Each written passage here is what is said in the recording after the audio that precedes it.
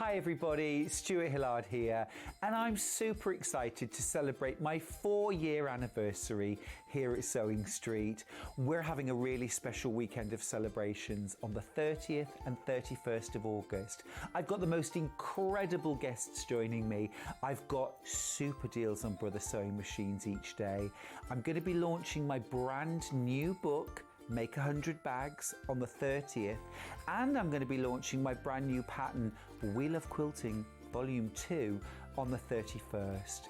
It's going to be super, but it won't be anything without you. So please make sure you join me on the 30th and 31st of August to celebrate my 4-year anniversary here on Sewing Street.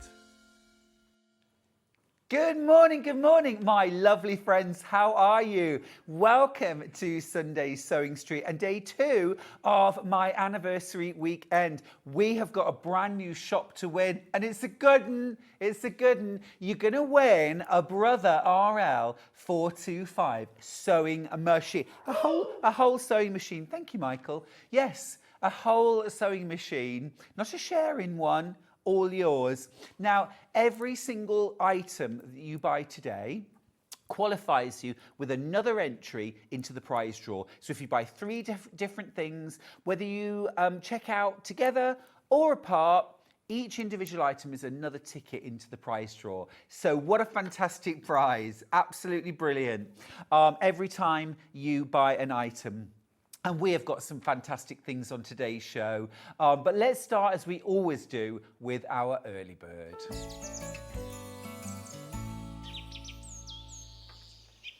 Now, our early bird, something for everybody, I think. It's a set of 4 friction pens. These are the ones with the tops and the rubber on the end. Black, blue, green, and red, if you're watching in black and white.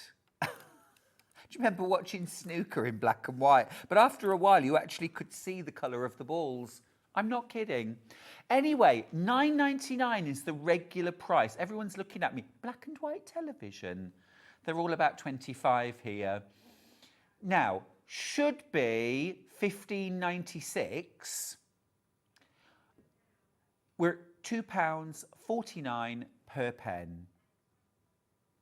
Let's do a price comparison with ourselves. If you were to buy on our website, 1 red friction pen, $3.99.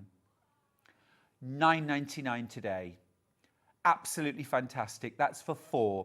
£2.50 per pen. Amazing deal. Did we actually do the price crash? Did I just miss it? You just did it. Yeah, straight in with it. $9.99. Absolutely fantastic. I think I was probably talking about snooker, wasn't I? Morning to Yvette. She says, good morning from a grey France, but I know it will be bright watching you. My darling, I've brought all the brightness with me. Hilary says, morning, Stu. Happy 4th anniversary. Thank you, my love. Anne says, morning, lovely, Stu. Thank you, darling. Steph says, morning, Stuart. If you were Mr. Ben, what character would you be? Oh, the chef. The chef, I think.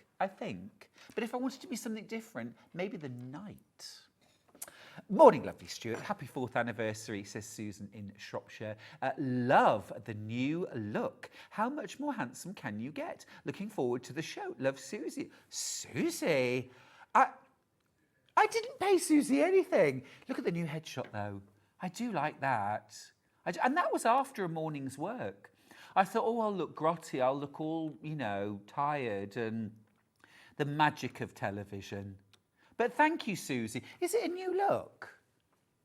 Is it the short? I don't know. Have I got a little bit shorter head? I've lost some weight. I have lost some weight, so I'm hoping to keep that up. But thank you very much. It's lovely. Fab shirt and beautiful quilt. Thank you, Steph. Sandra says, good morning, lovely Stuart from gloriously sunny Glasgow. Love from me and Riggy the kitten. Hello. Now, our early bird today is a set of 4 friction pens, red, green, blue and black. It's the pull-off tops. Absolutely brilliant for quilt marking your half square and quarter square triangles, flippy corners. Great for quilting as well. Always test them on the fabric you're going to be using them on. Make sure that they come out beautifully for you. But terrific thing to use, great to have in your stash. Morning, Stuart and team. Lovely to see you back. Thanks, Michelle. Let's say a quick hello to the team. In the gallery, we have got Hannah, Thank you. And Dan, directing, hello. And the lovely Becky on cameras. And Michael on floor. Hey. We're mob-handed today. We are mob-handed.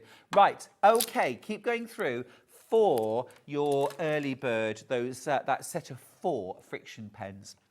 Now, we have got an absolutely stonking day for you, absolutely wonderful day. Let's check out the menu and see what's coming up.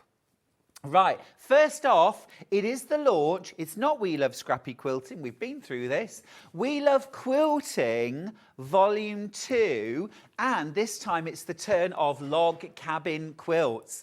At 9 o'clock, Jenny Jackson is here with her Tile of the Month.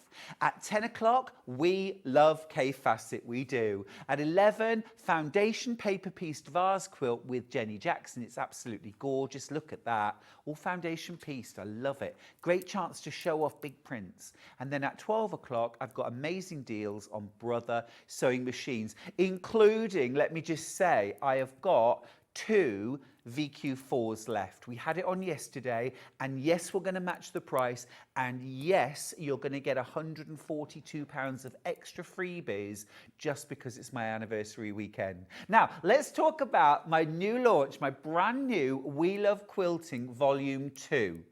This is a mega pattern, and actually it's even more packed than the first instalment, We Love Scrappy Quilting, because this is all about log cabins, and I thought, let's really go to town. So what you've got in the pattern is this quilt that's hanging behind me. We'll put the graphics. It's already flying out. So for £11.99, you get all these patterns. So the first one is, now this is not classic log cabin. I know you're thinking that it is, but it's actually Manx. Liz from Derbyshire says, I've bought part 2 just so I can sit back and watch the show. Enjoy, relax, this is all for you. This is Manx log cabin. So this is all folded strips of fabric. It is such a fun technique. I'll tell you more about it when I get to the pattern. But so you get full instructions for how to do Manx log cabin quilting. So that's one of the patterns. Second, you've got this right here.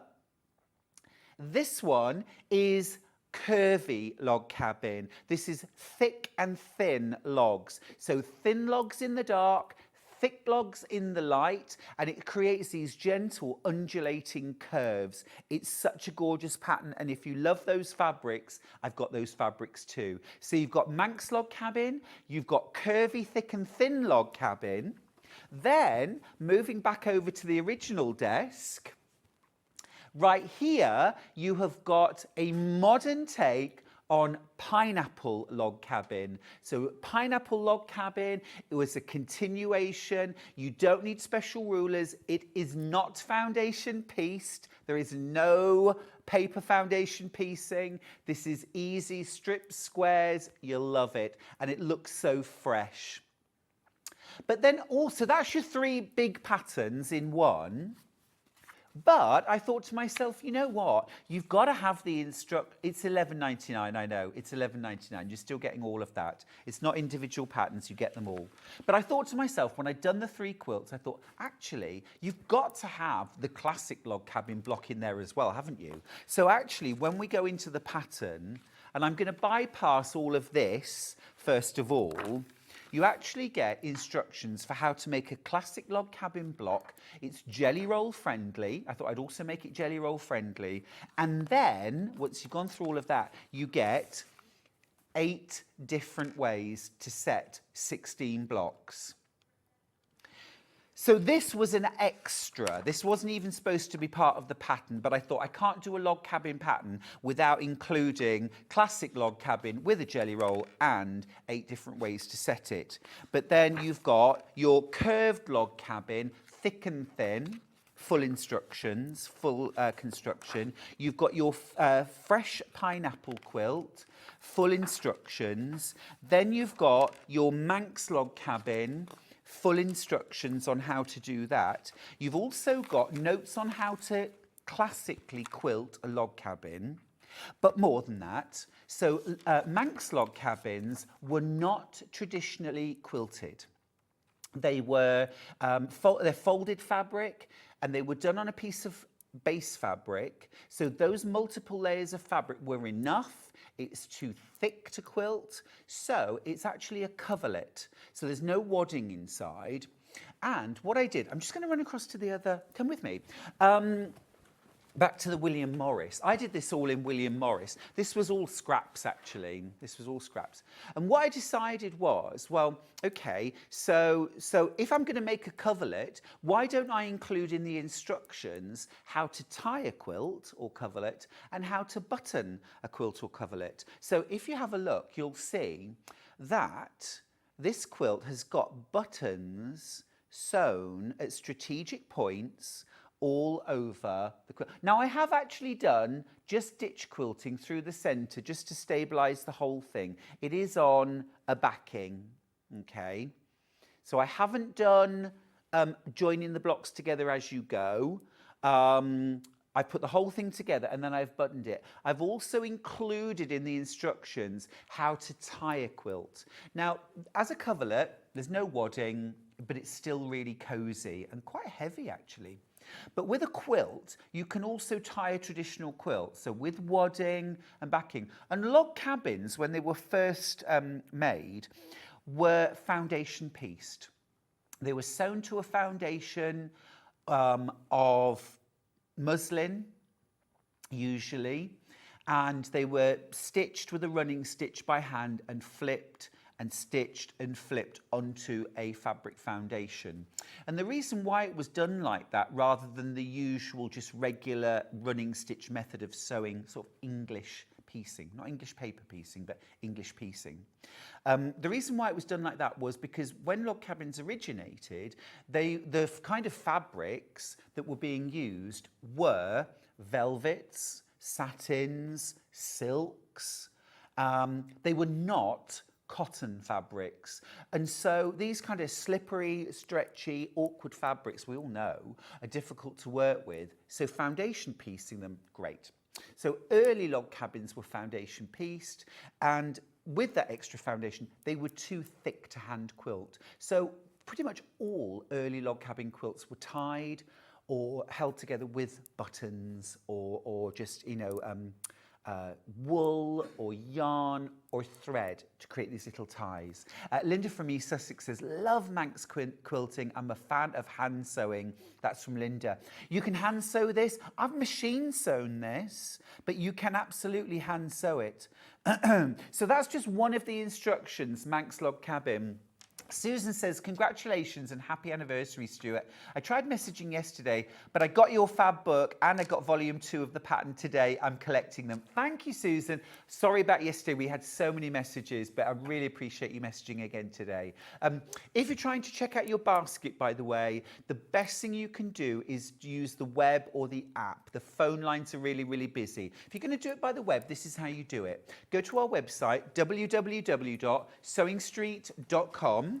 Click on Watch Live, and then when you get through to the live page, you'll be able to order, you'll be able to pay. Easy peasy. And you're in control of checkout. Now, and back to this one. This is the pineapple log cabin, a fresh take, because pineapple log cabin, again, traditionally would be foundation pieced. Even the early ones. Foundation piecing is nothing new. It has been around for a very long time, and it would have been hand-sewn strips to a foundation of calico. But this is a modern, fast, easy, totally beginner-friendly method. I've done it here with lovely, fresh, modern Tula Pink True Colours fabrics. This would work beautifully in solids, batiks, but equally, can you imagine that done in something like French General or Three Sisters, something really traditional? Totally scrappy friendly as well. Mix and match your scraps to your heart's content. Linda from Hampshire says, good morning, Stuart and team. I love your patterns. I bought part 1 and 2. Fantastic value for money. Thank you. Thank you so much. It's best to check out on the web. It's the fastest way. Our call centre is open and they're cracking on, but the fastest way is still on the web, please, if you don't mind. Right, let's have a little closer look at the pattern. So I'm fascinated by quilt history, and one of the things that's really important in my We Love Quilting, because this is a kind of, I want it to be almost sort of encyclopedic in the way you can build it over a period of time. So we'll always look at a different style or pattern or genre, and starts with a bit of history, which I think is really fun, cool history. And I learned ever such a lot researching this, because first thing, I thought this was fascinating.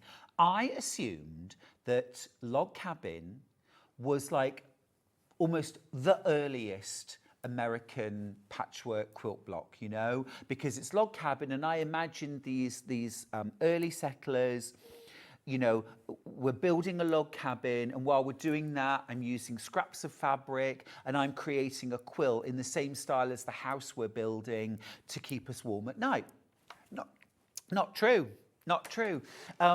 During the American Civil War, there was this kind of harking back to earlier time. We often do it, don't we? Especially when times are tough or there are challenges, we get nostalgic. We think about the past and we look for something good from the past to make us feel cozy.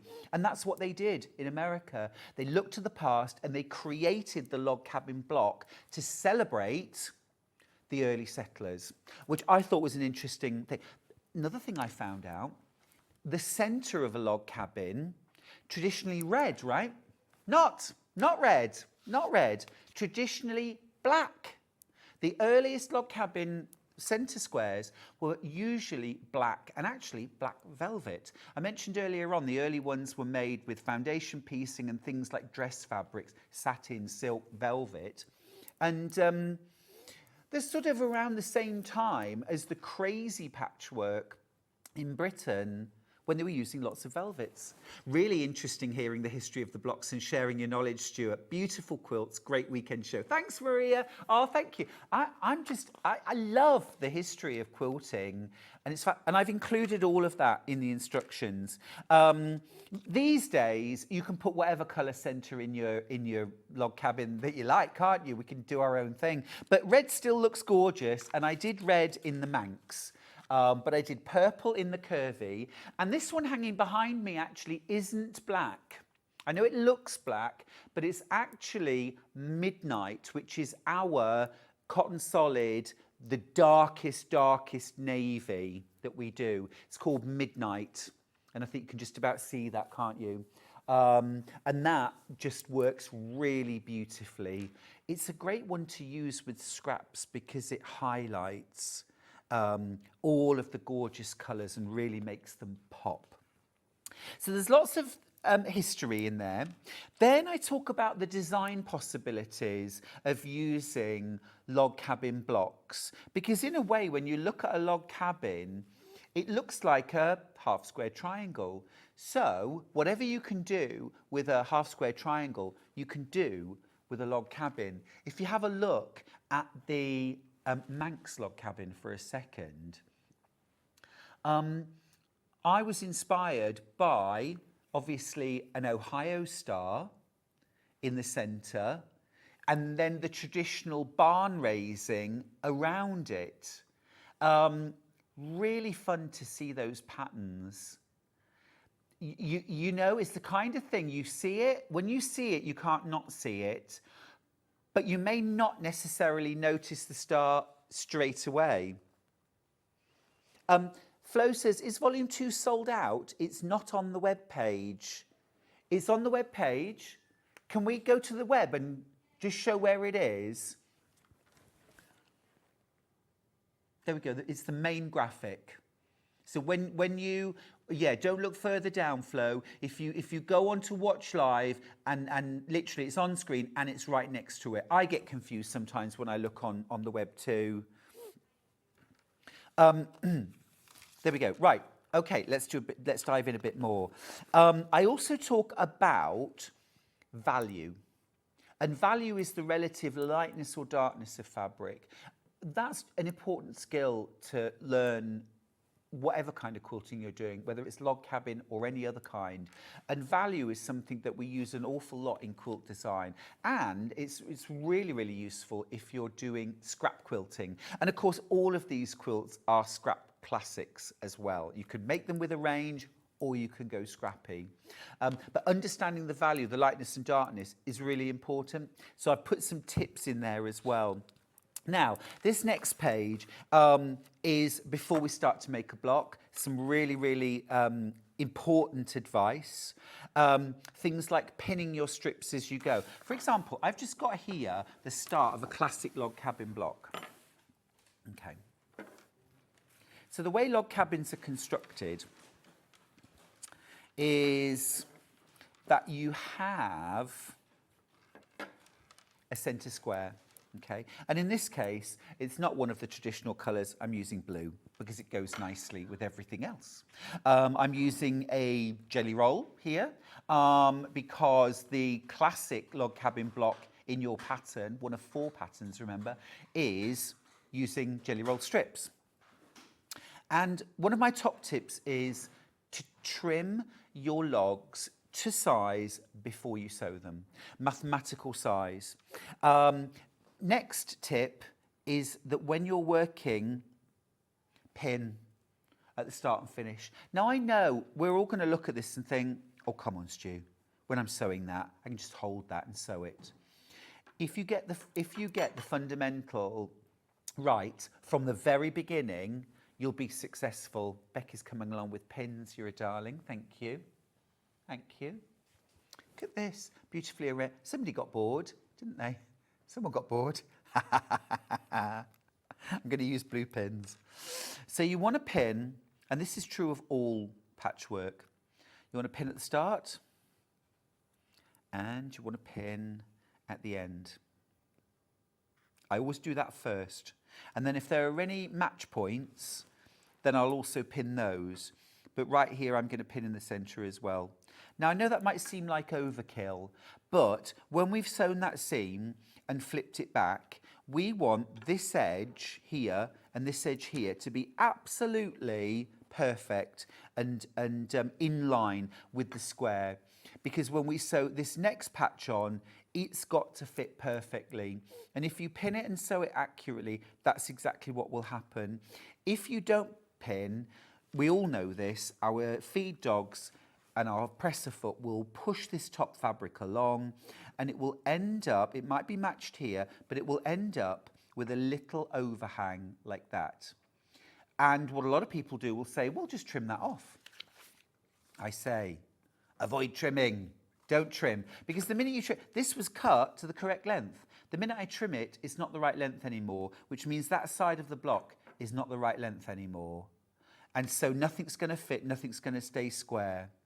But the way it's log cabin is put together is working around in rounds rather than sides. And so you start, I've started with the light side. You can start with the dark side if you prefer, but there are consequences, I'll explain. Then we add, this is our first round, so we go 1, 2, 3, 4. We always repeat the same sequence. So shortest first, longest last. And I've put an extra little tip in the pattern which says the length of the last log that you add defines the overall size of your block to that point. So if you're adding a 12.5-inch strip, your whole block should measure 12.5 inches square. So at every round, 1, 2, 3, measure your block. Make sure it's the correct size. If it's the correct size, continue. If it's not, unpick. Have another go. Change your seam allowance. Don't just carry on and don't trim. All right. Once we've done all of that, and I recommend that you start by piecing a classic log cabin block This is a nice big block. It finishes at 16 inches square, which means that for just 16 blocks, you can make this large quilt. Now, 76 inches square from 16 blocks. Really, really cool. I've given you your border measurements as well.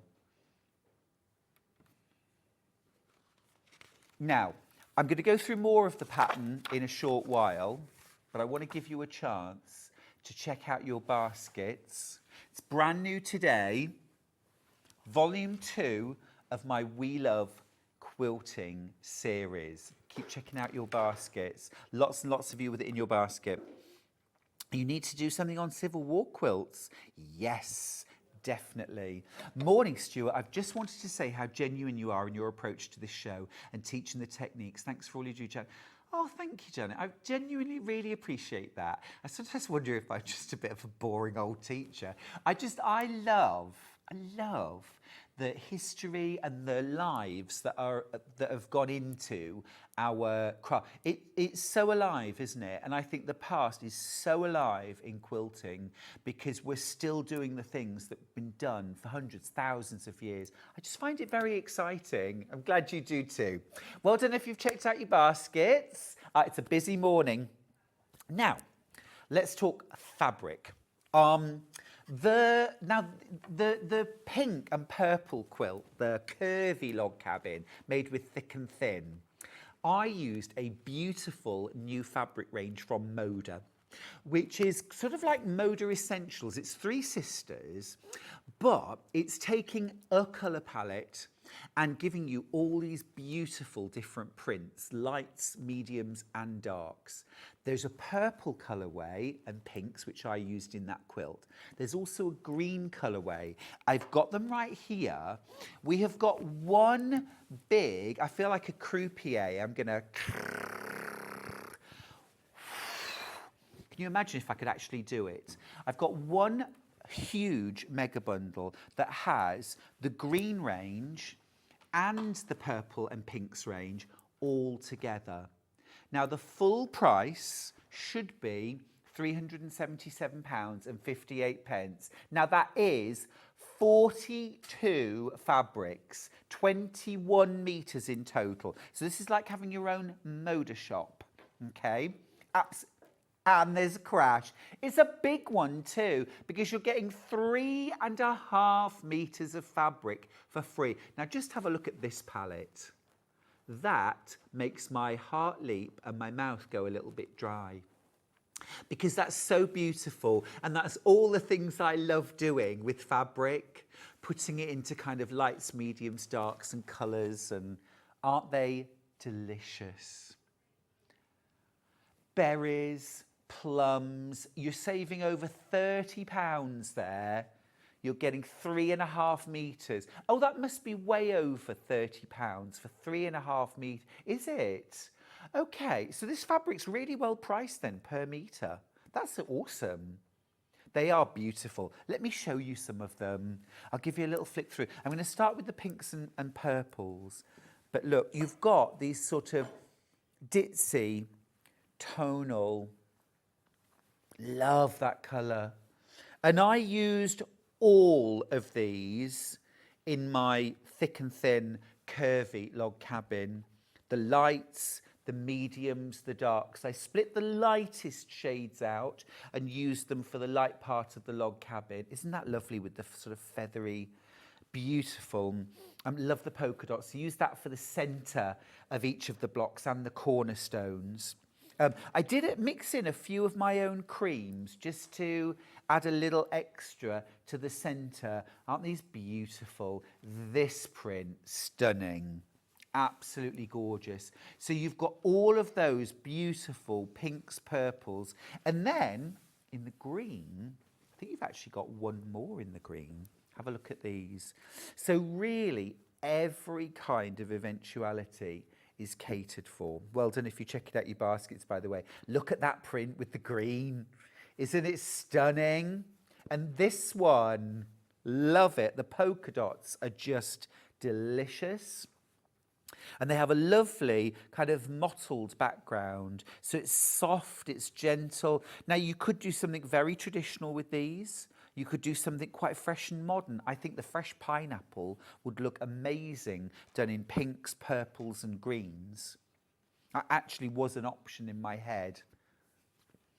Absolutely beautiful. So you are getting all of those 42 fabrics in one mega bundle. But remember, 3.5 meters for free. 3.5 meters for free.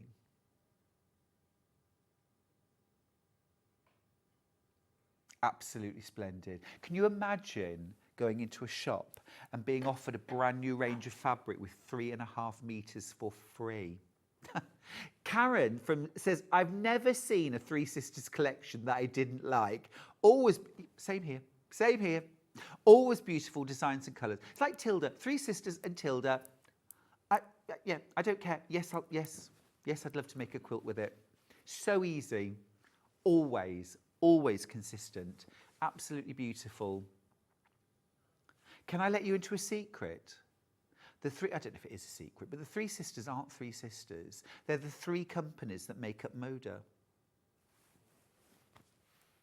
Yeah. Right, should we do the pinks and purples?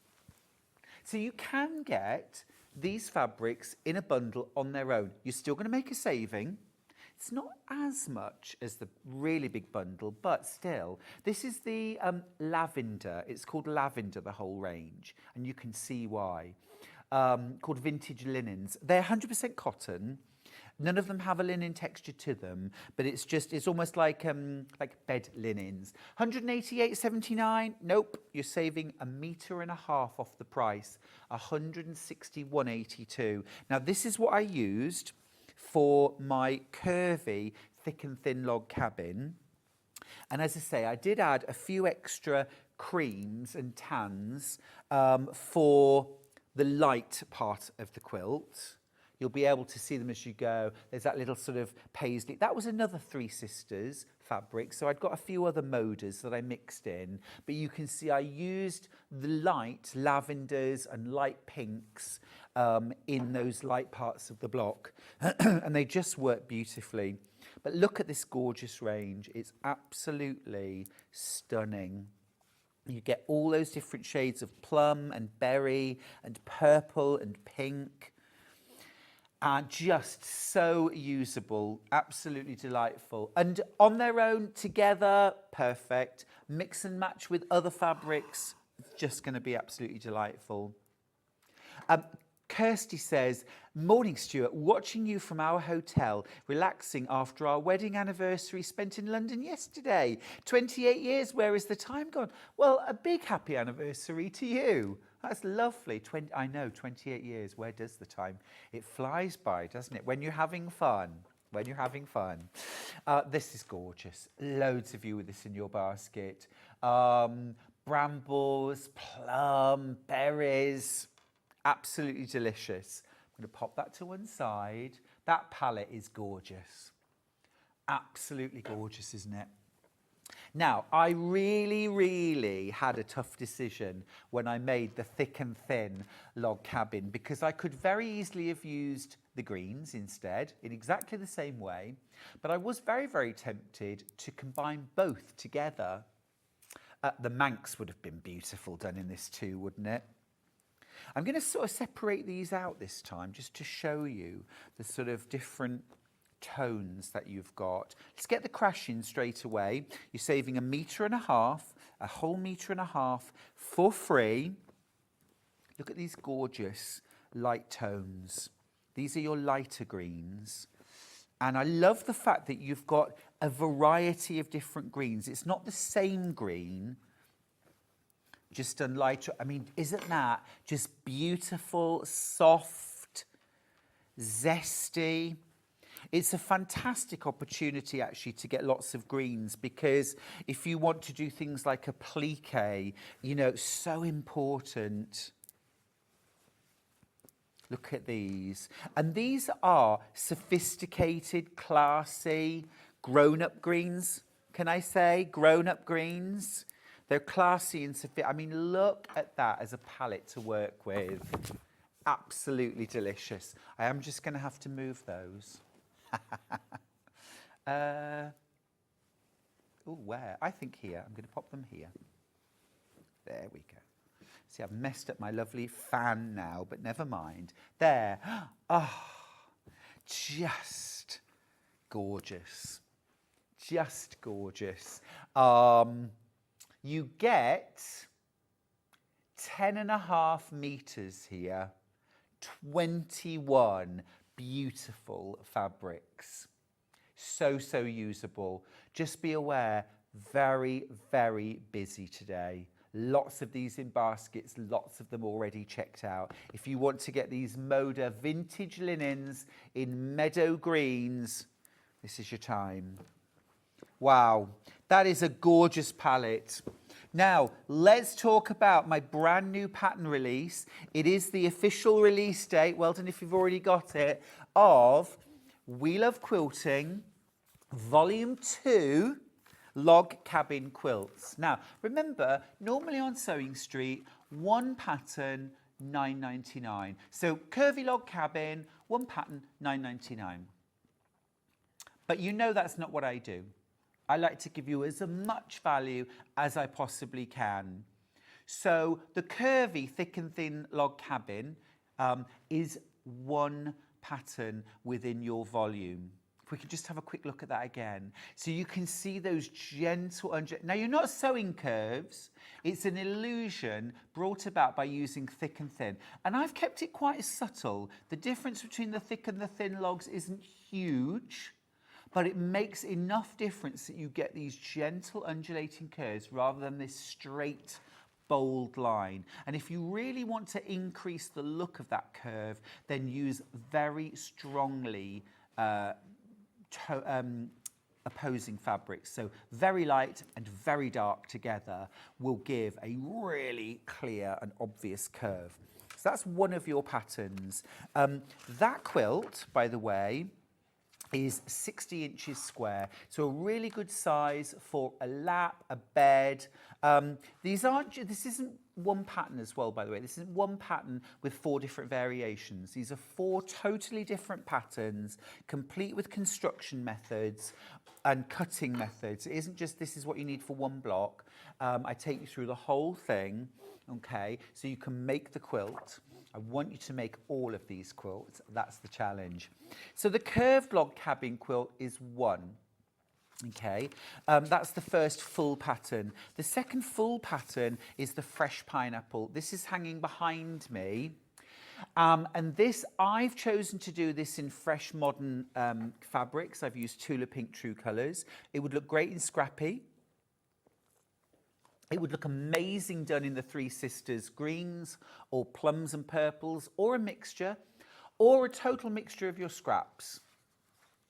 You could use light fabrics where I've used the colours, creams, tans, whites, and then you could use really rich autumny shades, rusts, browns, oranges, or just one colour for your background, a chocolate brown, a deep rust, a dark green. Navy, any of those colours. Cobalt blue, that would be beautiful. So mix it up. So that's the second full pattern. That quilt is 61.5 inches by 75 inches, so a really good bed quilt. Your third quilt, now this is a totally different construction method. It almost doesn't feel like log cabin quilting. Now I've gone slightly away. I talk about the history of Manx quilting and the traditional method of Manx quilting, but actually for the purposes of this quilt, it's rotary cut foundation, so a particular size, not using your hand. Okay, traditionally in Manx quilting, you'd use your hand span to determine. But the thing is, if I put my hand span and I really stretch it, it's that. If my next block I don't stretch quite so far, it's going to be a bit smaller. How are you going to sew those two together? unless you measure and trim them. So at some point you've got to square them up. So I thought we won't do that. We'll just start with a rotary cut foundation that is true, and we'll stick to it. And because it's a kind of foundation piecing, it's accurate, super accurate, almost without trying. And so addictive. So addictive. Lynn from Jersey. Oh, hello, Lynn. She says, morning, Stuart, looking fabulous. Thank you. Pattern ordered. It will now be a race between quilts or bags. Thank you so much, Lynn. Ah, Lynn, I know. I'm torn. You could do log cabin bags. Now, remember, if you bought the bag book yesterday, you were entered into our prize draw. Someone won over £350 worth of prizes yesterday. That will be announced on Monday. But today we've got a different shop to win. Every single individual purchase gets you another entry into today's prize draw. So if you bought something yesterday, you're not in today's prize draw unless you buy something today. That gets you entry into the prize draw. Every single item you buy is another entry into the prize draw to win the Brother sewing machine. Amazing. So yeah, you know, you've really got 3 completely different construction methods. Not just 3 different quilts, plus you've got all your history and your tips, your tricks, your knowledge for being successful.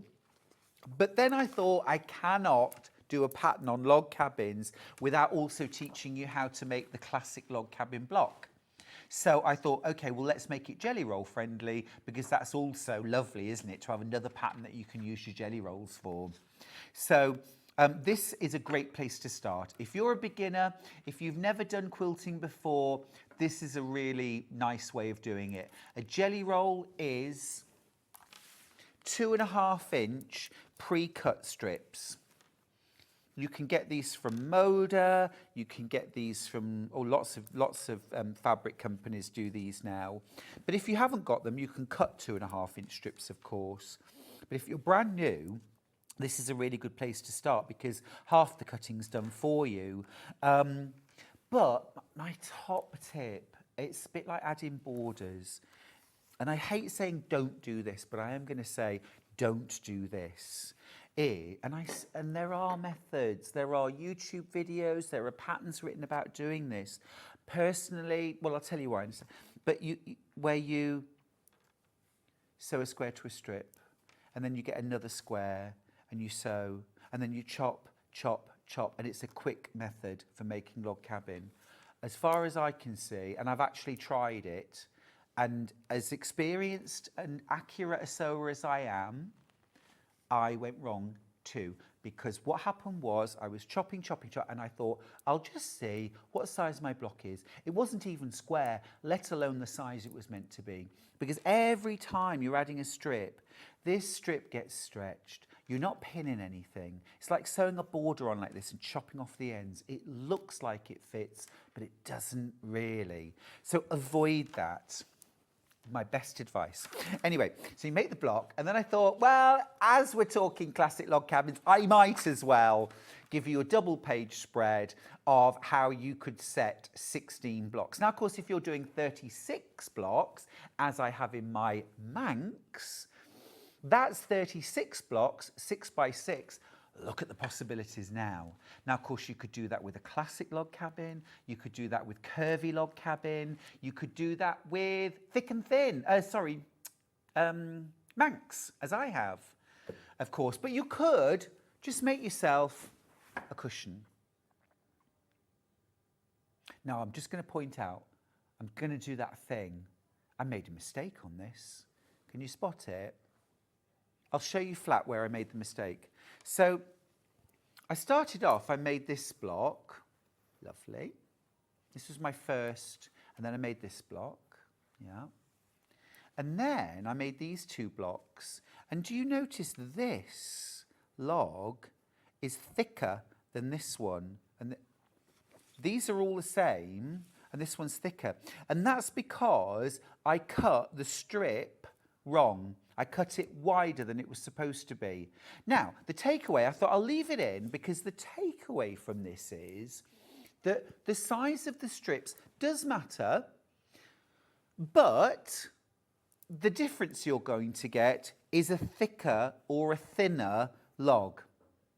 And actually, I think that looks lovely. And I'm more than happy to keep that. And I'd keep, the block is the right size. And if you use logs that are wrong widths, your block will still be the same size. So it's quite a forgiving method, very forgiving method. I really got addicted to it. $11.99 is for all of that, all the history and the tips. Now, here's the thing. With my We Love Quilting, I'm going to do one of these volumes every 2 months. So the next one's going to be in October. It's already underway. You're going to love it. So each 2 months, and you'll get lots of new patterns, lots of new skills, tips, tricks, stories, history.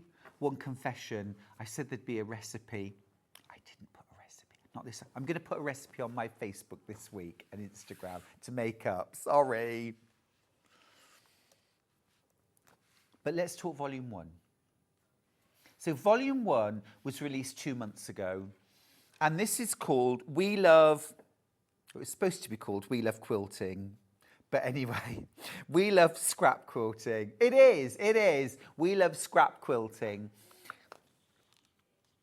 Thank you. The 25th of the 5th, May. Gosh, was it May? So it should have been June, July. So it should have been, sorry. I'm late. It should have, So this volume is all about scrap quilting. So you get 3 patterns, 3 full patterns, and I'll show you the patterns first. You get Sticks and Stones, which is easy, beginner friendly, jelly roll friendly as well. So it works with pre-cuts. I'm always going to try and include one that includes pre-cuts. The Bold Braid quilt. I like to do something that is a bit modern. So this is like a plait, again, that you can use your scraps for. That was so much fun to make. I had a ball. And then something a little more challenging, but intermediate level. This has been really popular. Lots of people have already made this version. Kate, I know, has made hers. Pauline's made hers. Kate, these patterns are already building into a fab book. Love it. Kate, thank you. But you're making this one, aren't you? You must be getting well on with the top now. Can't wait to see it. I've done blue. You could just easily do multicoloured. Pauline did one which was all different jewel colours. Looks gorgeous. So you get your full instructions for that too. But then at the start of the booklet, you get lots and lots about how to work with colour this time. And also how to make a pieced batting. So you can use your scraps of batting. How to do a pieced backing, and how to piece your binding as well. So you truly can use up your scraps. And again, that is $11.99. So between these 2 volumes, you have got a total of 6 full patterns. This one has an extra pattern in for the classic log cabin, plus 8 different ways to set. And you're learning about colour and using scraps. Sorry, like that. Using scraps, using colour, using value, and also how to work again with scraps, the history of log cabins, the design possibilities of log cabins, and also tips and tricks to get accurate, beautiful results. Morning, Stuart. I'm a bit older, starting quilting. Fab. Welcome to the family. We're so happy to have you. I'm a bit nervous about making a start. I find you easy to understand, so I'm going to make a start. Oh, Jay. Oh, come here. That's really lovely. The gallery are absolutely crying with laughter that anybody could find me interesting. There's a Freudian slip, that anyone could find me easy to understand, but bless you, I appreciate that very much. I say this a lot, you know, life is hard enough, sewing should be fun and easy, right? And I've always been a teacher my whole life. I've always been a teacher of one sort or another. And the one thing I learned very early on was if you can try and preempt and predict the issues, the questions, the concerns that people are going to have and answer them in the first place, everyone's much happier and can just get on. So that's my approach to writing patterns. I try and think of all the different things that you might go, what am I supposed to do with? And put it in the pattern to hopefully make it as easy and straightforward as I can. Thank you. I really appreciate that. You know, I think whenever you come to a craft, you bring so much to everything that you've been, everything that you've done to that point. If you've been a gardener, you know, if you've been a cook, you bring those senses of colour and design to it. I remember writing an article once for a magazine about how you could use like your favourite plate of food to design a colour scheme. And everyone thought it was hilarious. But then when you think about it, like a plate of fish and chips, what do you add to all that golden and all that yellow and brown? You add green mushy peas. It's mushy peas, it's not garden peas, I'm just going to say. And a slice of lemon. So now we've got golds, we've got browns, we've got a little bit of green and a sprinkling of lemon. Now everybody wants fish and chips. You might love blueberry pie. Again, blueberries and the colour of pastry. Blues and tans together. Hello? It's, you know, but you can use your favourite dish, you know, pepperoni pizza, sprinkle of basil. Yeah, first pattern. We love Scrap Quilting Volume 1. 3 patterns in there, 3 full patterns. Volume 2's got 4. £3.42 per quilt pattern. And that's ignoring the history, that's ignoring the tips, the tricks, the techniques. Yeah, gosh.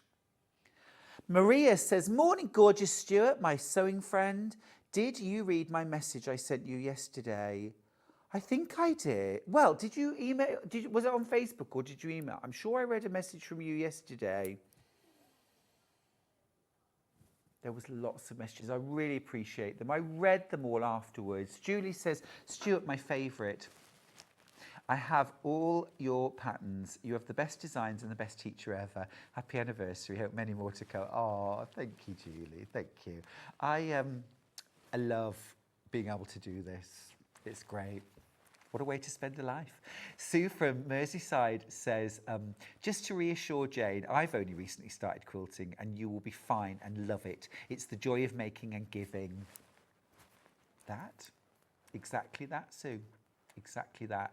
And, oh my goodness, when I started quilting, the muddled, cobbled together, lumpy, bumpy things that I made, I couldn't have loved them more, couldn't have used them more, and couldn't have been more proud of them.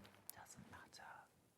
Hi, lovely. Just bought your 100 Bags book and both your We Love Quilting books. We're calling them books now, patterns. You are so inspirational. Love, Sonia. Oh, Sonia, thank you. Thank you. It's really kind. Thank you. I wanted these to be like mini books in themselves. So they stand alone. They stand completely alone.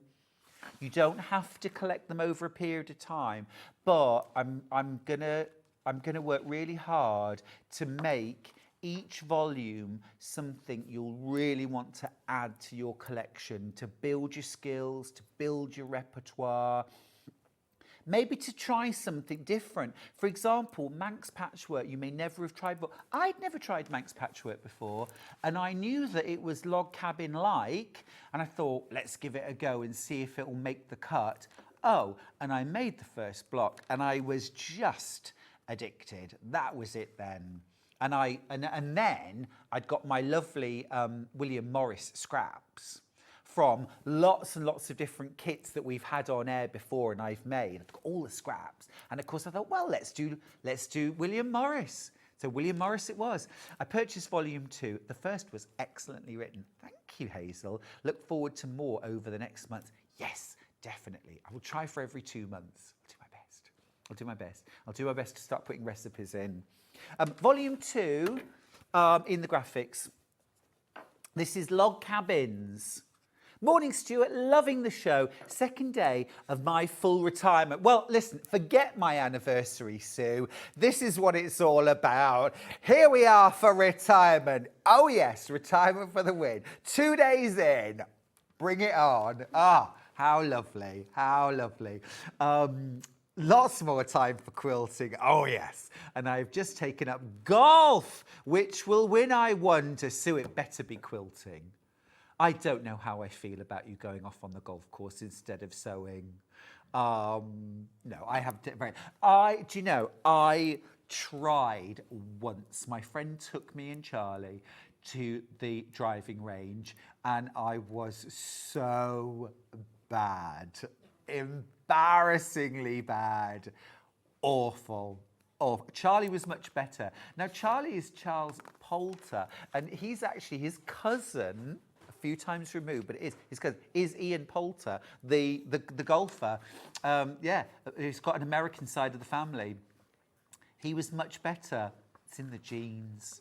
It's in the genes. I couldn't even do crazy golf. I tried clay pigeon shooting once, and that was even worse. I actually had the gun taken off me because I was trying to shoot the clays once they'd hit the ground. And they were like, no, you can't do that. And I was like, well, I couldn't hit them when they were up there. I'm thinking that there might be easier. But they said no. Honestly, it's terrible. It was terrible. Oh, I'm not bad at darts. But, you know, I am really bad at sort of hand-eye coordination. It's not my forte. How I make quilts is anyone's guess. True. Oh, here's an interesting thing.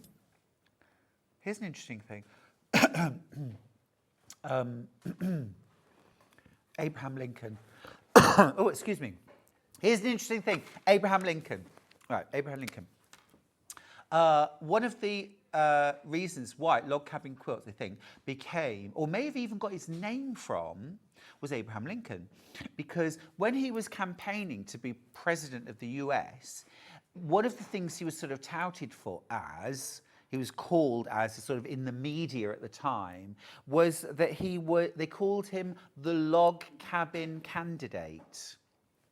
And the reason why they called him the log cabin candidate was because they wanted to sort of emphasize his kind of traditional grassroots, I was, you know, my family were here at the start kind of thing.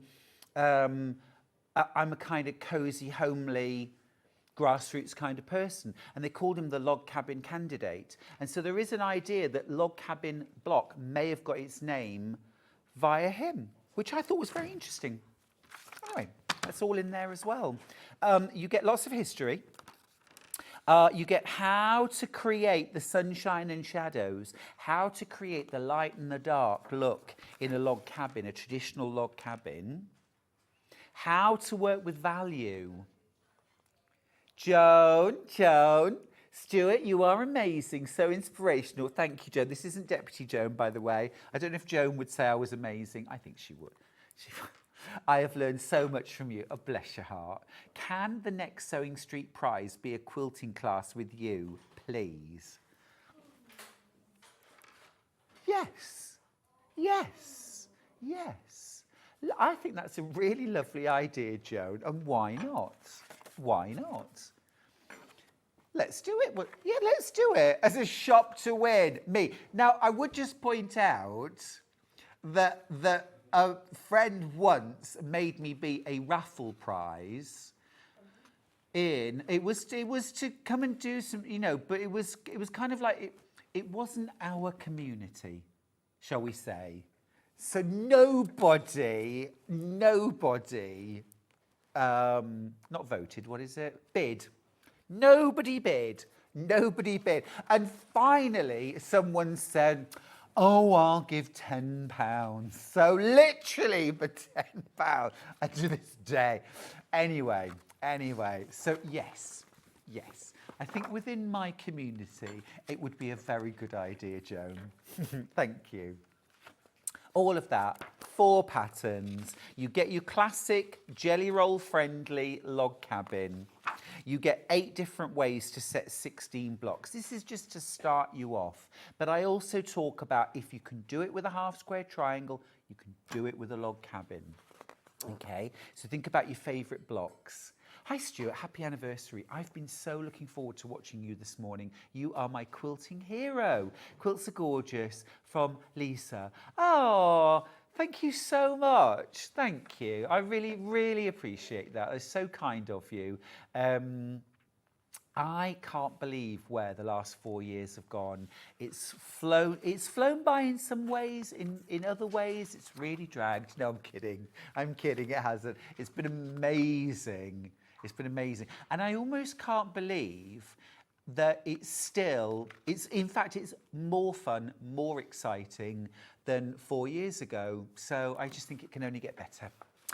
Lots of patterns, all full patterns. Learn how to make a fresh pineapple log cabin, a curvy thick and thin log cabin, a classic jelly roll friendly log cabin, and totally different technique, a Manx log cabin using folded fabric. Plus all your tips. Oh, and I also talk at the end about, I put a little note about quilting log cabins, and I talk about how traditionally log cabins were made. Right. Oh, I didn't realise we've gone over. I just wanted to quickly mention this. I've got 2 VQ4 sewing machines available. They'd almost completely sold out yesterday. I've got 2 left. Now, the regular price should be $3,641.96. For the anniversary weekend, we're doing 2 special things. We're dropping the price. £2,999. 5 split pays available as well, so a great way to spread the cost. But also, you're getting £142 worth of freebies, Fiskars scissors, a Stripology squared, 10 Brother bobbins with cases, and a full set of Delphine Brooks Orifil threads. £142 worth. If you missed yesterday's 12 o'clock show and you're interested in the VQ4, watch again, because we had Becky Coles in. She gave the most amazing demo of the machine. It was superb. It is the machine of your dreams. 11¼ inches of throat space and all the whistles and bells, and so user-friendly. Right, there's 2 not checked out. You're still in with a chance. Right, we're going to go to a break, quick break. When we come back, Jenny Jackson is here, so we'll see you after this.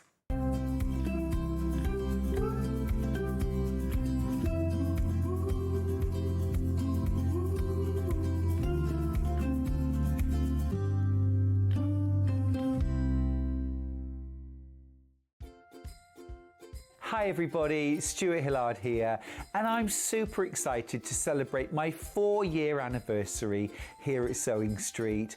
We're having a really special weekend of celebrations on the 30th and 31st of August. I've got the most incredible guests joining me. I've got super deals on Brother sewing machines each day. I'm going to be launching my brand new book, Make 100 Bags, on the 30th, and I'm going to be launching my brand new pattern, We Love Quilting Volume 2, on the 31st. It's going to be super, but it won't be anything without you. So please make sure you join me on the 30th and 31st of August to celebrate my 4-year anniversary here on Sewing Street. Want to know what's coming up on Sewing Street? It's easy. Just visit www.sewingstreet.com and head to the TV Guide section for all the latest show details. Stay ahead and never miss a stitch with Sewing Street. Did you know that we can deliver to over 20 different countries worldwide, spanning 4 continents from the UK to Australia? Check out our website for the list of countries and delivery costs. Sewing Street, stitching the world together. Shopping with Sewing Street couldn't be easier. You can shop via our website at www.sewingstreet.com, where you can watch our live shows and see all the products from that day. We also have a huge amount of products on our website, from your sewing room essentials to fabrics, sewing machines and much more. You can download and shop on the go with our Sewing Street app. Simply head over to your app store and search Sewing Street. Alternatively, you can contact our UK-based call centre 24 hours a day on 0800 001 4433. Shopping made easy at Sewing Street. Did you know at Sewing Street that on various products we offer split pay? That means on certain items you can spread the cost over 2, 3, 4 or sometimes even 5 interest-free monthly payments. Just pay the first instalment when you purchase and you're away. So shop your way with split pay. Keep up to date with what's on Sewing Street as well as all the latest news and special offers by signing up to our email newsletter. Go to sewingstreet.com and scroll down to the bottom of the homepage. Type in your email address and click the envelope. That's it. You'll never miss out on the latest news and special offers ever again. Here at Sewing Street, we only charge 1 P&P throughout the day. You can add as many items to your basket and check out and still only be charged once. Once you've checked out the first time and want to order again, you simply add the item to the basket and click on the Combine Order button. Remember, standard P&P is £4.95. Charges may differ for outside the UK. Or upgrade to our premium option for £6.95 on certain items. Shopping made easy at Sewing Street.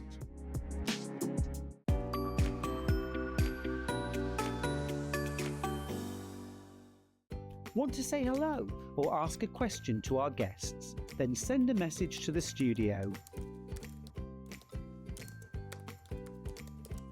You can also keep in touch with our social media pages. All the latest news, events, product launches, and much, much more. Search Sewing Street.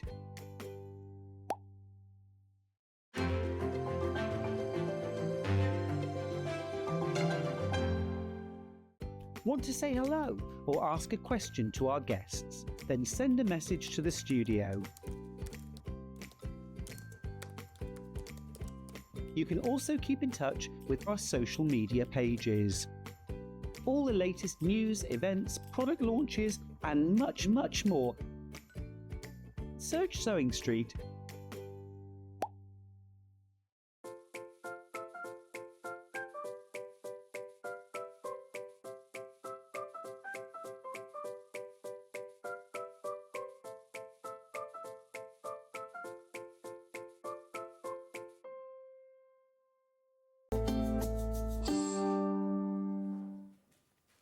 Oh, enough about me. It's this one. Hi. Hey, it's Jenny Jackson, being her usual fabulous self. Jenny, welcome. Thank you Thanks. so much for coming on my anniversary weekend. Oh, it's my pleasure. Wonderful to have you here. It's month 5. It's month 5 of the tiles. Where are these months It going is. to? I know. Beautiful. Still 5 to go after this. Oh, cool. Halfway point then. Yep. It's a bit like Wednesday. We're at the hump. Let's start with month 5 in the sort of traditional blues and golds. Now, if you've already been working on this quilt, you'll know how this works. You get a beautiful pre-printed panel with all of the fabrics you're going to need in generous amounts to create 3 more blocks or tiles that go together. Jenny, your original inspiration for this whole quilt was Portuguese tiles, wasn't it? Yeah, it was. From when I went on holiday, I just fell in love with them and bought all the Portuguese tile-esque things I could. So gorgeous. The colours are brilliant. You also, within your pack for $29.99, get all your fabrics. You also get all of your pre-cut paper pieces. Now, these are sturdy, almost card-like, aren't they? They are. They're reusable. So, like I said, you keep... Every month you get leftover fabric, so you could actually make the quilt bigger by reusing them once you've done it. Brilliant. Or make a scrappy version, Yeah. or use them for other things. You get all of the paper pieces that you will need to make all 3 blocks, and they're all separated out. Then, and I think this is the really clever bit and the really supportive bit that Jenny's done, Because you could so easily have written one set of instructions. This is how to do English paper piecing. This is and a picture of the block. Yeah. But Jenny didn't do that. She's done, every month has its own set of instructions. The templates that you're going to use, you also get the 2 different colourways, because this quilt comes in 2 different colourways. So if you're working with the traditional Portuguese tile colourway, it's this column here. And it works through every step of every block. If you're working on the floral colourway, it's this side. So it's all really clear and you know exactly what you're doing every month. So very specific instructions each month. The full set of paper pieces, not just templates. You get every piece you need. Every piece you need. Every piece you need, which is an absolute gift. Because who wants to start their project by cutting out a gazillion pieces of card or paper? Not me. No, we want to get straight I to the can't cut sewing. accurate enough. Right, exactly. So. So this is all done for you and supplied, and you get this beautiful fabric. So your finished quilt will look exactly like the one that inspired you to make it in the first place. Jenny's hanging right there. Here's your fabric for month 5. Now, just be aware that lots of you are coming in every month for this. So every month more of you are joining, which means that the numbers that we have are more in demand. So if you're collecting the months up, if you're working month by month, if you're going to do it all together at the end, you need to make sure you get month 5 today. Right, that's the Portuguese Tiles original colourway. We've also got month 5 in the floral. Tell me about the floral, Jenny. Oh, the floral's just so pretty. It's just, I just wanted all the colours, but not like a rainbow. Does that make sense? Yes, it does. Yes, it does. Because I've done so many rainbow quilts. I was like, no, I just still want it bright and pretty, but just not bright. Yeah, it's totally joyful. It's got a kind of 1930s look almost, like those kind of calicos, feed sacks, the kind of joyful. Yeah, country look. Yeah, yeah. Yeah, the And countryside. kind of little dresses. Yes, yeah, definitely. Gorgeous. So, same thing. You get your very specific set of instructions for month 5. Oh, half the stock's gone. Be quick. Be quick. You've also got all of your paper pieces. I love the fact that they're all separated into tile. Oh, my 13, dad is a 14. good one, isn't he? Is that your dad? Yeah. What's your dad's name? Tim. Tim. We're proud of you. Proud of you. And my mum. My mum does help us that. You've done the work so we don't have to. Not basically. And yes. Mum? Yeah, Mum helps pack them as well. Mum's name? Dad, Chris. Chris. Tim and Chris. Well done. The force behind the power that is Jenny Jackson. And look at these gorgeous fabrics. Like you said, sort of ditzy, pretty, feed sack, little dresses. So cute. Lovely, lovely fabrics. All 100% cotton. But equally, you'll have scraps left over. Why not make a little cushion? Why not make something extra? Or make your quilt bigger? Well, yeah, because once you've sewn around each side of the shape, you can take the card out to reuse. But also, if you know you're not going to add any more to one edge, like this one here, do a bit further, there we go. This one here, you could press that and take those edge pieces out as well. So long as you press it, it's fine. You just don't want to do it prior to, unless you're not adding anything to it. Sounds perfect. Angela's got in touch to say, morning, Jenny, from your favourite nanny, and happy anniversary, Stuart. That's from Angela. Oh, she's just the best. Hello. She's not my nanny, but she is a nanny. Yeah. She just posts things that she does with her grandkid all She the time. adopted you? She just looks like the funnest nanny ever. Ah, adopt me too, please. Right? Ah, that's cute. Now, I'll tell you what else is cute. Check this out. This is something new. This is something new out of something that we have seen before. Yes. But this is something completely new. Look at this. Look at this. This is the Fold Together Organiser in Portuguese Tiles fabric. Because a lot of us are falling in love with these fabrics, Jenny. Oh yeah, they're so popular. This one is non-EPP. There is no English paper piecing. So anyone who's really loved these fabrics but doesn't want to hand sew, then this is a way of getting your hands on the fabrics without having to hand sew.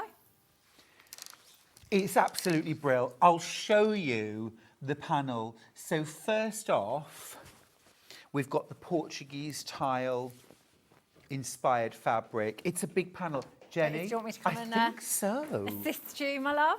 Yes, please. This is huge value. Look, so you've got, don't be shy. There we go. You've got the interesting end. I do. I've just got big cream fabric here. This is lovely. Isn't it? Oh, this is so gorgeous. I know, I'm obsessed with it. Loom is amazing. So everything's been printed at the right size? You just cut it out? Cut it out. In the instructions, in case you do want to get the instructions on their own, I do have what fabric you need as well, Amazing. not just So you've the got panel dimensions and requirements. cutting Everything, instructions too. yeah. Great. So you can make this again and again? Yeah, exactly that. It is so lovely. Oh my goodness, I've just seen what my stocks are looking like. I've got low 20s left, that's all. Wow. This would be such a good one to make for sewing friends. Oh, it's gorgeous. Because if someone gifted me, any pouch, if someone gives me a pouch, I'm so happy.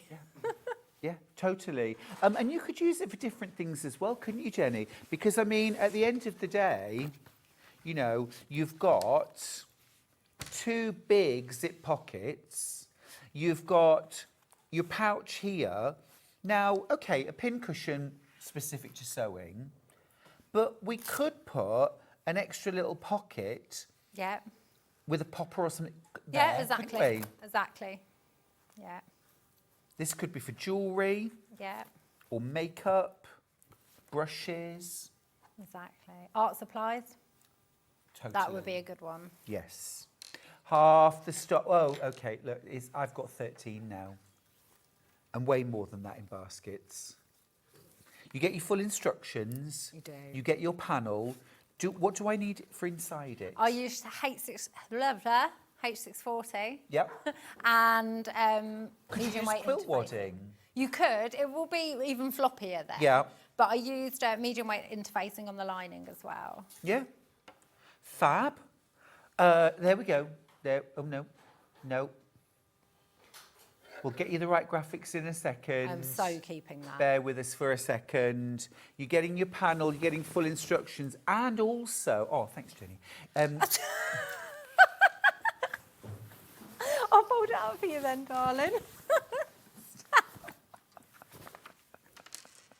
You were sort of taking it from me, and I thought. Oh no, I thought you were coming Did you- towards me. But that's all right. Oh, right, okay. Okay, $21.99. They were the wrong graphics. They'd all got jammed up. Apologies. Right, $21.99. Oh my goodness, wow. Okay, great. I thought $29.99, that was a great price, but $21.99, terrific. So you're getting your full panel, you're also getting your full instructions. Remember, if you went on those graphics before, you can cancel it if you've ordered the wrong thing. Just go back and check. Thank you for messaging in and alerting us to that, by the way. You get your full instructions. And also as well, remember, if you want to make this scrappy style, you absolutely can. You could you use a fat quarter for the outside? Oh yeah, you could. Yeah.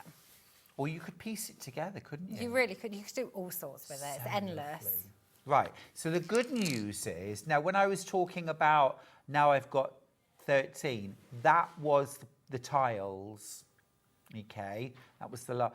However, this, I've only got 30 left. We started with much bigger stocks than that. I've only got 30 of these left. Right. So if you want to get the fold together organiser in the Portuguese, and you did this for one very specific reason, didn't you, Jenny? People have just fallen in love with Yeah, this fabric. exactly. And I know some people don't like to hand sew. So I was like, let me give you the opportunity to get your hands on some fabric and machine sew something. Yeah, because that is absolutely stunning. Isn't it? I love it. It is stunning. I think we talked before, I would like that by the meter. Yeah, 100%, yeah. Yeah. Glorious. I'm down to teens now on this. I'm down to teens. So if you want this, and I'm fast approaching not even having teens left, remember you are getting the full reusable instructions as well. Can people make and sell your items, Jenny? Yeah, small scale for charity, Yep. for yourself, little craft stores. Yeah. Just please don't photocopy the pattern and give it to anyone. Yeah, don't do that. Don't do that. We don't do that. We don't. No, because this is how you pay your Yeah. bills at the end of the day, isn't it? Yeah. So the fold together oh my goodness, I've got 3 left. Oh, wow. It's about to sell out. Okay, that's one option, Portuguese tile style, but we've also got vintage floral style. This is looking so cute. I've part made it for the demo. Oh, you Do you have? want me to grab it quickly? So you Yes, can see? please. I'll show you. We'll show you the panel as well. If Jen is still my friend and will hold I am. I'm coming back. Will you fold it up as well at the end? Anything for you, Stuart. Thank you. You're a doll. Oh, yeah, really pretty. Really pretty. So this is your this is everything. Outer, inner, pockets, ties, binding. Everything, yeah. You just need a little bit of Velcro and some drawstring, as well as the H614. Yeah. But these are often bits and bobs we've got in our stash, aren't Oh, they? yeah, because it's not much. You don't need much of anything. I've always got a bit of cord. Yeah, the cord, you only need a metre. Yeah. So it's... Yeah, it's fab. Show me the part made then. Oh, yeah, so please. I've made I'll do just- the folding. Okay, darling. So I've just made parts of it, just so you can get the gist of it.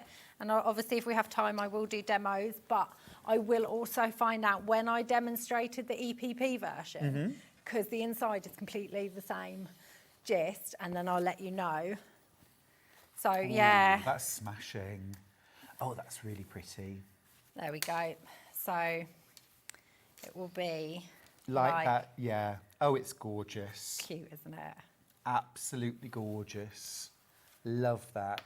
And then the ties are still In the blue. Yeah. Oh, and there's a bit of This spare is fabric. pretty. So in this one, I used the spare fabrics for the ties, or they could be the blue. Okay. So they're printed as the blue, but I decided to use the spare bit of fabric, so I great. wanted it yellow. Great. Joanne sent a message. She says, morning both. I was wondering what needle to use in my brother machine to go through the layers.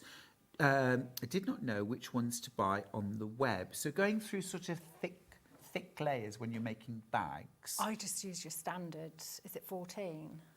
What's that in old 100? money, new money? 100. 100, yeah. I would say Yeah. 90 or 100. That's absolutely fine, especially if you've got a walk-in for it. Yeah. Yeah. The type of needle, the thicker the layers or the thicker the fabric, the thicker the needle. So 90 or 100 is good. Yeah, isn't this it? is what I always use. Yeah. Yeah. Oh, maybe it is 90, 1490. I think that might be what it is. But 100 is good for bag Yeah. making. Oh, really gosh, good. I mean, this is Yeah. not thick at all, though, as well. No. If you're talking about sewing through these layers, there's really not that many layers Yeah, at all. an 80 would do that, wouldn't it? Now, you mentioned H640 is inside. That's this stuff right here. It is a thin, fusible foam. Now, this is 1 metre by 90 centimetres pre-cut for £9.90. That's a very good deal, actually. Would that be plenty? Oh, yeah. Make a good few. Make a good few of these, yeah. Could you make maybe 2 or 3? With From that a amount? metre, yeah, because you're only using it here. One rectangle. Because I think I used wadding in this, just scraps of wadding. Yeah. Yeah. Great. It's a really good deal, though, because if you buy the half metre, is it £6.99? £5.99, £6.99? Yeah, so it's a good deal, worth getting. It's pre-cut, by the way. If you multi-buy that, you'll get it in separate 1 metre pieces. It's 90 centimetres wide. Okay. Now, instructions on their own, Jenny, Yes. for the pouch are available. This is the physical pattern. It's got all the measurements in here, hasn't it? I don't need Yes, to use a you panel. don't need to use the panel, not at all. Measurements, how much fabric you need, the measurements and the cutting. Brilliant. Oh, look. Tim, you're a superstar. The Fold Together Organiser EPP version was the 26th of Jan 2025. Honestly, without this man, I would be lost. You're keeping me on the completely. straight and narrow. Oh, yeah, 100%. Thanks, Tim. Only just. It's not an easy job. It's not, Jenny. poor man. It's not an easy job. It's tired. Digital download. Yep, we got it. Digital download, £9.99, the fold together organizer. I'm just thinking, I mean, Christmas gifts, birthday gifts for your sewing friends. Oh, yeah. Yeah, weekend project, done and dusted. Yeah, yeah. So usable, so giftable. And it is easy. Don't worry about those zips. They're the easiest zip insertion possible. Brilliant, fantastic. Yeah, a really beginner-friendly project. Gorgeous, right. Now, this month is month number 5 of Jenny Jackson's Tiles of the Month. 2 kits available. The traditional Portuguese tiles colourway, that's those gorgeous blues and golds and a little bit of green and terracotta in there. You get the full instructions, not generic, very specific to month 5, teaches you how to make the 3 blocks that you're going to make this month. You've also, it's all EPP, English paper piecing, sewn by hand over thin card. You get all of your shapes pre-cut for you in 3 packs for your 3 different tiles that you're going to make. You also get your fabric pack, which is all of the fabrics you'll need printed on a panel. So you're just going to use, as directed, everything is there to complete your 3 tiles plus extra. Yeah. Fabulous. That's the colourway. And we've also got the beautiful vintage floral. That's this one. Vintage floral. You were ahead of the game, Dan. Well done. Yeah. This is the vintage floral, which has got that kind of country, summery, gorgeously happy vibe to it. All the colours, but not a rainbow. That lovely fresh green, it's just beautiful. Ditzy, daisies, all of that. Plus, of course, your instructions that are specific to month 5 and your paper shapes. Reusable, remember. Don't just throw them away. Keep them. Reuse them. Ace. Derek says, wow, love the Portuguese tiled fabric. I'd love to make it into a shirt. Derek, I keep saying we need it by the metre. Honestly, it is so amazing. Lou did a fantastic job on it. This, on the pouch, Derek wants a shirt, I want a shirt. The kit for this has sold out. You can get it in this vintage florals, but in the Portuguese tiles, it's sold out. Derek, did you buy them all to piece them together to make a shirt? Be honest now. It's lovely. Lovely. Right, Jenny. Right. What can you show us? EPP. So I've done the, I'm going to end up with 2 of this quilt because I like to make it each month just to make sure it's all fine. So we're doing these 3 this month. And just to show you, this is how much fabric I had left over from the vintage floral. So it'll be exactly the same amount with the Portuguese tiles, but there's absolutely tons of it left over. So you can definitely make cushions to match, but do your own colourway, as in place the fabrics in different places. Yeah. Honestly, you'll be able to make way more blocks. Right, I just wanted to show you that because I always say you get lots left over, and that is what I meant. Right, so I've already started sewing some of this block. I thought we'd do this one because it is just funky. It's just different, isn't it? Oh, yeah. It would actually be really lovely to see how those sort of tile together as well if you repeated the same. Because you could use each block to make a whole quilt, couldn't you? Oh, yeah, you could, definitely. Yeah, you can do what you like. I'm just making sure I've got this in the right place. Right, so I thought I would just show you from the very beginning with a shape. First, what I would do is place my shape on the wrong side of the fabric. Do you mind just moving everything up a little Yeah, bit? of course. Let me move everything over and not lose my needle that I've pre-threaded. Oh, that's my favourite trick. Does it matter which way up you put your shapes? Could you put it the other way, sort of? You could. Long way. It really is up to you. You can always have a look at how in the instructions, if you want it to look exactly like, then you would probably have to put it up a certain way. Okay. But really, I don't think it matters because I'm not one for directions of anything in quilts. I just love everything going all over the place. Yeah, me too. It's patchwork. It's meant to be like that. So I will actually place this one here to say fabric. So what you want to do is you need to make sure you've got 1/2 inch around your shape. I eye it because I've been doing it for so long. But all you need to do is place it 1/4 inch, and using your ruler, you can draw 1/4 inch around the shape, just like this. Watch my friction pen. Oh no, it's not run out. Well, All my it's friction our pens early bird Well, I was today. thinking this. I was thinking I really need to get some more Stock because, up? yeah, I get through them. I was 250 teaching a workshop the other day and they all needed them. I'd put them all in the baskets for them. Every single one had run out. Oh no. About that, guys. So I was like hunting around my studio looking for more. $2.50 each in the bundle instead of Well, that's $3.99. all right. Good stuff. I'll have to get them. One of each colour. This is it. And it is actually handy having different colours depending on what fabrics you're drawing on. There we go. So I've drawn 1/4 inch all the way around that shape. And all you want to do then is just cut it out. I cut out using scissors for EPP. Okay. Only because I find it easier. Because you often have like smaller shapes, smaller lines. And also you can sit in front of the telly doing it. You can sit watching Stuart, cutting out your EPP.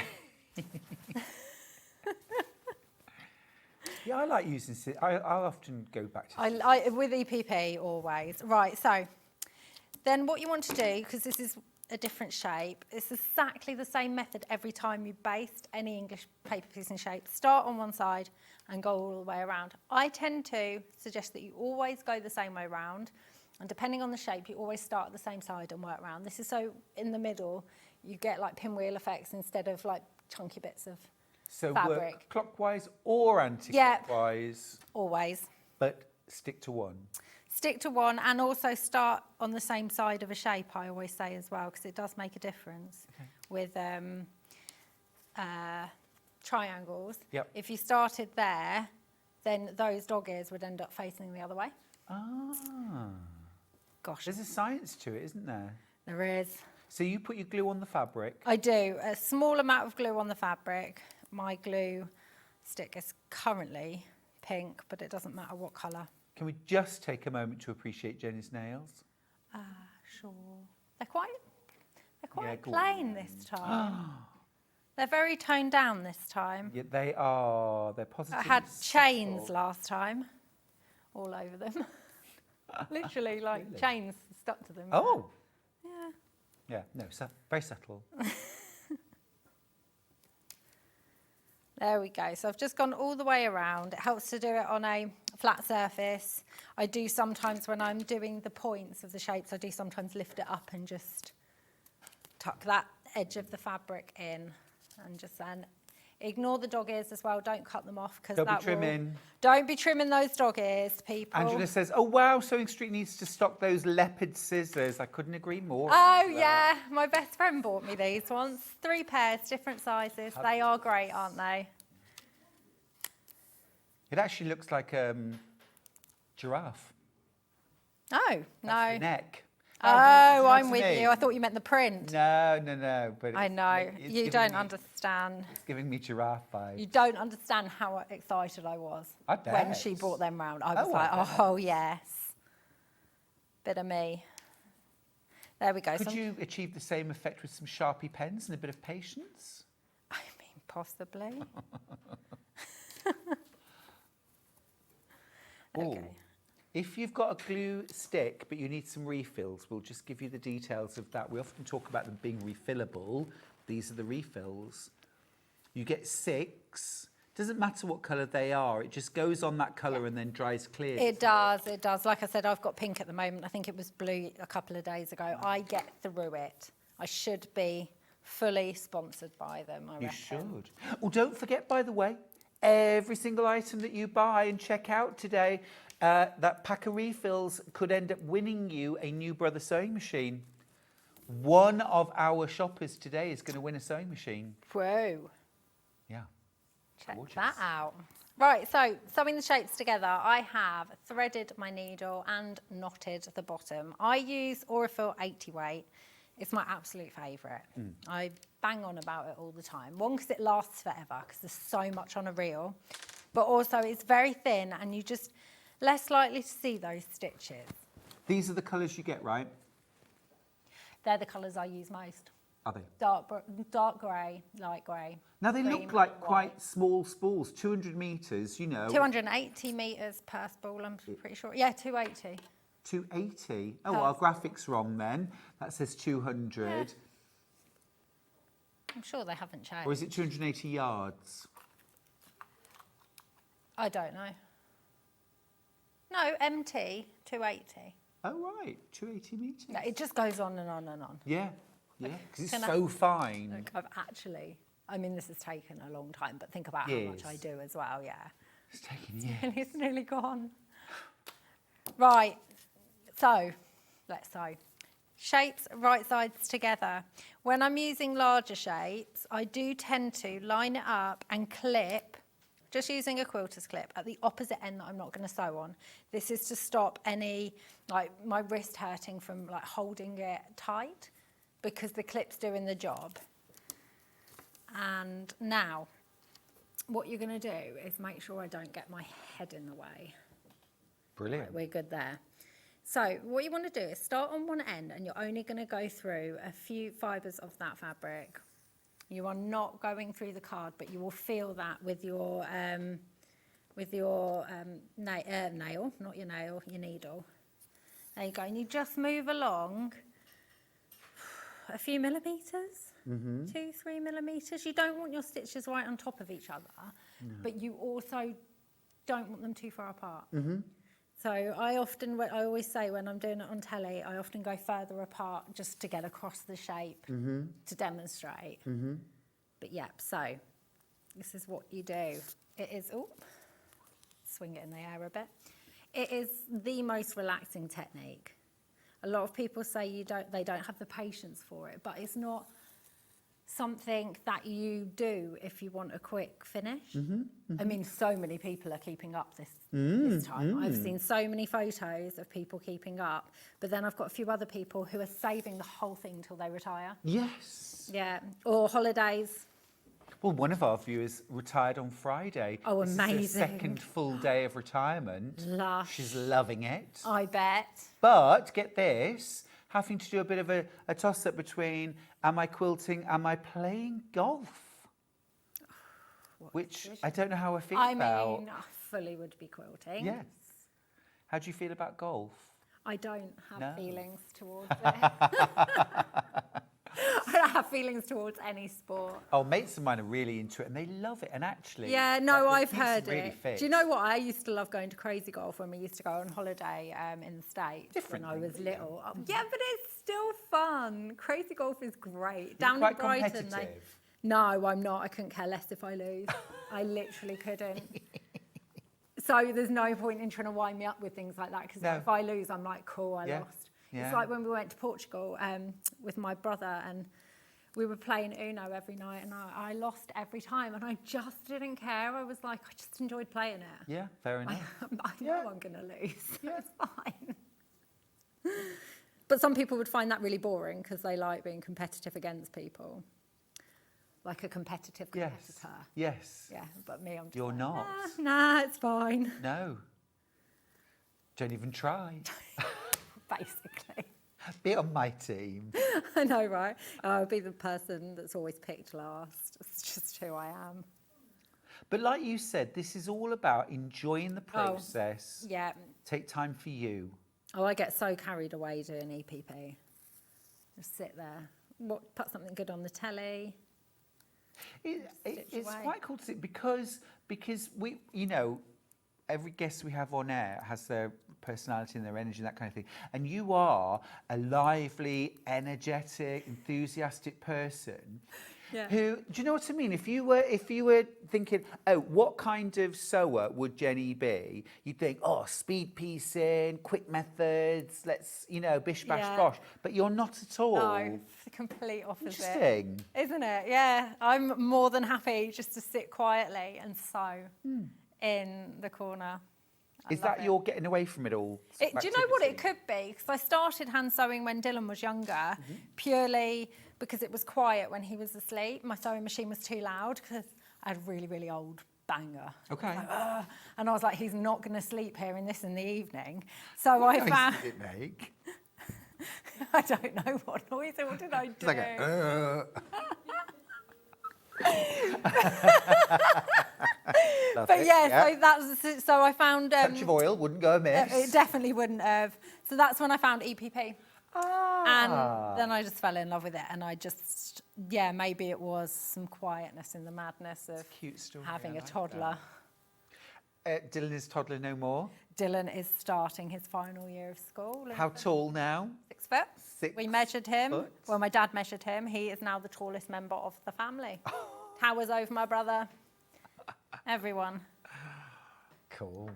And last year at school, at Last secondary year at school. Wow. Yeah, we're going to do this. Less There's than been a lot of year. talk about where do the years go. Do you sometimes wonder?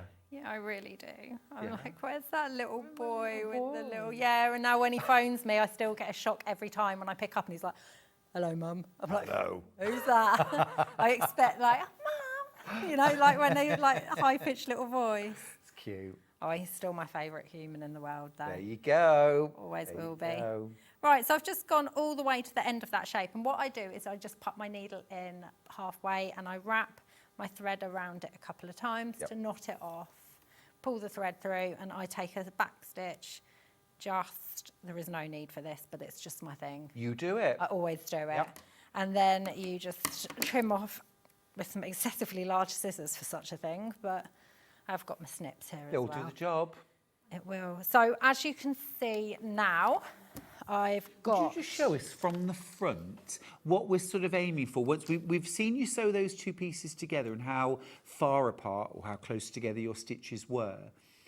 And if you just have a look now, because I think it's really useful to be able to see the front. That's it, yeah. I mean... You can't really, can you? But please don't be disheartened if you can see your stitches. It's lovely because it looks handmade. John Scott loves it when you can see the hand stitching from EPP Some slightly people on the front. deliberately Yeah, they do. don't they? Yeah.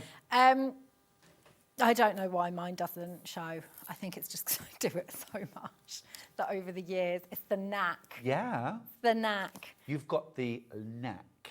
Have the knack. There we go. So you can see that these two are going to go together here.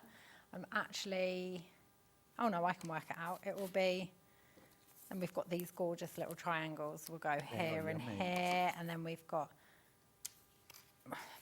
That's going to go there and there. But I'm going to show you how to sew these. Have we got time to show how we're going to sew these two? We've got 15 minutes. Yeah. so- Do we Do a want to little more. do some demo for the pouch? Yeah. Or, I mean, there was a huge demo on the pouch. Or the date that my dad Shall wrote we? in. Should we do some pouch? Should we do some pouch? Should we do some pouch? Let me just get rid of All all I would of say this is, then. before we go to pouch, just if you've got the tiles, either the vintage floral or the Portuguese in your basket, please check out, because there's lots of you with it in your baskets. Don't want you to miss out. While you get yourself ready, I'm just Sure. going to quickly recap past months as well. Should we just literally work back in do month 4? Yeah, last month, month 4. Here it is, month 4. Portuguese first. Portuguese first.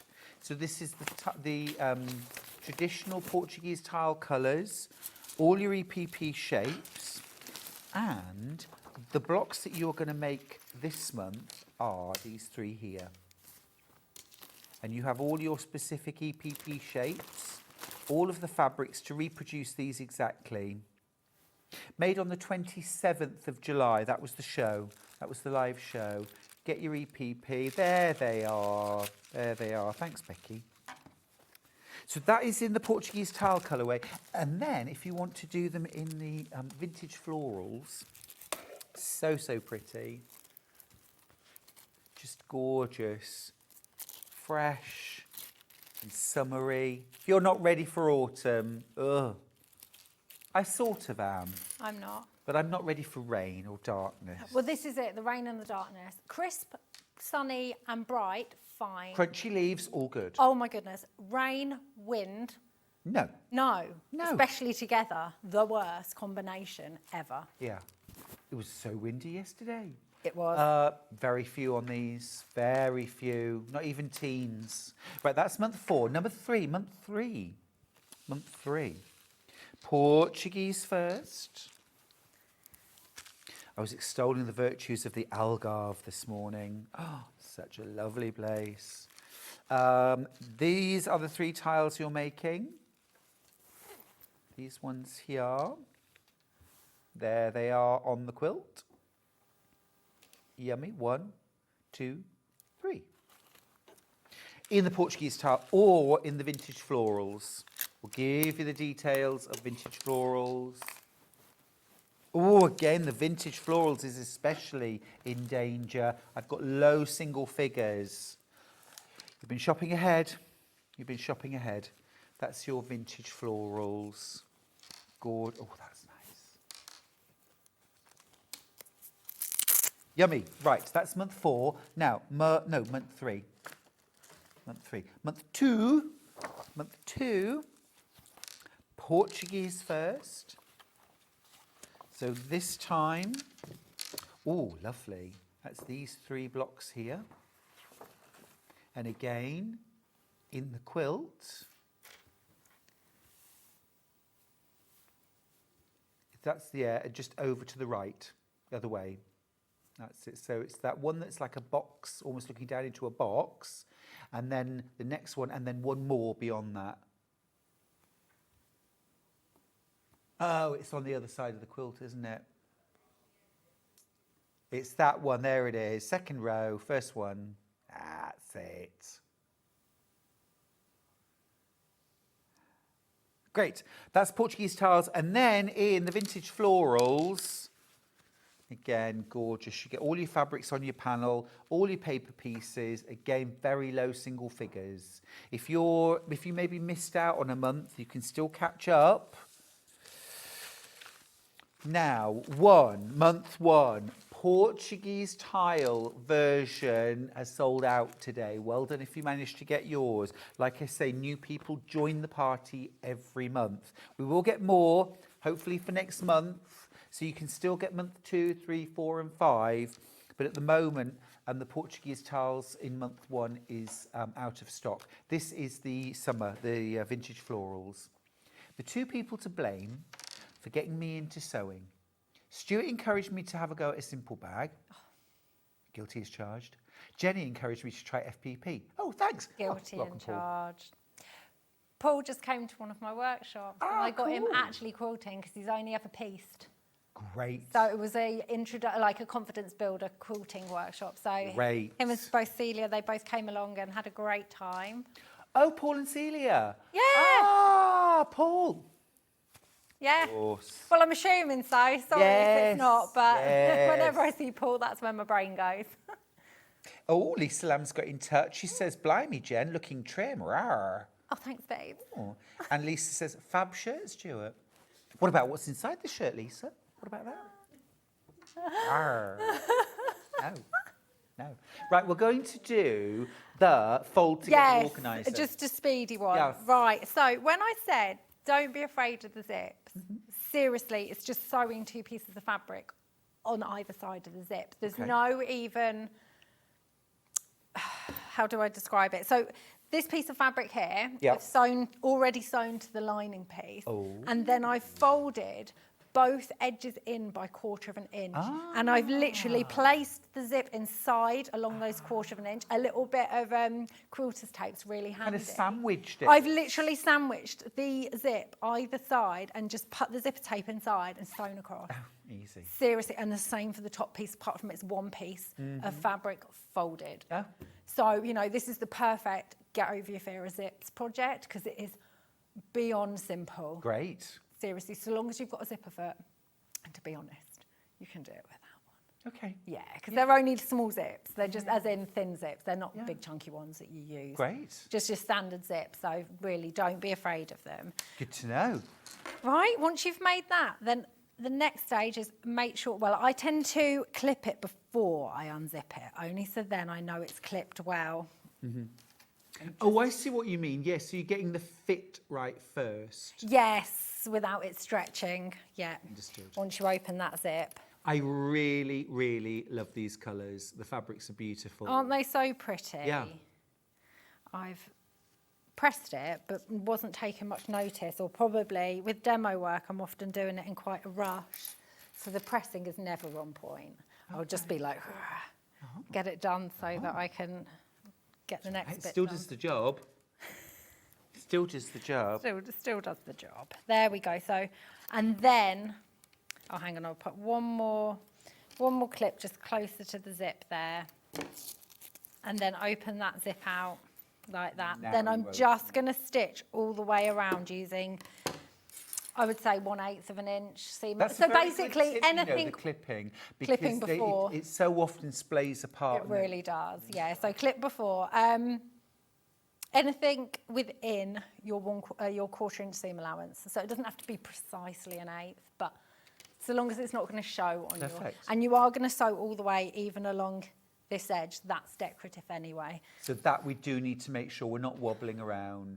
Yeah, try not to, but look, if you wobble, you wobble. Yeah, fair enough. Agreed. Oh, Lisa's redeemed herself. She said, this is bag legend, Lisa Lamb. She says, also looking trim, Stuart. Rawr.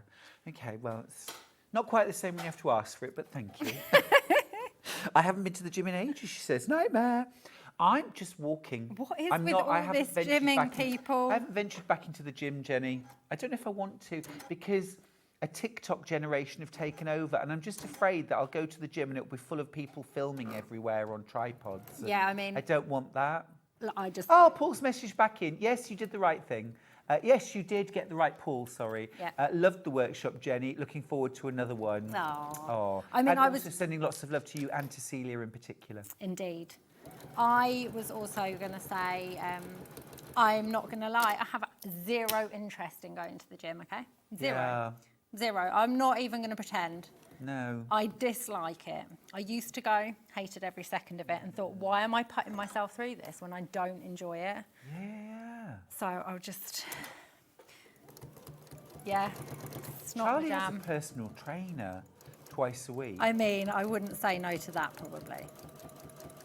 It, actually, for Charlie, because he was work, farm, home. Yeah. And that was his day. And it's really good for him to have that time for himself and that bit of, do you know what I mean? Yeah, I just want a, personal trainer. It'd be great. Yeah. The commitment of not having to go to the gym, like a personal trainer that comes to my house, Oh, okay. so that I don't even have to leave my house. Okay, No. just none. Okay, just none. Oh, Wendy Orlando's got in touch. Oh, trouble, Wendy. trouble, trouble. It's been so long. How are you, lovely? She says, It's been long for me. She was at Good. my house for about 3 hours the other. oh, really? She says, good morning. This colour reminds me of fruit salads. The sweets, I'm assuming, not the bowl of. Jen is too young to remember. I'm too young Fruit to... No, I'm not salad? too young to remember. I remember fruit salads. Yeah, I'm sure she thinks I'm younger than I am all the time. yeah. I wish you thought I was younger than I am. Christine's message, she says, morning, lovely Stuart. Happy anniversary. Oh, thank you, lovely. And hope you have many more. You do.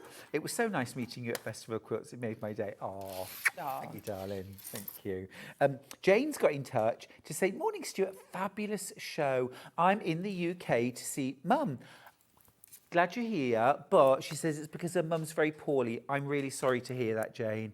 She says it's very stressful. But as you always did, you've lightened my load and made me smile. Bless your heart.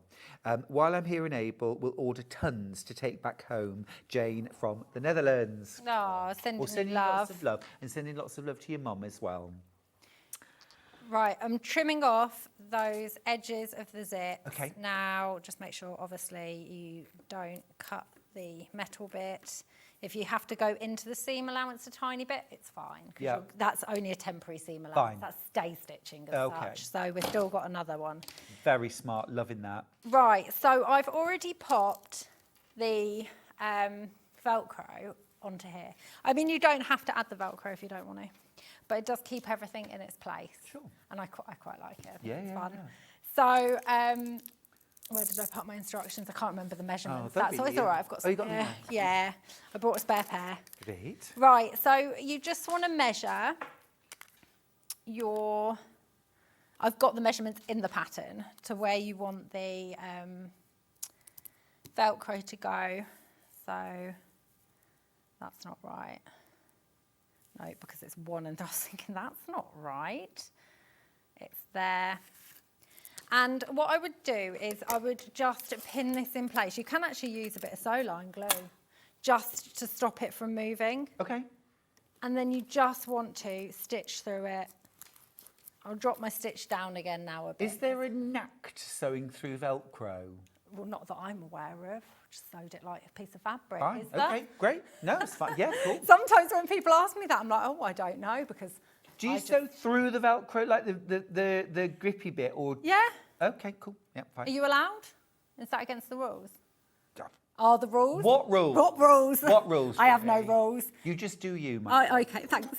You do you. So I just, I just sew close to the edge, just doing a stay stitch there.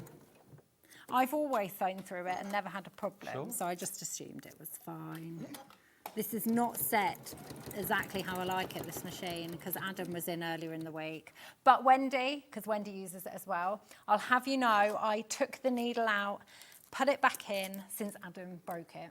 Oh. Since Adam And then broke just it. left it broken? No, he changed the needle, but he definitely didn't put it in right because the thread, the automatic threader wasn't working, the needle threader. So I've taken it out, put it back in, and it's threading now. Oh, that's a good tip, though. If your needle threader's not working at home, maybe the needle's not in. Oh, I knew straight away when I came. I was on a few days after he'd been on, and it wouldn't thread, and I knew he'd broken a needle. So I knew that's what it must have been, and it was. It's happy again now.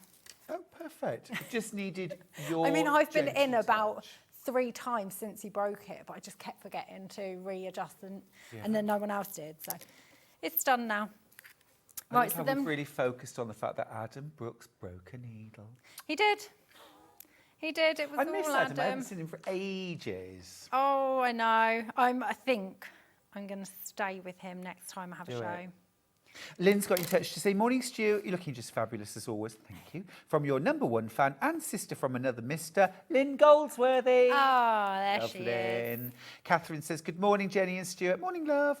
Morning. I'm currently putting together one of Jenny's EPP sew motion patterns. Oh, that's not me. Sew Motions, Louisa Gold. Louisa Galt, but also very lovely. Yeah, loving she's the it while best. watching the two of you this morning. Yeah, Louisa does loads of EPP. Yes. Wendy says, thanks, Jen. Saves me a job. Did you clean the machine too? Yeah, no. Yeah, no. Lisa says, I love the gym. This is Lisa Lamb. Oh, she I does. love the gym. I put drum and bass on my headphones and I boogie around. Everyone gives me a wide berth. Don't know why. No. Her words. No, never. Last minute or so. Oh no, right, I'm just adding the second piece of this and then I'll just talk you through the rest. See, when I put my foot on the second pedal, it automatically drops down, but it doesn't on this one and I haven't figured out how to. Oh, okay. So yeah, I just get a bit confused. Right, so that's the 2 pieces. So now your things can Great. go there and there. The next stage would be to place your lining, your inside and your outside, wrong sides together, Yep. and clip all the way around. And then stay stitch again, because then nothing's going anywhere. Once you've got that stay stitched, then I say sew 2 lines, not on top of the pocket pieces, but right next to, down Okay. here. That gives it the kind of Oh, yeah. seam to Because fold. it has got a lovely shape to it as well. I really Yeah. like that. Sort of almost like a little pyramid, isn't it? Yeah, so that will do that. And then you make your ties, which I've got all the instructions on how to make them. You stay stitch those either side, and then you add your binding just as you would a quilt. So I machine sewed it on the outside and folded it in and hand sewed it on the inside. If you want to machine sew the binding all the way, both sides. You're a fan of doing that, aren't you? Machining sew on and both binding sides. Oh, yeah. yes. So you can do that as well. It's Oh, just I yes. really love hand binding stuff. Cool, So, yeah. Yeah. But that's it, honestly. And watch that other date that my dad brought in because I did more demo on it. Ace. Brilliant. Thank you so much, Jenny. all right. Love this project. I think it's absolutely gorgeous. So useful. Way over half the remaining stock of the vintage florals in baskets. Do check them out, won't you? Okay. You can get the pattern on its own if you want. I will show you that. Digital's on the web. You can find that there. This is physical instructions, $9.99. Now, later on, I'm in love with this quilt. In fact, I've already asked Jenny to make a version with a future range of my fabric because it's gorgeous. This is the Vase quilt. This is foundation paper pieced. The main body of the vase is one piece of fabric. So what an opportunity to show off a really, really beautiful bit of fabric. I love those patterns, and that's a corker. Yeah, thank It's a you. corker. Thank you so much. It's fun. You can imagine it in so many fabrics. Oh, can you imagine? Really beautiful. Very nice. There's 3 different vases to piece. You can create your own. I think it's stunning. Very well done. That is coming up at 11 o'clock. Indeed. Yeah, but after the break, we've got now we're going to be talking all things Kay Facet. I'm going to give you a bit of a deep dive. If you weren't here yesterday, I'm going to give you a bit of a deep dive into my brand new book. You cannot buy it in the shops. It is not available yet. It is not even published yet, but we have got copies on the show today for my brand new book, Make 100 Bags. In fact, use scraps, sew fabric, make 100 bags, and you really can. And they're all signed too. We'll look at that after the break.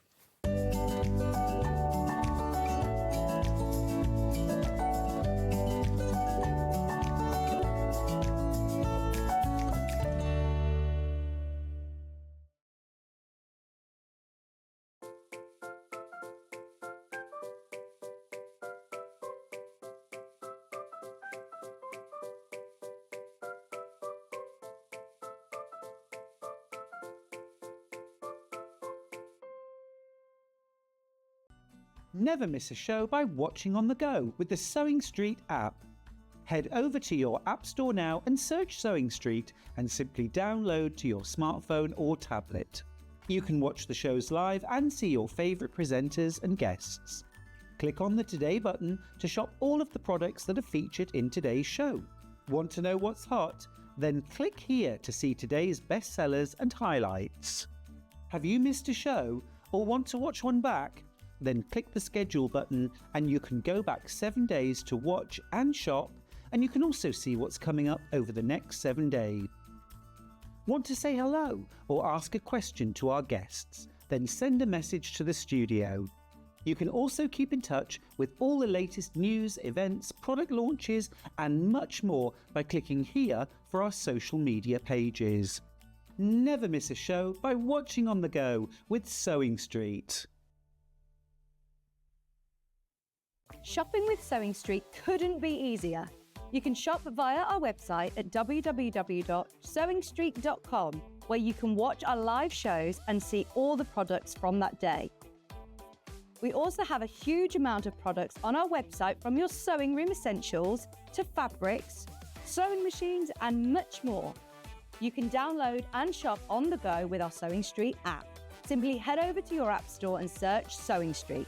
Alternatively, you can contact our UK-based call centre 24 hours a day on 0800 001 4433. Shopping made easy at Sewing Street. Did you know that we have 4 brands within our Gemporia craft family, including Gem Collector? So who are Gem Collector?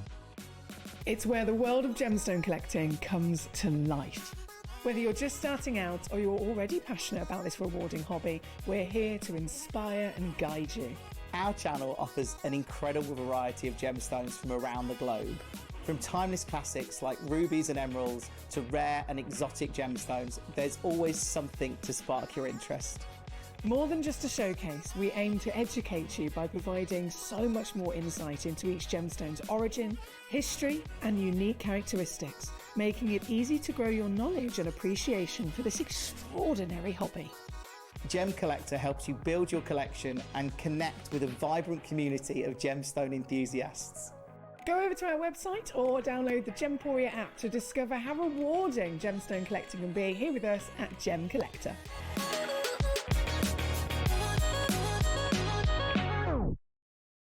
We're proud to have some of the most skilled and experienced experts in the industry. They're brought to you here every day on Sewing Street. Hi everybody, Stuart Hillard here, and I'm super excited to celebrate my 4-year anniversary here at Sewing Street.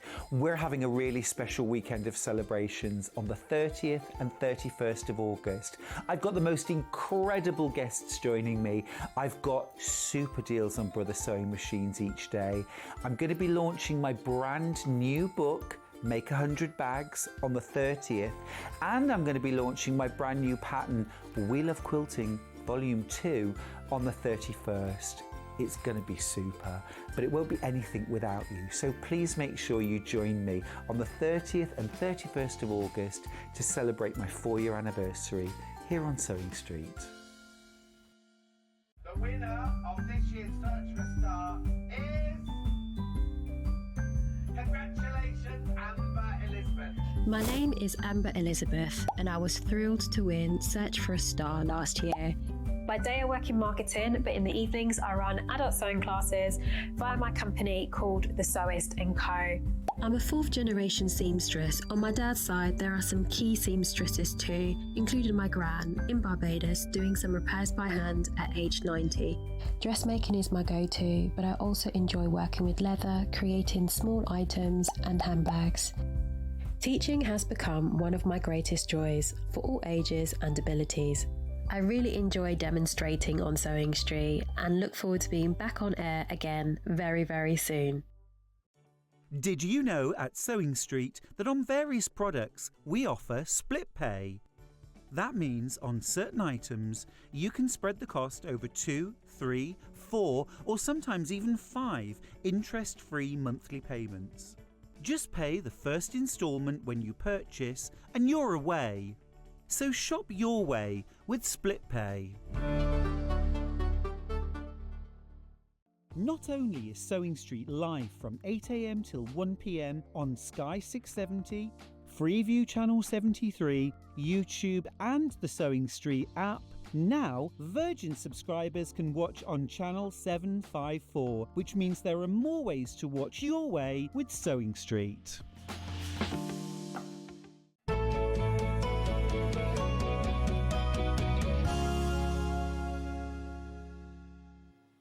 Hello, lovely you.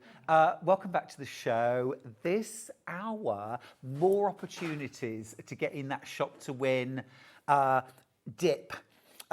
Every single purchase, every item, not just every checkout, but every item gets you another entry into a prize draw to win a sewing machine.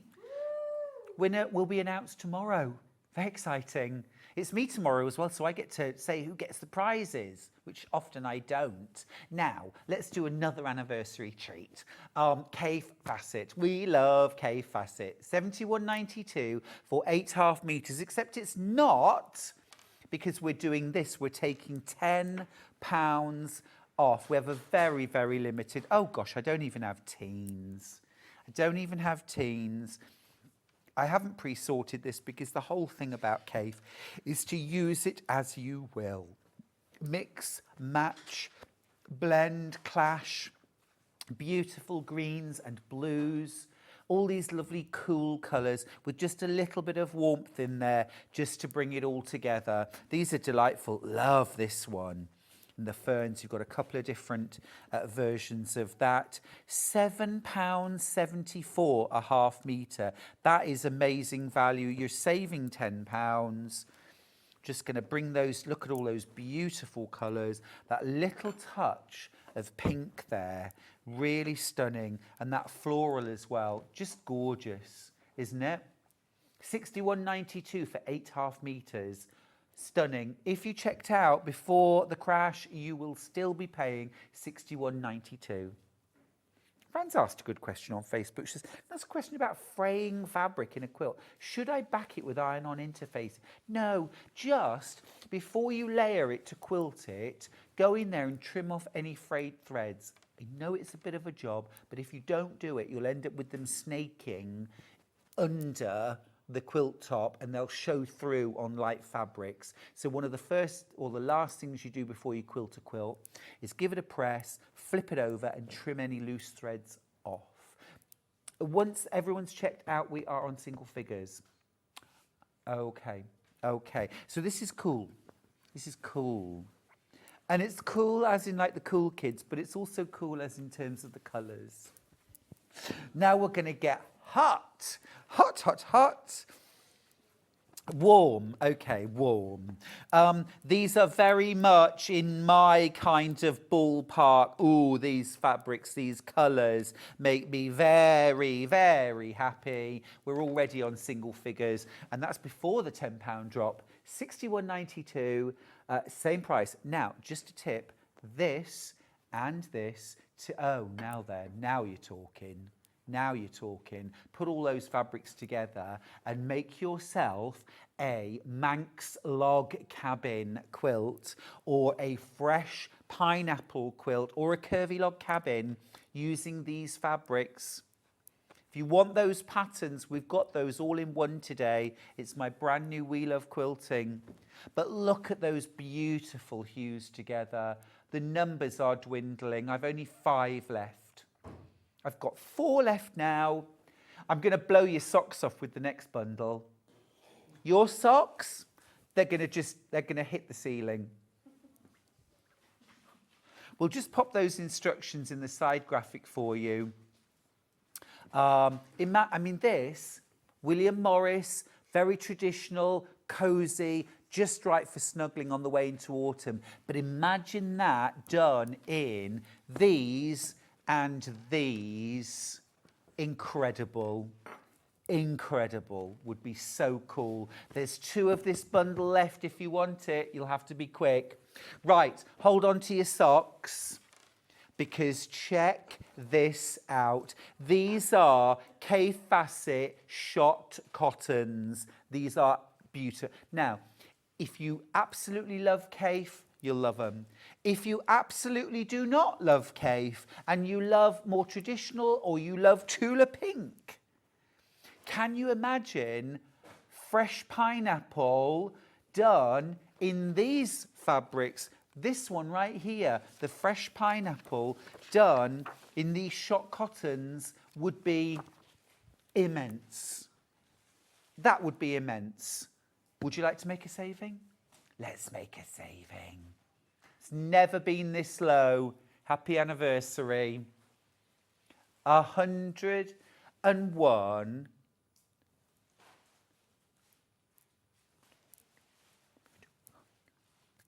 £101.86. Can we? Go on.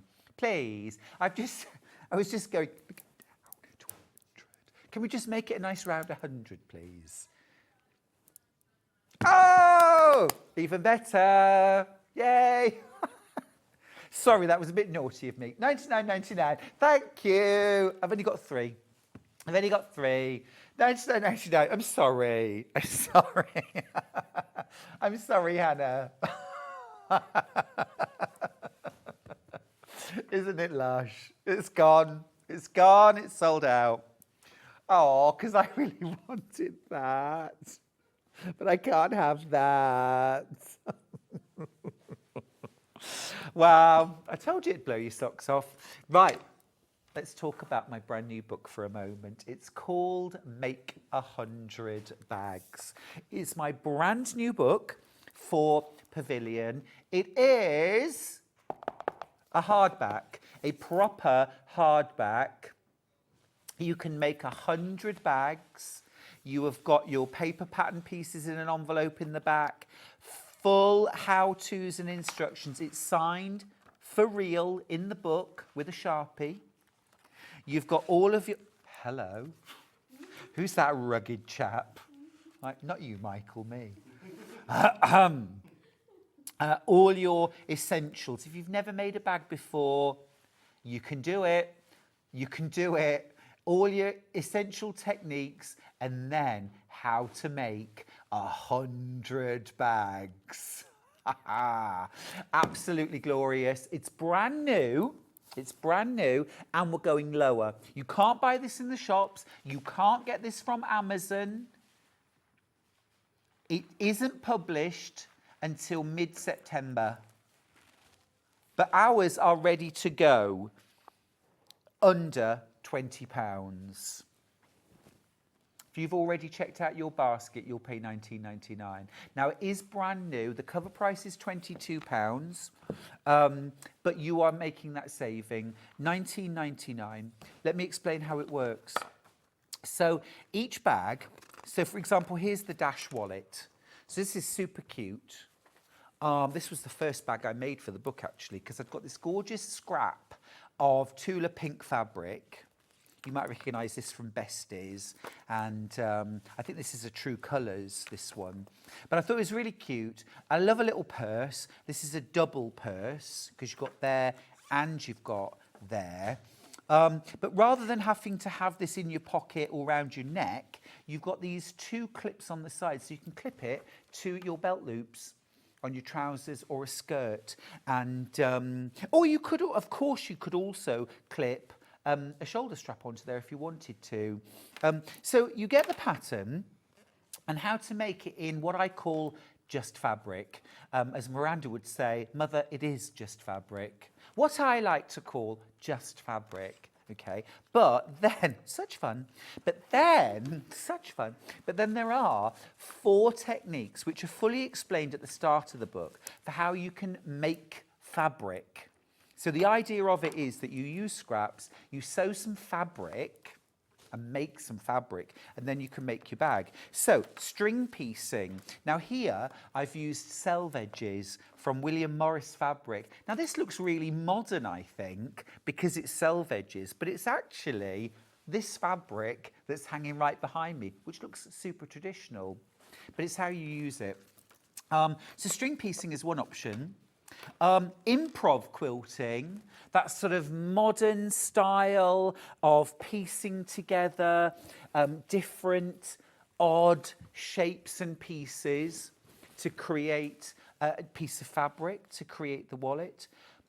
And I'll show you some more examples here. This is a backpack that's made using improv piecing, and I've used it on the flap. And I've also used it on this front panel here, and then used just fabric for the back. Okay, here, and there it is on the mannequin. Did you just call me John?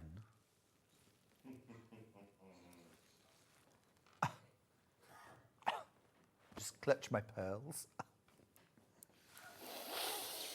We're having a word with management.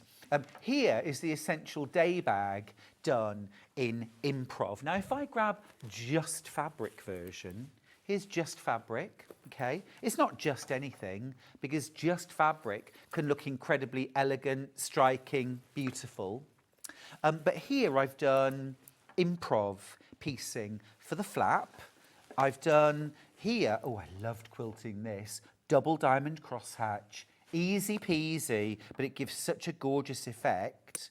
And how cute is that spot for the lining? And then on the back of the bag, again, improv piecing. Totally different look. You can also do something which is called Boro. Now, Boro originates in Japan. And this is traditionally used for patching kimono and also household linens. So if you got a hole in your kimono or a bag, you would lay a patch of fabric over the top, and it might just have torn edges. Then you would go in with a thick cotton thread and do running stitches to attach that patch over the hole. And then it developed into its very own art form.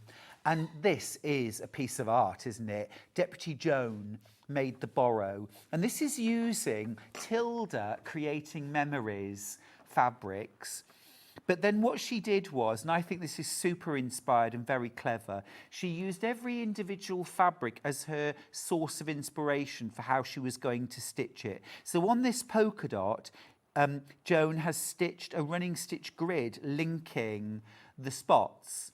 Here, this check, she's done a little diagonal dashed line across the squares. Here, she's stitched a spiral. It's so inspired. Little cross stitches down here. So cute. But literally just looking at each patch and saying, how shall I stitch this?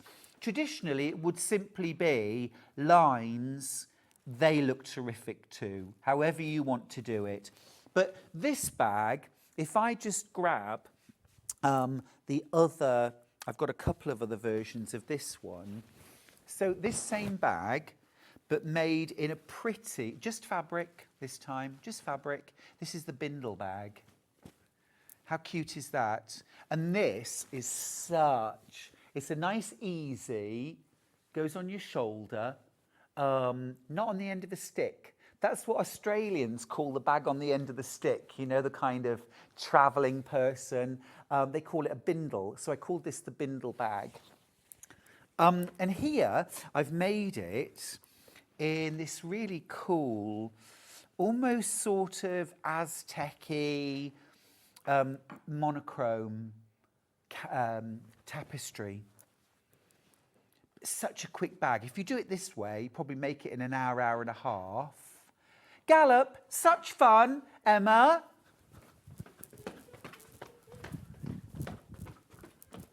That actually did fill me with joy. Okay, back to me. You can gallop. You can gallop. But if you want to turn this into a couple of months of slow stitching heaven, then this is what you do instead. Happy anniversary, lovely Stuart. This is from Simone on the Isle of Man. Thank you. I cannot sew properly, but have bought the book, Inspired to Do Better. Thank you for the inspiration and lesson. Simone, I'm going to challenge you here. What's properly? If you're enjoying it and it's working for you, remember, when I did my first quilts, they were lumpy, bumpy, nothing matched up. I won't even begin to tell you how I sewed the binding on, but it was an embarrassment. But I didn't care. I didn't care. I showed that quilt to anybody who would stop long enough for me to show them to. I was insanely proud of it, and so should you be. And thank you for messaging. It's lovely to have you on board. So this is Boro. And then, so we've done string piecing, we've done Boro piecing, we've done improv, we've done just fabric, and then we might do hexagons, English paper piecing, or not, to create beautiful bags. Look at this one. This is one of my favourite bags from the book. I just love, look, the little gingham binding. Got a double flap, concertina pocket, so you can get plenty in there. Now I'll show you the original bag in a second, but look, there's the messenger bag. This is called Don't Shoot the Messenger. Don't do that. It's got a back pocket as well, and that's done with EPP. But if I just move, and I give a big shout out to Hillary, who did the embroidery in Quilts from the Country, and then did the EPP for Make 100 Bags. And then I had the fun of making up the finished bag. Look, I couldn't stop myself when I was quilting the base. I just kept going. Oh, it was so sort of zen. And when I was quilting this, the flap, I just felt so zen, just stitching straight lines, no marking. But look, here's the same bag made out of just fabric. So I found this gorgeous Japanese cotton fabric, and I couldn't resist. It had got these cranes and dragons on it. So crane on the front, crane on the back for the back pocket, but then hidden dragon.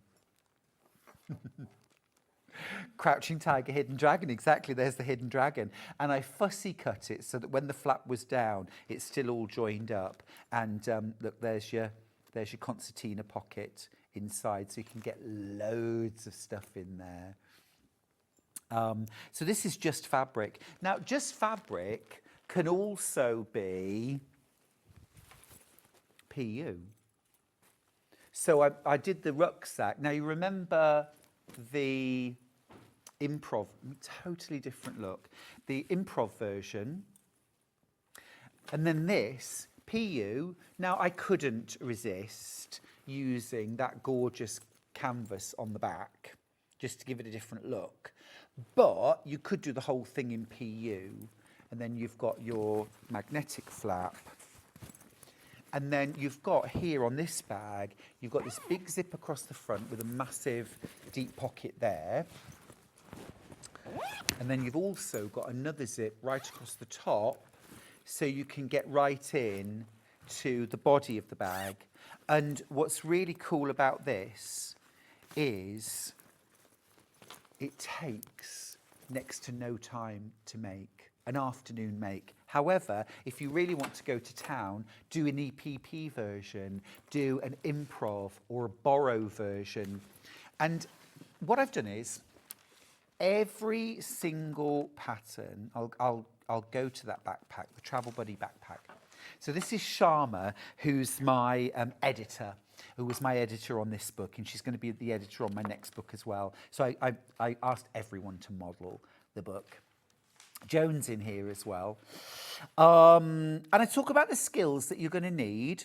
So if there's anything you need to gen up on, that's when you go to the front of the book and all those techniques, and you can gen up on the techniques that you might need to complete the project. Okay. Then you've got the bag made in just fabric. Then you've got a second version made up in fabric to show you one of the techniques. This time it's improv. Oh, Sylvia said, what's the name of the fabric you used for the backpack, please, Stuart? Now, is it the improv one? If it's the improv one, this one here, okay, it was a bit of a mixture, to be fair, but most of it was from Abandoned and Abandoned 2. So there were two ranges he did that were sort of like abandoned buildings, sort of inspired by abandoned buildings. Now, and that is a bit of Tilda Spot, which is one of their basics. If it's this one, I used our black PU, our cotton solids, and then this is also one of ours. This is one of our cotton canvases that we may or may not have on the website. I don't know the name of it, but it's one of our cotton canvases. Hope that helps. Steffi's got in touch to say, thanks, Hubster, for buying me the book today. He's a keeper. Just going to say it. It incorporates all of my favourite sewing skills. It's perfect. Thanks, Stuart. Oh, thank you, Steph. What I wanted to do, if a quilter made a bag, what kind of bag would they make? And there would be so many opportunities, wouldn't there? Susan from Surrey says, your patterns are inspiring. I can hardly wait to raid my scrap stash and start sewing. Well, I'm glad, Susan, that's a really important point as well, because actually any of these bags could be made from your stash. Collector in Tyne and Weir says, would batiks work for these bags, please? 100%, any of them, because all of them have been made at some point in quilt weight cotton, and that's exactly what batik is, quilt weight cotton. So there is a version. So even though this one's made in PU and canvas, this is quilt weight cotton. So this could be batiks, absolutely 100%. This could be batiks, glorious. Hi, Stuart, what thread type did your deputy, I love that, use to stitch the Boro bags? The dotty pattern and swirls look fantastic from Glynis and East Riding. Glynis, yes, you're on our turf, Glynis. You should be coming along to one of Deputy Joan's clubs. Deputy Joan she'd got some Sashco thread, which we sell on the website. You know those big skeins, she used that. I think on some of them she might have used cotton perle or embroidery floss, 2 or 3 strands together. Joan, if you're watching, if I'm getting any of this wrong, I've got a feeling she might have used a very fine crochet thread. Is it? I'm not fingering. Is it? Anyway, but I remember she'd got this ball and it was really white and she didn't want it to be really white. So she actually dyed it, I think, with tea. I think she dyed it with tea to create a softer, more beigey colour. Joan, if you're watching, am I right? Have I got this right? I think I've got this right. Who knows? Who knows? Anyway, but yeah, so any of those will work. Chrissy, behave, says, good morning, lovely Stuart. I was one of the lucky ones who got this book at Festival of Quilts. It's fabulous with so much inspiration. Thank you. Thank you, Chrissy. I really appreciate that. Festival was wonderful. I had very limited quantities at Festival, and it was a sort of what we call a soft launch. I just wanted to see what everyone thought, but thank you. Donna says, I was sorting through my stash and found some of your Japanese fabric that I didn't realise I still had. It will be ideal for some of these bags. Yes, yes, yes, yes, it will, because let me show you. Hang on. Wait now, wait now.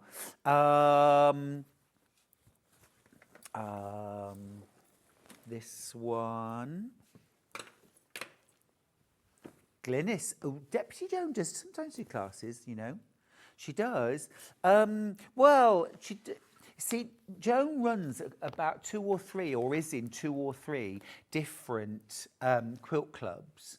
And she sometimes teaches a class within the club. She's been along and co-taught with me, actually. We've done a couple of classes together.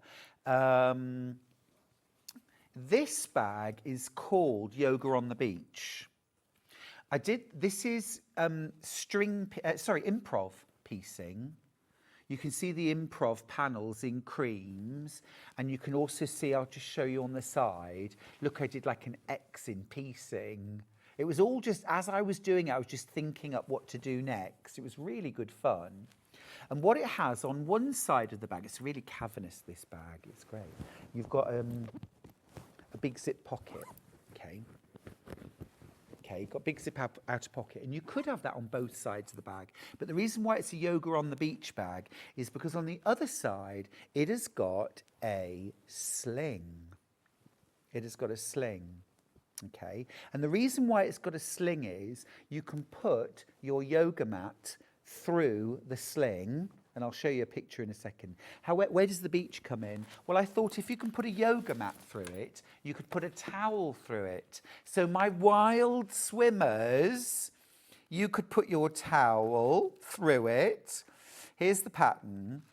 Look, there we go. Now, this is Alice. You may remember Alice from wearing the Haori jacket in Quilts in the Country, and also from being the office manager in Bags for Life. So, she posed. She was forced to pose, bless her. So there she is with the bag, and you can see the sling in action with the yoga mat. That's actually my yoga mat. And now hang on, it's not, yeah, you see, it didn't make the cut. We did actually have this hilarious time of us doing various yoga poses in the background. Downward, nobody wanted to see my downward dog. That's in the special edition. Jane from Suffolk says, morning, lovely Stuart. Oh, bless you. I was very lucky enough to purchase your book at Festival. Very special, takes bag making to a whole new level. Thank you, Jane. Thank you. That's what I wanted to do. I wanted to say, what if you had these patterns and then applied patchwork to them? The possibilities blow my mind. Treated myself to the book. I promised to use material from my stash from Susan. Well, you don't have to, Susan, but I'll be ever so proud of you if you do. It's nice, though, isn't it, when you think, you know, I mean, it's never a for nothing unless someone gives you the fabric. But when you can go to your stash and you can pull all the fabric that you need, maybe you buy some lining, I don't know, or some handles, but essentially everything was pulled out of your stash and it was bits of nothing that you weren't going to use. I mean, that is a moment of pride. Happy anniversary, Stuart. Thank you, Karen. Would your book suit a complete beginner? I've bought in the hopes I can make a few. Karen, you can make them all. Now, what I would say is, yes, absolutely. I always think about beginners because I'm an encourager. I want everyone to enjoy. But also I want more experienced and more advanced quilters or bag makers to have fun too. But that doesn't mean making it complicated. Being an advanced quilter doesn't mean you like doing hard stuff all the time, you know? It's just nice to do something that's perhaps got a few more processes, a few more layers, where you're just honing your skills. And I would say something like the deep and meaningful or the wide and sassy. The wide and sassy.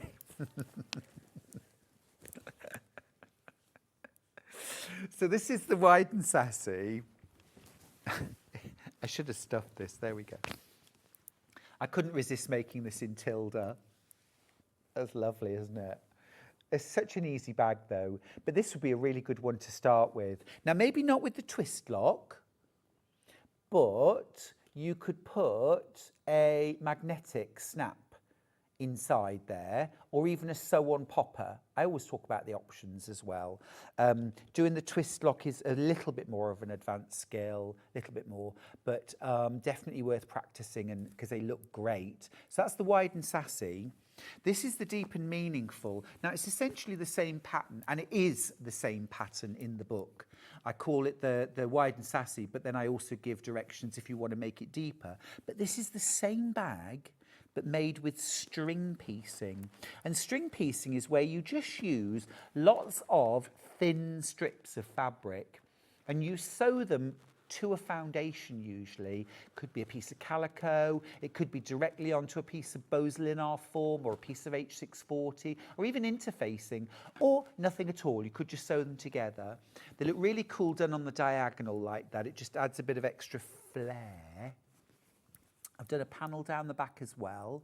And it just brings some scraps to life. Now, you might recognise in there, if you've been following my fabric ranges for a while, this is from my second ever fabric range, which was called kimono. I've always loved Japanese style fabric, and I couldn't resist putting a little bit of kimono into this bag there and there.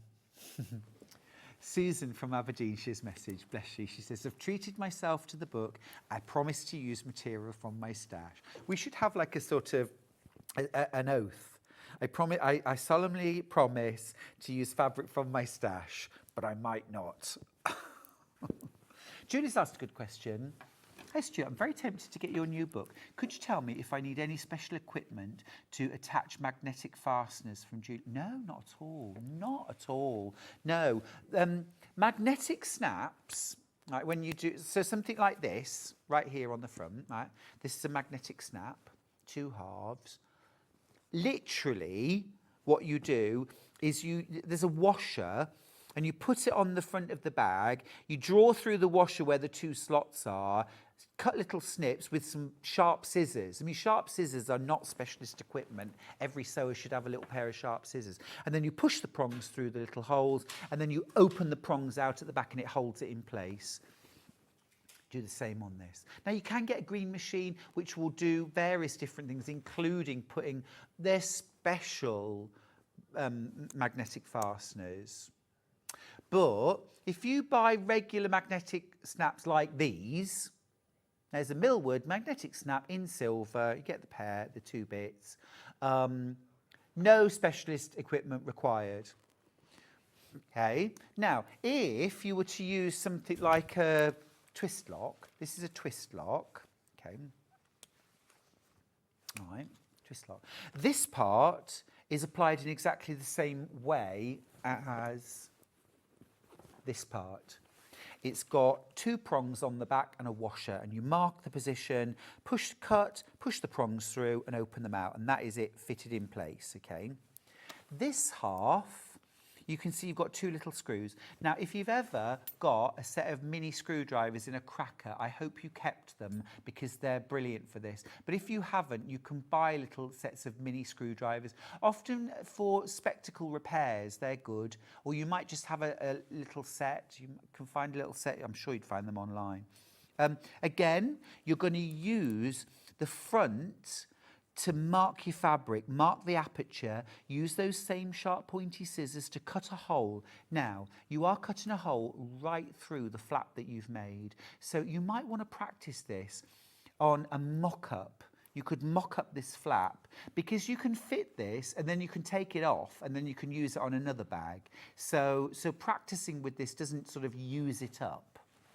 So I'd advise practicing. And then you just push the layers together and then screw it on. I mean, it's as simple as that. I do recommend as well that you sometimes get a few little fine threads, and I will do a Lisa Lamb and just get a lighter and very carefully just waft very briefly, and it'll just burn off the threads, or you could snip them with scissors, but I find burning them off does a really nice, neat job. And that's that. But really, there's no specialist equipment that you need. A good sewing machine, a 90 needle or 100, some 90 needles, some 100 needles are great for bag making because they'll cope with the thick layers. There is very little specialist equipment that you need above and beyond what you would use for regular sewing and quilting. I'll show you. So here's my basic equipment. Look, an iron and an ironing surface, scissors, thread snips, little dish. They don't have to be little Chinese dishes. They could be jam jar lids. Anything. That's the specialist equipment, chopsticks. Friction pens, marking pencils, nice pins. These little clips are brilliant. You can get small, you can get large. They're brilliant for bag making. I suppose you might call them specialist, but quilters use these too. Glue sticks, glue pens are handy. Good needles, some pattern weights maybe. Don't have to, you can pin a pattern to fabric, can't you? A little bamboo folder, you can use that. A point turner, but you can use chopsticks instead. So, most of these things you've probably already got. These things, the sort of metalware that you use for bag making, twist locks, this is for putting little poppers on. They're handy. They're handy, but again, not essential because you can buy sew-on press studs as an alternative. Here's a little purse. You see, this, you literally just kind of podge a hole with this part, and then you've got your 2 halves, and you just click, and it's like a button on one side, or a little drawing pin maybe, and the other, yeah, just like that. So they're ever so good. This is a lovely little purse. You get the pattern concertina sides. It's ever so neat. It's ever so easy to make as well. And I'll just show you the the Improv version. So this is the Improv. And again, that was lovely to make, that patchwork. And a little bit of it appears inside as well. Now, let's talk about the bits and bobs that go inside bags. So talk about that, of course. I've got a few favourites. So one of my absolute favourites, you know this, is Bose Linar form, and I like the single-sided fusible best. Stock up on this. This is £13.99 for half a metre, and it's the kind of thing that gives those bigger bags their sturdiness. Something like this bag, the Don't Shoot the Messenger bag. This has got Bose Linar form in it as well. But equally, Yoga on the Beach has got big bag. That's got it in as well. So that's super useful. The other thing I really like is H640 and H630 actually. They're a thinner fusible polyester wadding. And polyester waddings are really good for bag making because they're a little less floppy and drapey than cotton or bamboo or blend quilt battings. So you can use H640 or H630 in quilted clothing, placemats, even quilts. But they tend to have a bit more substance to them, and that's because of the polyester. You can get $9.99, gets you a metre. It's 90 centimetres wide. Very good product, that. And then just, you know, medium weight fusible interfacing is your friend. This is the white iron-on interfacing. It's cut to order. Great. Yeah, brilliant. I use that for most linings, but also something like this, okay? This has just got medium fusible interfacing on the outer and also on the lining as well. And it gives this a really nice feel and a handle to it without making it sort of stiff or rigid. So yeah, buy lots of medium weight interfacing because you'll probably use it on every bag. These bits and bobs. They're bits and bobs, you know. I mean, when you see everything together, you think, gosh, that's a lot to amass. But if you look in your dressmaking stash, your quilting stash, you've probably got these notions. You might have, there might be one or two things which are in you don't need Roxanne's chalk pencils specifically, but they're great. You might only ever use friction pens. That's fine. You could probably just use pencil. You know, these are all fine too. When I didn't have these clips, I used little bulldog clips. They'll do the job. You build these things up over time. Yeah, you do. And these things I buy speculatively. Handles, shoulder straps, metalware. Most of the metalware is the same. On most bags, it's the same kind of stuff that we use again and again and again. The bag looks totally different, and it doesn't matter whether your style's modern, traditional, or what. It kind of always works. One special thing I do think you should get, Emily Roberts, zip jig. It saved my sanity. I started off without one and I ended up throwing this zip across the room because it was getting shorter and shorter and shorter because the end was getting frayed. I was trying to put the zip pull on and it wasn't all. And then I got Emily's zip jig and it was like, Emily, I love you. So, happy birthday, by the way, Emily. It's her birthday yesterday. But yeah, get these things as you go, as you need them. Make 100 bags. It has been very, very popular indeed. Thank you so much, everybody. I can't tell you how much your support and lovely comments and lovely messages, it really gives me such a motivation to keep going and to do more. Well done if you've got the book. Remember, these are all hardback. All my books are hardback. They're all signed. Not a sticker, not a print. That's me signing them. I sat in the warehouse for 8 hours and signed them all. Hi, Stuart. I got the book from Festival of Quilts. Fab book. I'm making the beach yoga bag as we speak. It takes me longer to choose the fabric for the bags than making them. Wendy. Bless you. Yes, that's the hardest bit, isn't it? What fabric am I going to make it out of? And then when you've chosen that, the making of the bag.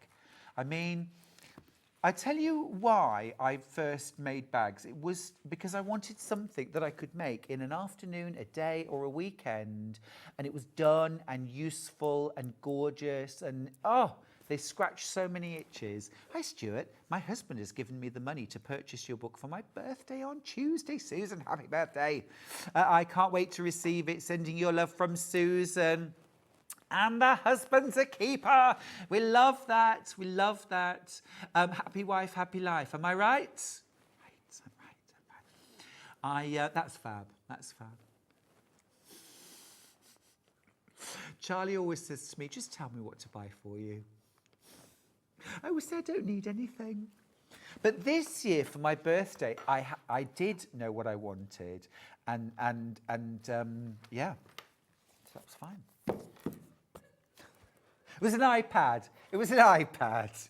It was an iPad. Well, I was just... Charlie didn't mind. No. Charlie didn't mind. But it was like, oh, it was quite a few birthdays all put together. It was a big present. Yes, it was. Because I had all the super duper, the pen and everything else, the keyboard, you name it. Oh, the whole kit and caboodle. Can I talk about We Love Quilting, Volume 2? We Love Quilting, Volume 2.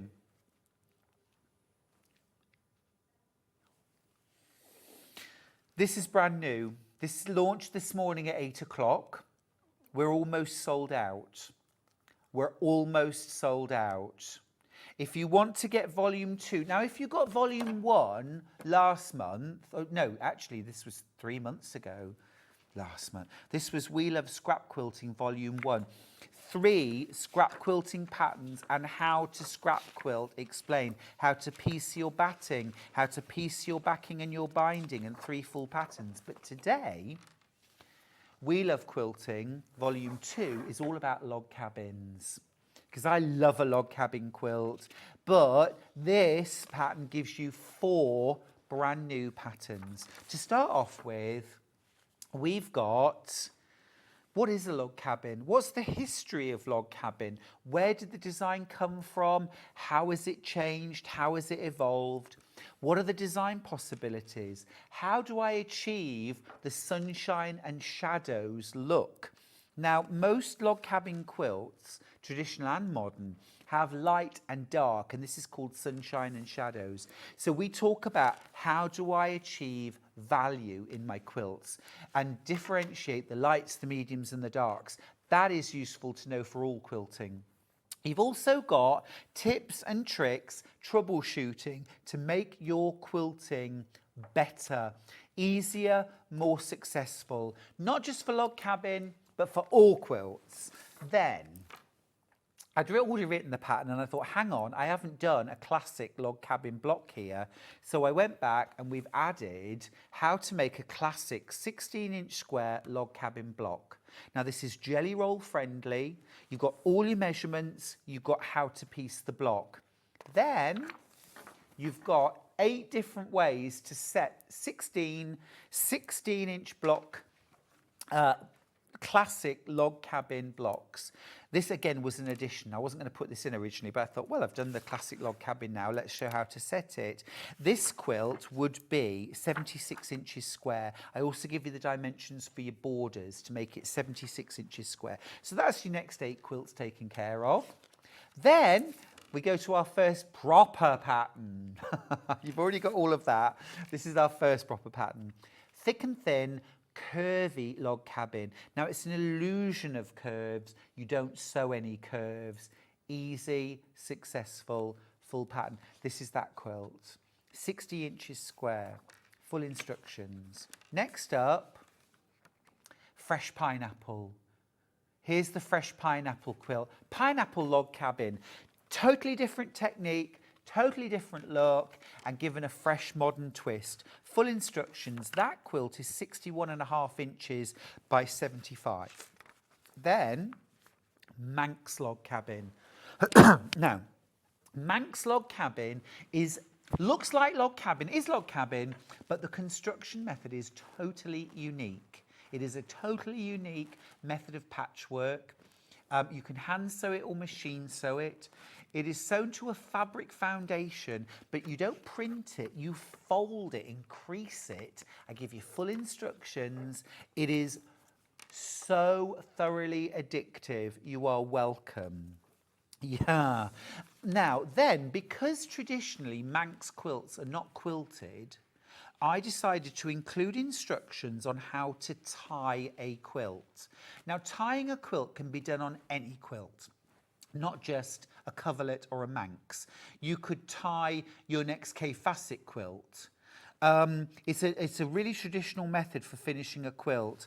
And you can also button a quilt. So I give you method 1 and method 2. I also devote a page to how log cabin quilts are traditionally quilted.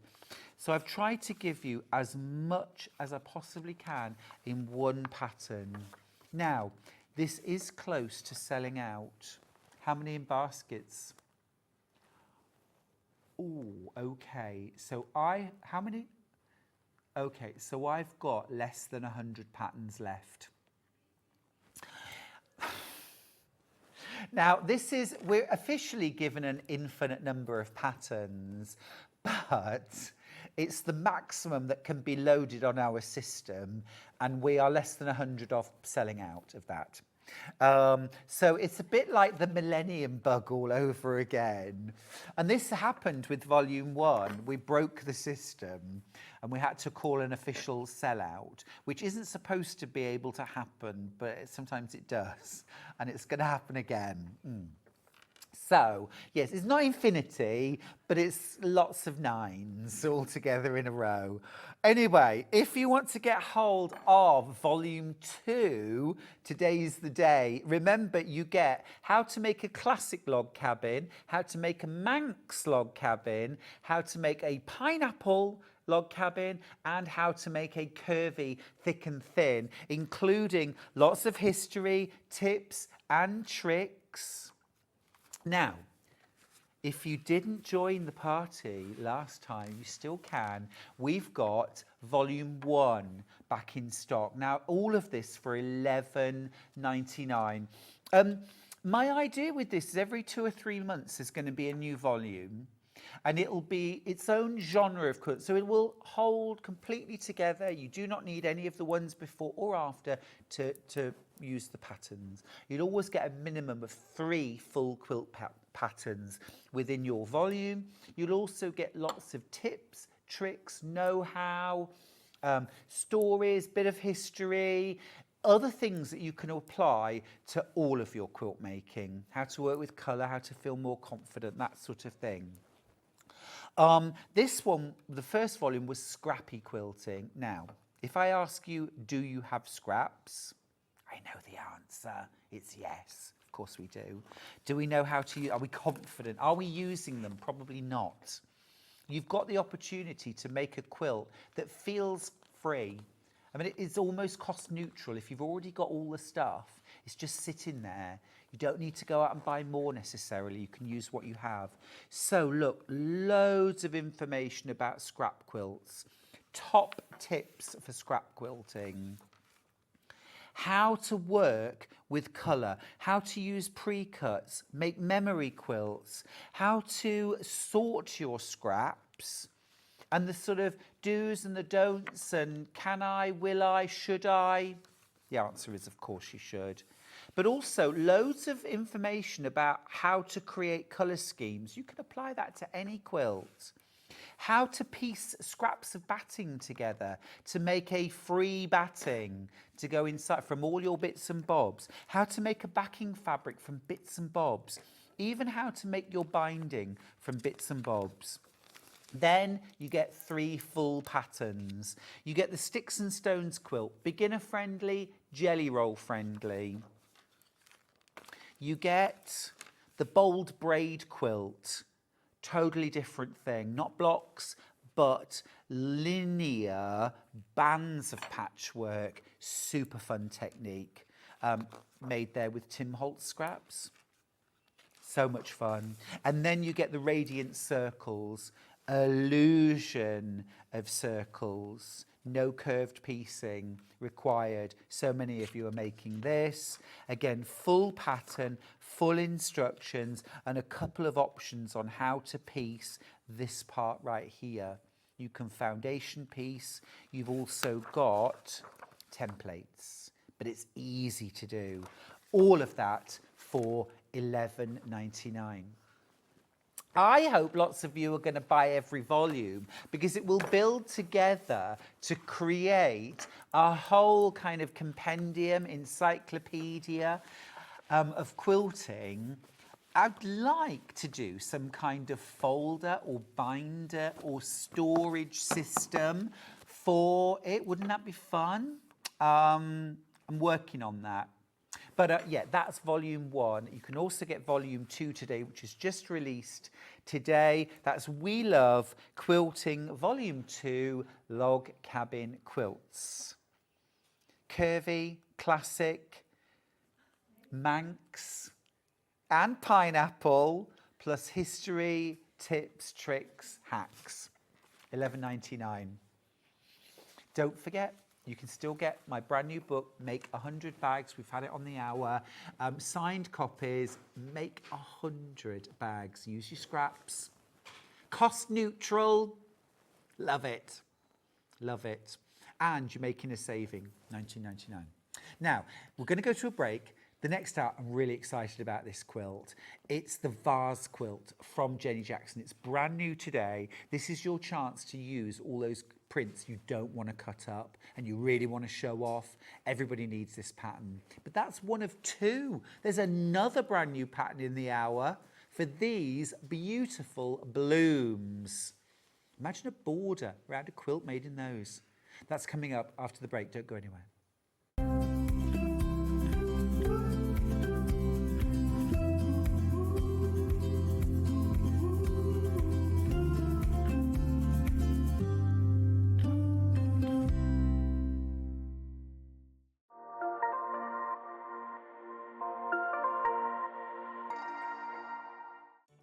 Did you know at Sewing Street that on various products we offer split pay?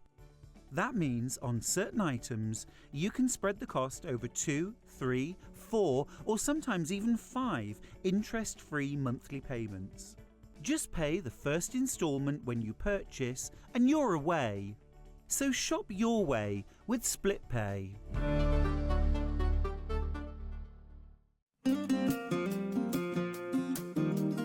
A little tip for when you're measuring yourself, either for making a pattern or for buying shop-bought clothes. Take a piece of elastic, because it's really important to find where your natural waistline is. All you do is you just tie it around yourself. Doesn't matter how tight, because it's not going to be a waistband or anything like that. You just tie it around your waist, like that, and then leave it for a little while and move around, do a bit of exercise, do a bit of housework, do a bit of tidying up, and when you come back, right, this will be in your natural waistline. So if you're drawing a pattern, every single line emanates from your waistline. And if you're buying clothes, you will get your natural waist size. For example, this is my natural waist and I measure 41 here, but I buy 36 jeans. So which one's right? Not the 36. My natural waist is a 41.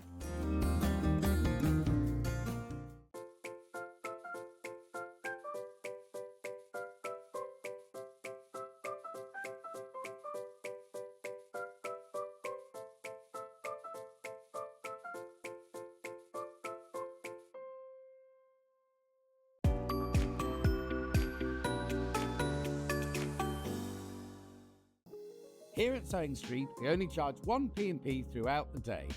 You can add as many items to your basket and check out and still only be charged once. Once you've checked out the first time and want to order again, you simply add the item to the basket and click on the Combine Order button. Remember, standard P&P is £4.95. Charges may differ for outside the UK. Or upgrade to our premium option for £6.95 on certain items. Shopping made easy at Sewing Street. Join us live on Facebook for an extra hour of Sewing Street fun. It's called Sewing Street Extra Stitch. I know. Apparently what we're going to be doing is an extra hour on Facebook and on Instagram. On the Sewing Street pages, we're going to have exclusive products and deals, competitions and giveaways, and they're expecting me to present some of them. Follow our Facebook page for more information and we'll see you there for an extra hour of Sewing Street fun. So have you heard of the sewing term fat quarter? A fat quarter is a rectangular piece of fabric, usually measuring 18 inches by 22 inches. It's called a fat quarter because it's a quarter of the fabric on a roll or bolt. And because they're pre-cut, no need to measure or trim. You can find fat quarters in different styles, plain, patterned, or even bundled together in matching sets. So now you know what a fat quarter is.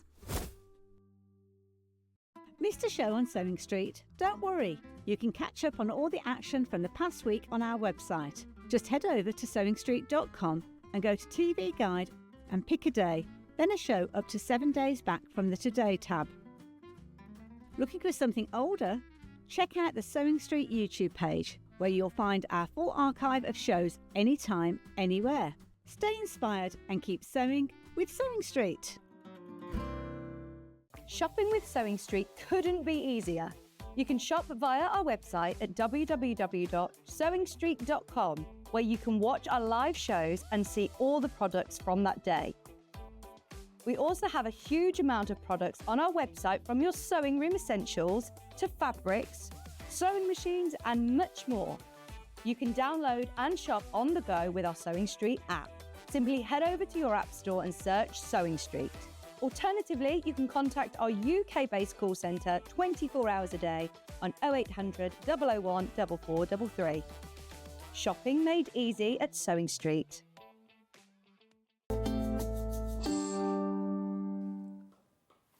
Hey, it is my 4th anniversary weekend, and that means that you could win a sewing machine. You heard me.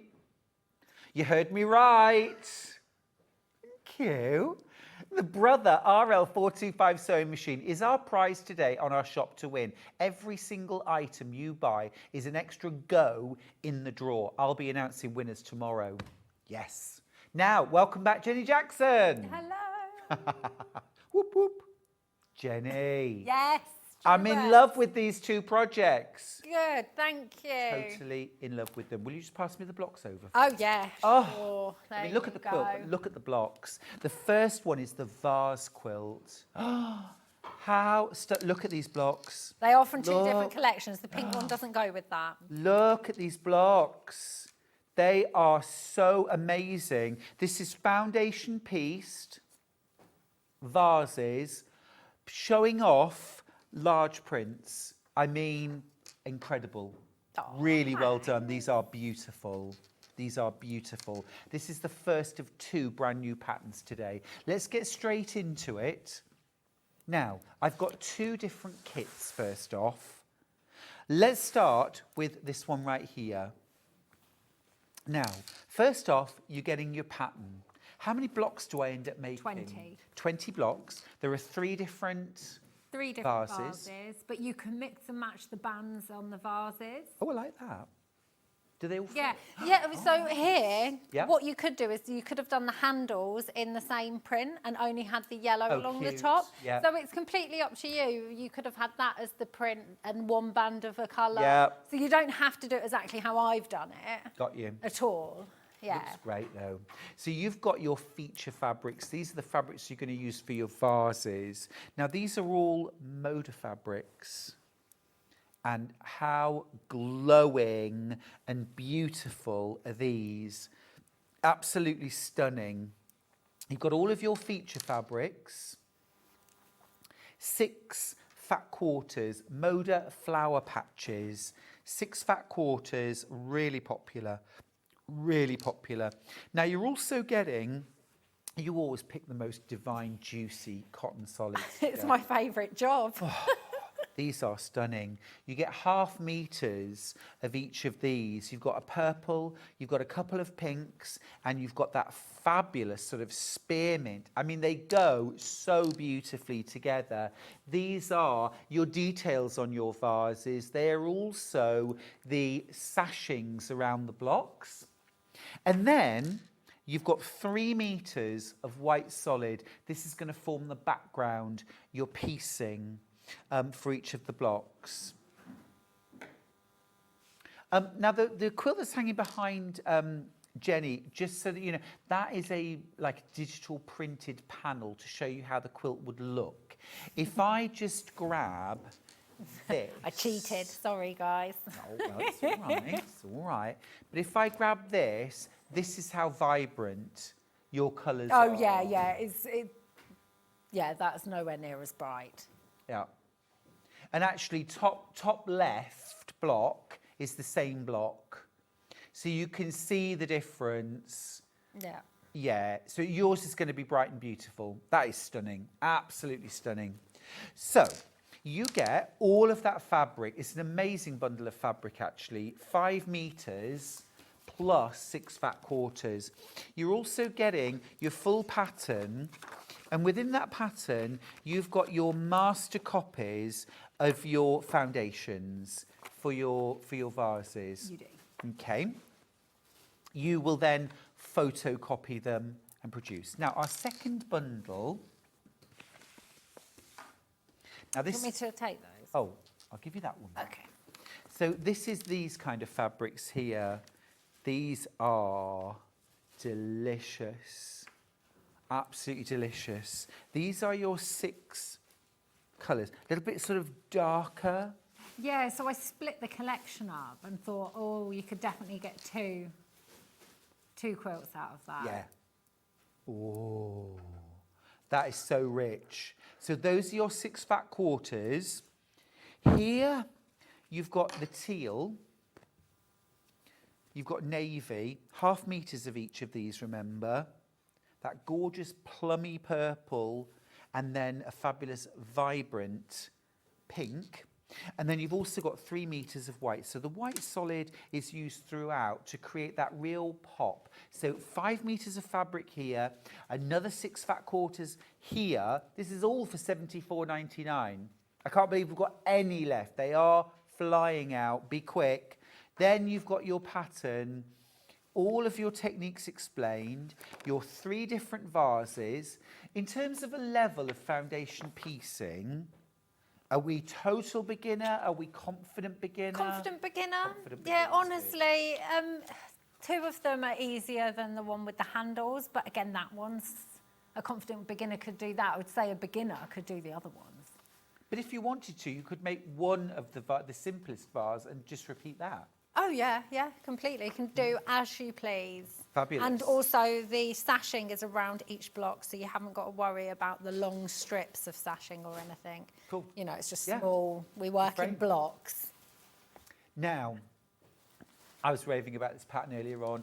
So many different ways you could use this. This is the pattern on its own. 1 block make a cushion, 3 blocks make a runner, small wool quilt, big bed quilt. It's a great opportunity to show off a special print. Or a ditzy print would look amazing. I mean, Liberty would look amazing in these. Liberty vases, that'd be so posh, wouldn't so it? pretty. It'd be so pretty. And yeah, blue and white fabric. Janet Clare, need I say more? And then I can imagine, like, you know, often you buy cave because you really like the massive big prints. You're like, what can I actually do with it? Yeah. Imagine cave vases. Oh, yeah. That'd be But mad. we also had Iconic from Anna Maria.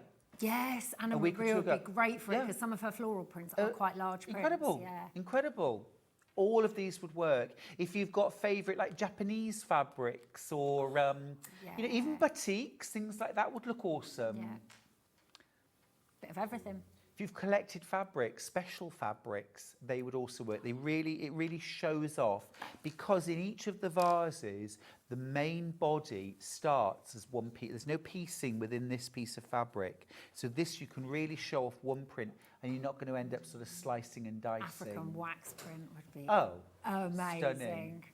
Shibori. Yeah, all of it, everything. All of the fabrics work. Really cool. I love it. I've already asked Jenny to make a quilt in my next fabric range in this design. I have accepted. Kate from Merseyside says, gorgeous pattern. I can totally see a table runner with Tilda vases. Yeah.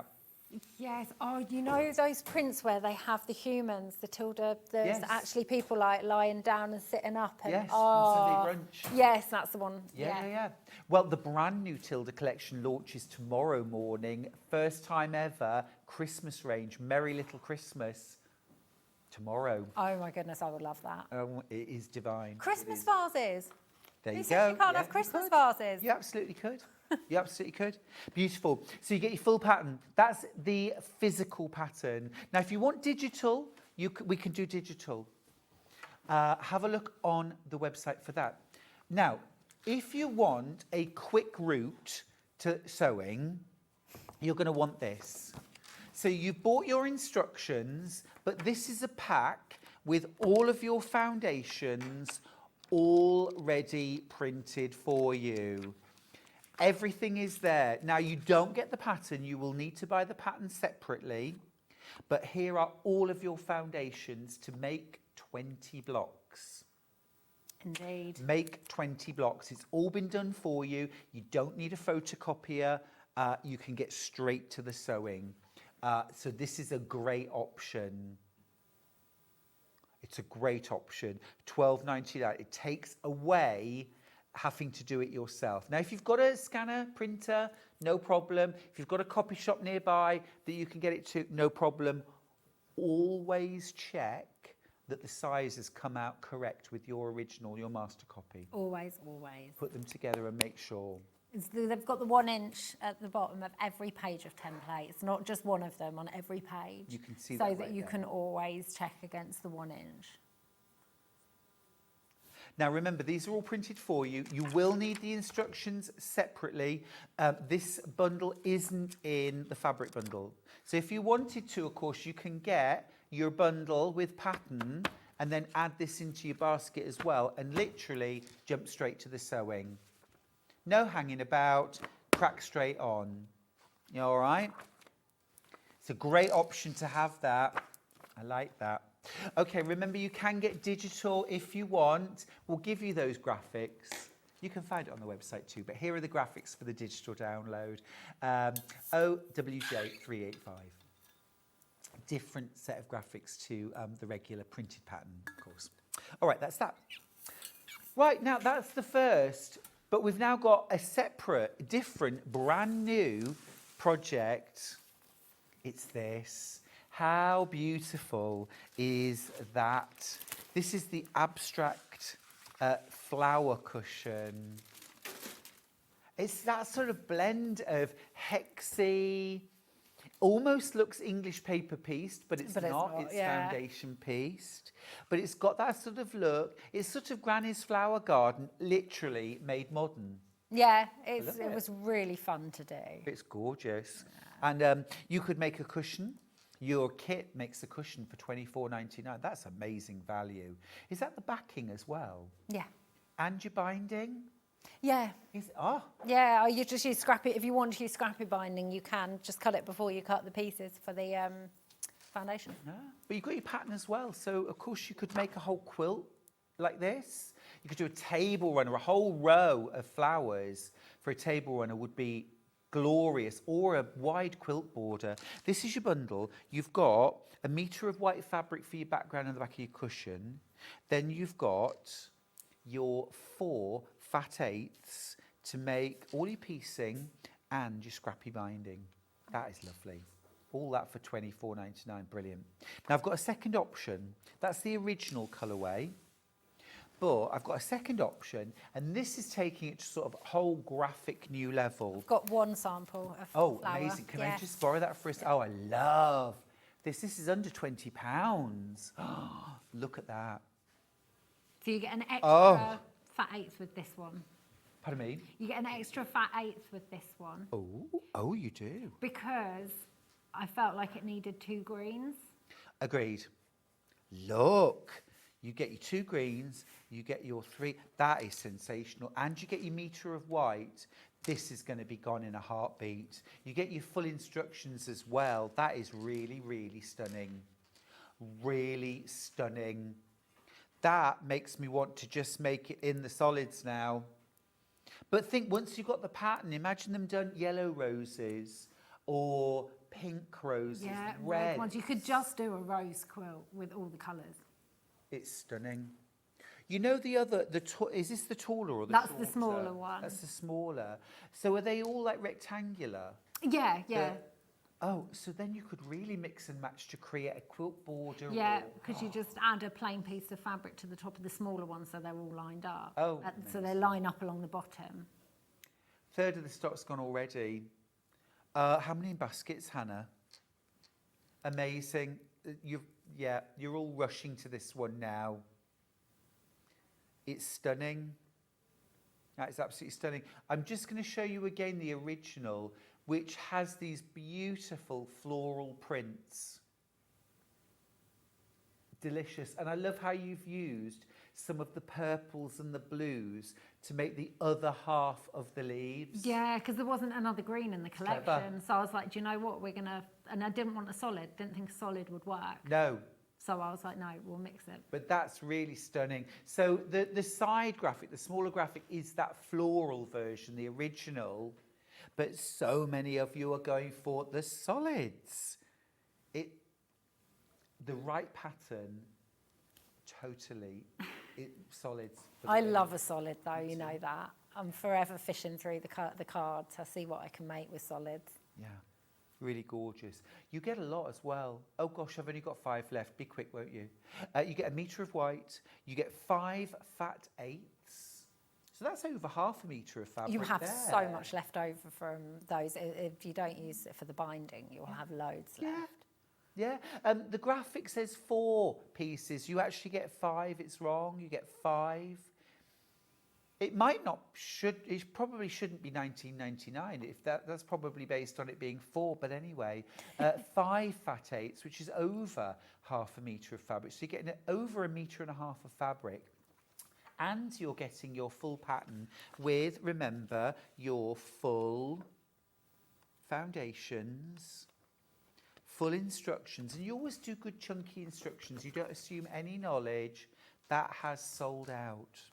Remember, don't cut up and use this. This is your master. Right, instructions on their own. Paper copy first. Physical pattern first. Thanks, Jenny. That's all right. I'll give you that. Oh, yeah. Back as well. Thank you. Thank you. Here we go. Physical instructions. Definitely up for making a border on a quilt. Love it. Love it. Could you mix vases and flowers? Well, yeah, I reckon you could. Because, you know... I wouldn't put them in the vase, but I might have them next to the vase. Different ones. Because all you have to do is remember, just add to the top or the bottom to make the blocks the same size. And I like that you said the top or the bottom, because you could do as you please. And remember, just cut the fabric slightly bigger and trim it down. It's all fine. It works. Everything will fit. Everything fits. Lush. $9.99 for the physical pattern. That's lovely. And then if you want the digital pattern,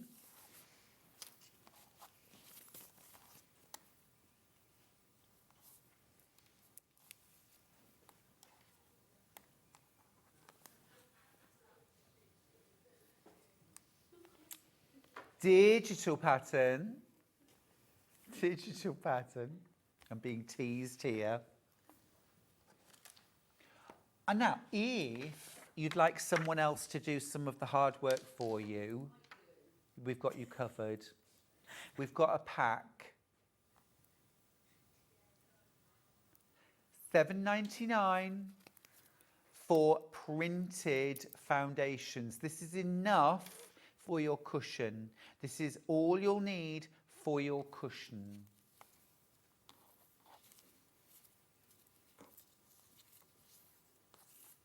$7.99 for pre-printed foundations. Saves you the job of doing it yourself. Remember, you do need the pattern. You need to get the pattern, but you can get the foundations on their own. Okay. Can we do a little bit of vase demo? Yeah, of course we can. So I've prepped quite a bit because I didn't know how much time we would have. If we have time, I just wanted to show you, this is one block. Which way? I'm doing it all wrong. So this is one vase block before. And just so you know, it's as simple as adding white borders to the top and bottom, right sides together, press, and then you add the others. So I will show you that if we've got time, but I would rather get onto the old FPP. So I thought I would do the harder of the 3 vases because that makes sense, right? Trying to decide, do I do the other handle first, and if we have time we do the vase, because obviously there's loads of pieces to add to that, or would you rather see the vase bottom? I'm a bit indecisive because I want to show parts together. Let's do the handle first, and then if we've got time then we'll do the other bit, because this is probably the hardest bit of the actual everything, and it's not even hard because you're just lining everything. I've done all the technical computer design stuff in order to make sure everything goes Oh, together. gosh, you really do the hard work of working these out. Nah. I just sit there like this sometimes. I can't do it anymore. It's a real skill. Because everything's flipped over. So you design, I tend to design how I want it finished, but then I have to remember to mirror it. Or it will all be back to front once you say, had that with the alphabet and the numbers. The nice thing about the vases is they are symmetrical. They are, so they are. what you see is what you get. Yes, that is true. Right, so this one is made up of a fair few parts, and I've done the first few, but I thought we'll sew a handle together. FPP is the same technique all the way through. I've got one template here cut. I always cut outside the dashed lines. I've recently done another introduction to FPP workshop at my studio, and once again all the light bulb moments were happening. Brilliant, Everyone was isn't like, it? yes, I understand it now. I just love it. It's my favourite thing to teach. And it's one of the most significant and kind of quilt changing techniques you'll ever learn. Yeah, it is. Right, so I've just pre-folded along the lines I'm going to sew on, only because I find that easier when you're folding the paper back in later stages if you've already got those pre-folds. So for the first piece, it's wrong side of fabric to the wrong side of the template. So obviously if you've got the printed fabric, the print would be there. And then you need to make sure it's going to cover the whole of F1 in this case, and 1/4 of an inch around F1 at least. So I've given cutting suggestions for all the pieces for you guys. It didn't take long at all, 5 hours. Oh. Because sometimes it's easier for everyone to just cut and copy instead of work it out themselves. Yeah. So yeah, it's joyful doing that. Then I have to cut them out and check they all blooming fit, don't I? Of course. And I'm like, oh no, too small. Because FPP's pieces being too small are a nightmare. Right, so I'm just going to pin this in place out of the way of the line that I am going to be sewing on first. Which is the line between 1 and 2. Between 1 and 2. So now I'm going to fold over, and I'm just going to checking F1 is actually meant to be the colour. It is. That is a big piece of fabric. I've got a feeling I've just cut random bits of fabric out. Right, so I've folded the paper over on the line and I'm just going to trim off that excess fabric so you have 1/4 of an inch of fabric there. And then you're going to open that paper out and you're going to get your fabric to cover F2. And I can't remember which piece of fabric that is. I actually think it is the slightly larger piece. Is it?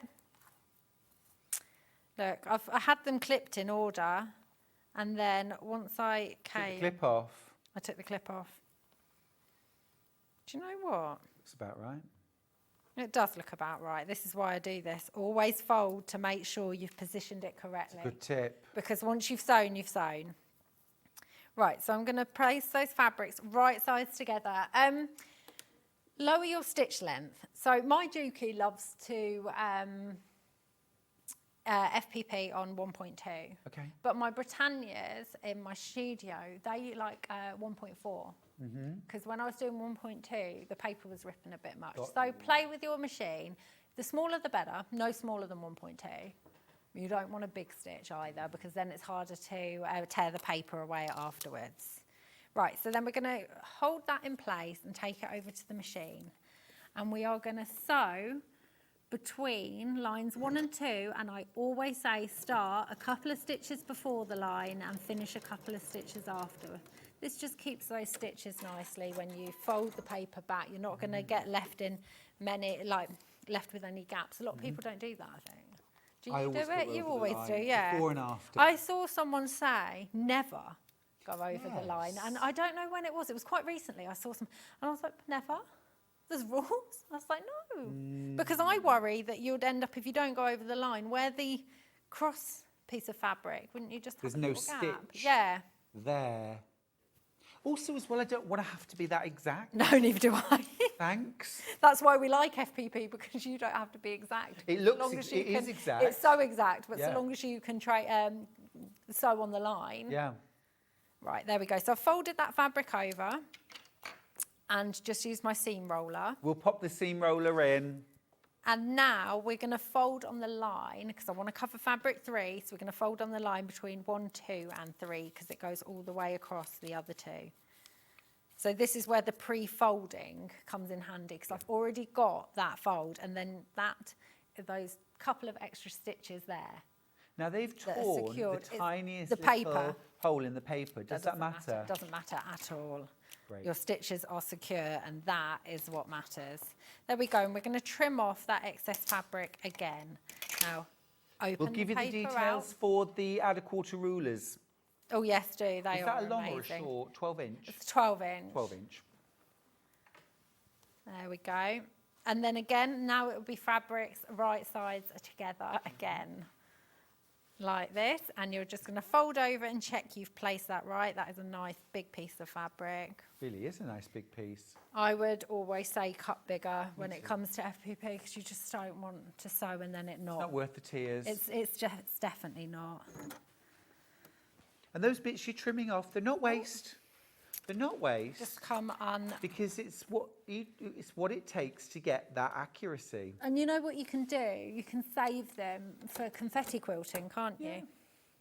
I always think that if you really don't want to throw the bits away, save it. There we go.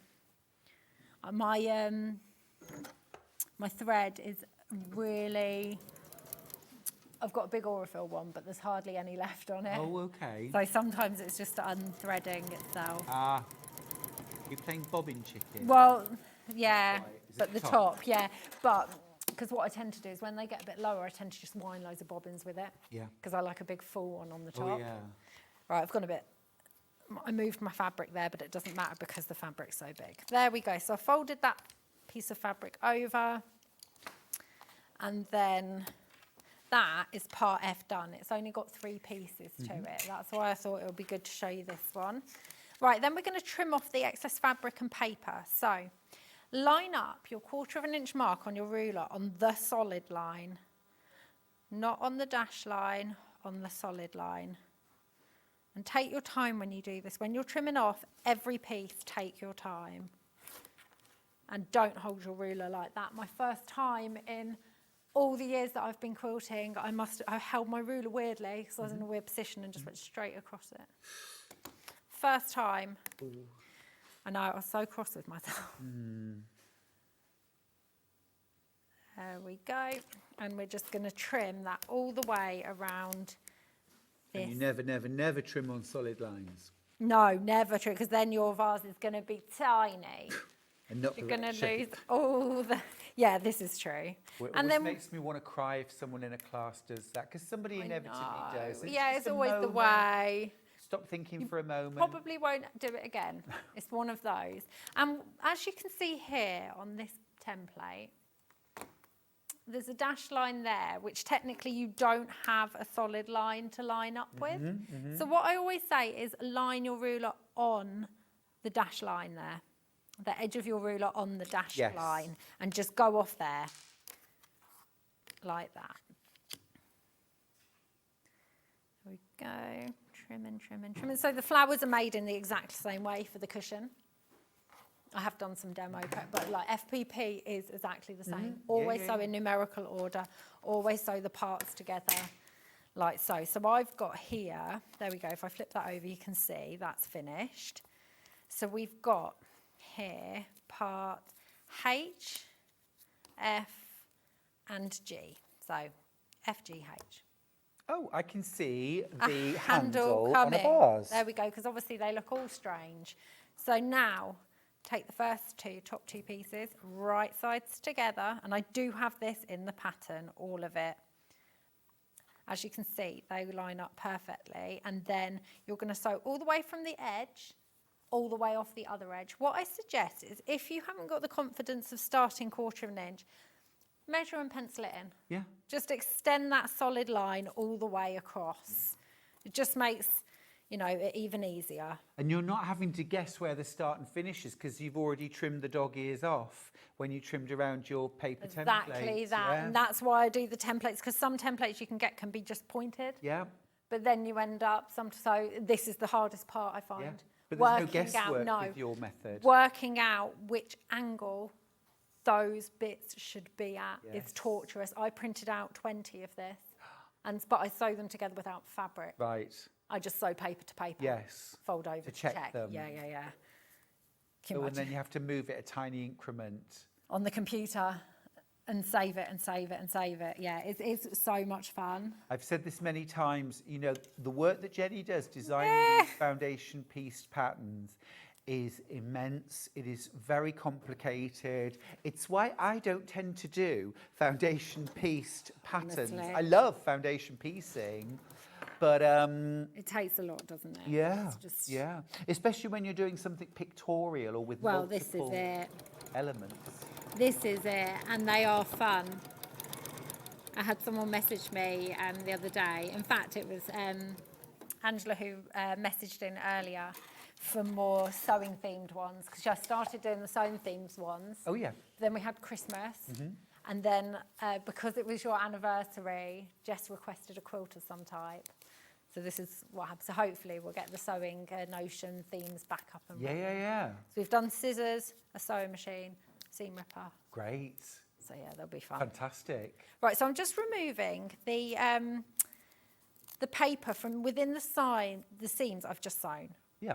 Because if you don't, you end up starting to get paper caught in the seams, tiny bits, and you've got to get your tweezers out to get them out, and we don't need that. So then what I'm going to do now, I'll just move this over here quickly, is just press that seam open. So you haven't removed the seam allowance paper anywhere else? It's No. just where those two have gone together? Yes, exactly that. As I'm sewing it together, each time when I sew this piece to another piece, I will then remove the paper from that seam. It also sort of spreads the workload, doesn't it? Yeah, I just don't want to be fiddling around with tweezers at all. Very good tip. There we go. So that's the top. Look And how then beautifully that's lined up now along the you say that, sides. and then I'm going to do the next one, and I'm going to move it while I'm sewing. Well, we hope not, Jenny Jackson. Right. Queen of paper piecing. Then it's these two onto here. And as you can see, even though these pieces look slightly smaller, they're not. No. Did I do my sewing machine with you and I had the pointed needle and you just couldn't did. believe it? But Was then that I showed you how the did you- size of the fabric I Yes, used, and it yeah. wasn't that small. So we're lining this up now, she says, as well as I can on telly. There we go. And then we're just going to sew again all the way across. Like I said, if you don't feel confident with that, just extend the line, the solid line, with a pencil or pen, and then we'll be good to go. I don't think I cut this piece that well.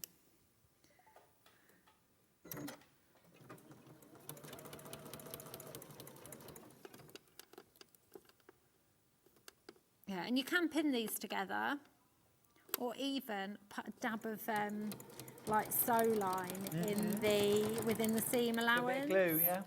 Yeah, so when I'm trimming off my FPP, if I ever have, I don't know how other way to describe this, a large flappy bit of fabric, I always, before I trim off the excess paper and fabric, I always put a bit of sew line in the seam allowance, or when you're trimming off on that, your fabric's going to move and you're going to get an annoying bit. I'm with you on that. Some of the really big pieces, Yeah. like the corner triangles on fabric. Yeah, so the bottoms of the underneath the petals on the cushion. Yeah. Those, This bit, no, the underneath the petals. Oh, The square, the rectangles, the petals. Oh, no, I mean leaves. You mean the leaves? That's why. These bits, Yes. Yeah, I was like, why aren't you understanding what You're a I'm real saying? horticulturalist, aren't you? Yeah, so I did on those, or Yes. they just flap about a bit when you're trying to cut them, Yeah. the fabric might move. Yeah. So There. you pop a little bit of glue in the seam allowance. Yeah, on the paper. Stick them down. How's that lined up? I don't know. Let's press it. Shall we press it? So I've removed the paper from that seam again, and we are going to... I feel like you put so much pressure on me. Oh, I didn't mean We could avoid it. We could just avoid it if it's a slightly wonky. No, let's get the Dan's poised to get the camera right in. No, I'm joking. There we go. It's absolutely fine. There we go. Look at that. So that's the handle done. So, you know, each of those handles only has a few pieces. Right, so now we're going to sew the top part together. I would usually make the bottom of the vase before, but let's see what we've got time for. Sure. I just think this is the next step, because you can always look past at my previous How to FPP monthly sessions. Like last month we did what? I can't remember what I designed last month. Oh, baubles and stuff, wasn't it? It's the same. Yeah, it's the same method of placing the fabric, so you can always look back at those. Right, so now if you would look here, we have part E and part B there. So they're like this when they're wrong sides up, okay? But when you flip them over, remember, B is going to end up over this side and F is going to end up over this side. So I'm just going to, it doesn't matter which one you sew on first here, but I'm going to sew this one down here, like so, okay? Again, you can extend that solid line, should you desire that.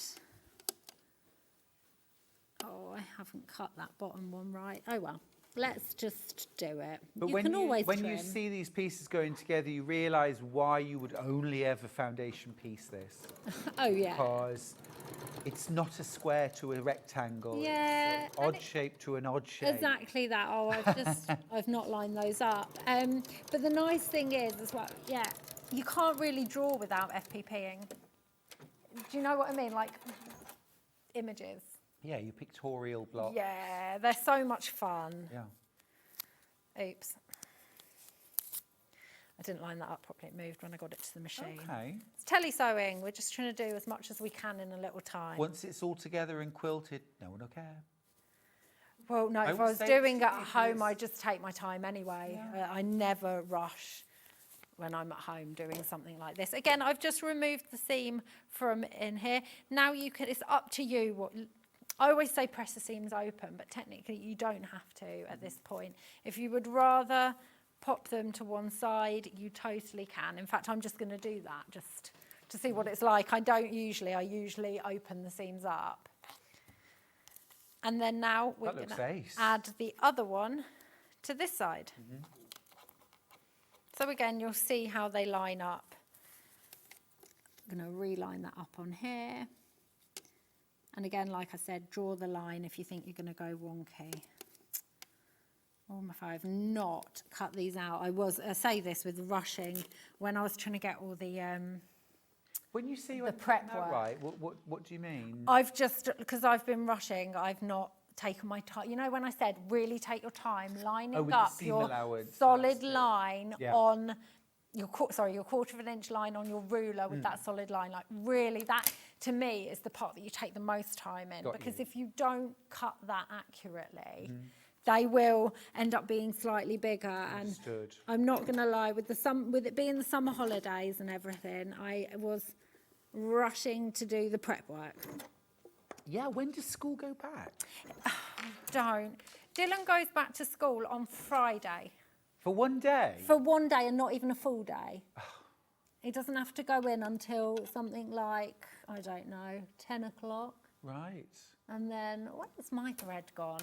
Yeah, he goes in at about 10 o'clock or something like that. And I'm just there thinking, just let him stay off till Monday. Yeah. I hate it when he goes back after the summer holidays. Do you? Yeah. Like having him at home? I just get used to, because obviously he's older. He's just there. And it's just so nice having him there. He comes down every so often and entertains me with some random facts or whatever. Love that. And I just love it, yeah.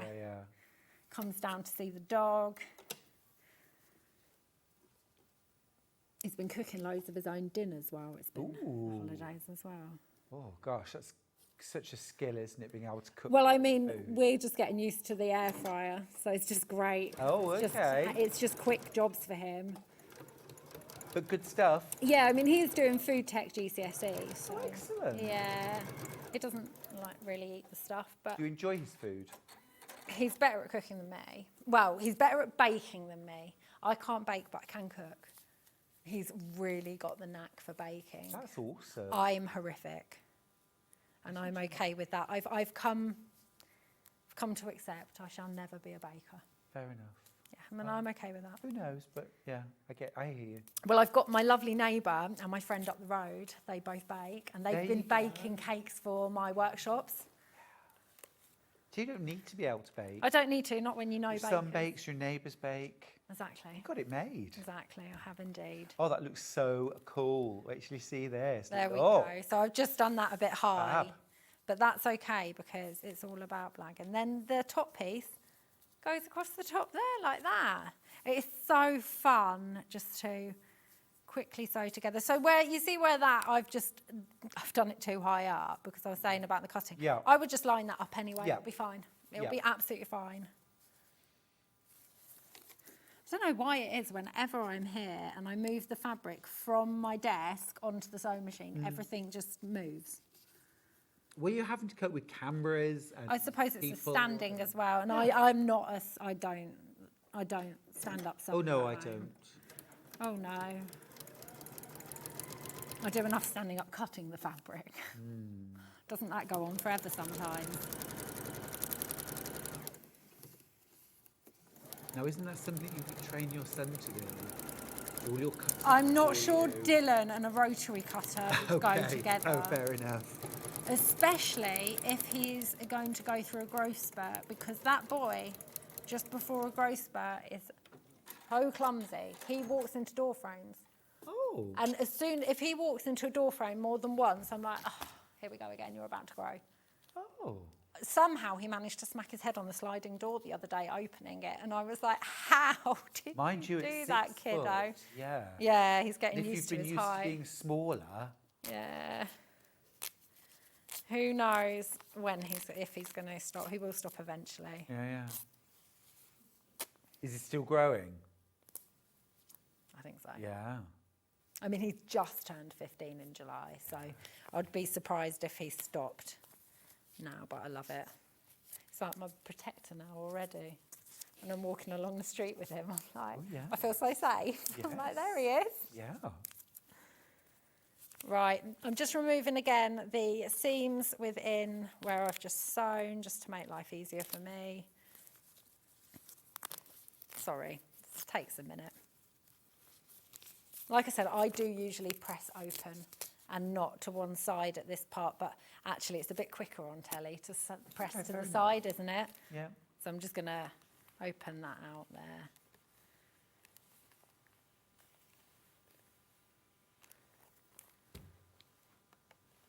So I use a seam roller when I'm doing the FPP piecing of the fabrics, but I always use a dry iron and make sure it's dry, because if you use steam, your paper's going to get soggy. Yes. And no one needs soggy paper. There you go. So that's the top of that.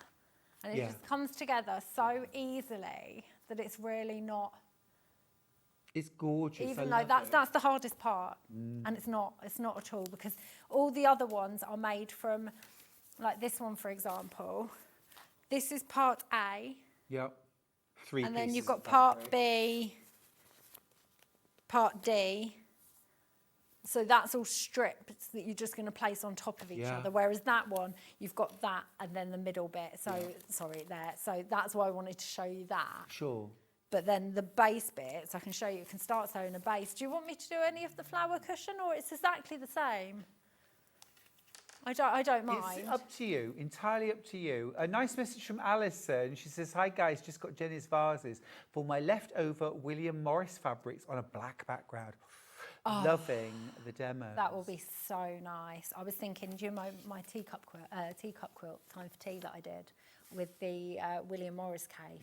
That would be a good vase It one would as be well, incredible. wouldn't it? Are there any bits on the abstract flower cushion that people might get stuck on? Because it's obviously No, same skills. It's exactly the same. Exactly the same. It's even easier than the Fine. vases because your pieces are slightly smaller, but not too small. It's part sewn together. There's a part actually that is sewn together like 2 and then 3, just like this almost. So I've just shown you. You're just. Yeah. It's honestly so easy, and you can always make it message easy me. because you trim the corners so that when you put them together, even if they're an odd angle, it's a straight line. I know it's hard. It is. But I can't emphasise enough how hard you work to. It's fun. It's so much fun once you get there. Is it such fun? Such fun. Such fun. Such fun. Oh, Miranda. We're just, in case you hadn't guessed, Charlie and I are just watching all the old series of Miranda. Oh, that's great, though. Loving it. Oh, that is great. Friends. I haven't watched that for years. We hadn't. And we're just watching, we've been watching Ridley. Yes. Which is nearly 2 hours. And then just at the end of the evening, it was like, oh, what could we watch for half an hour? So we've been doing Miranda and enjoying it very much. Doesn't Ridley finish at 10? Oh, no, we only ever watch them on Catch on up. demand. I was going to say 10, and then you still stay up for another half an hour to watch something. Gosh, no. No, it's bedtime at 10. Absolutely. Dylan's so funny because it's a summer holiday, so he can stay up till whenever. I'm not bothered. But he always comes down at 10 to 10 and starts closing the house up for me, like pulling the curtains and checking the doors are locked and everything, because he knows I'm going to be ready for bed at 10. Now, do you? I want to be vindicated here. Charlie thinks I'm really weird that before I go to bed, I want to sort of return the downstairs to its morning state. So curtains opened and sitting room tidied, cushions plump, so that when we come downstairs in the morning, the curtains are open. I'm not keen on the curtain idea because I feel like people could look in, depending on where you live. Yeah. Like, or if someone wanted to break in, they could have a peek to see what they could see. So that freaks me out a bit. Okay. But the rest of it, yeah, I do like to have bits set up. It's only goats peeping in at ours. Well, exactly. I'd quite like that. Oh no, they do quite a bit of damage if they got in the house up here. Right, so I've just thought we'll do a bit of the vase quickly. Let's do that. I want to show you a trick that I've done for those that have done FPP quite a bit. So this is my piece of fabric that's going to cover the whole of the vase. So I would use a good couple of pins for this one. You've just got to make sure that it's, I've only got this up in the air so I can see with the lights. You really want to make sure it's 1/4 of an inch over the widest part of the vase there. So that's why I had it up in the air checking. So what you can do is do a little cheat with this one, because obviously now we would usually go, well, you still do 2, 3, 4, 5, 6. Yeah. But the top ones, they're completely separate from each other here. So what you could actually do is 2 and 8 at the same time. And then you could do 3 and 9. Yeah. Because there's nowhere they're going to meet.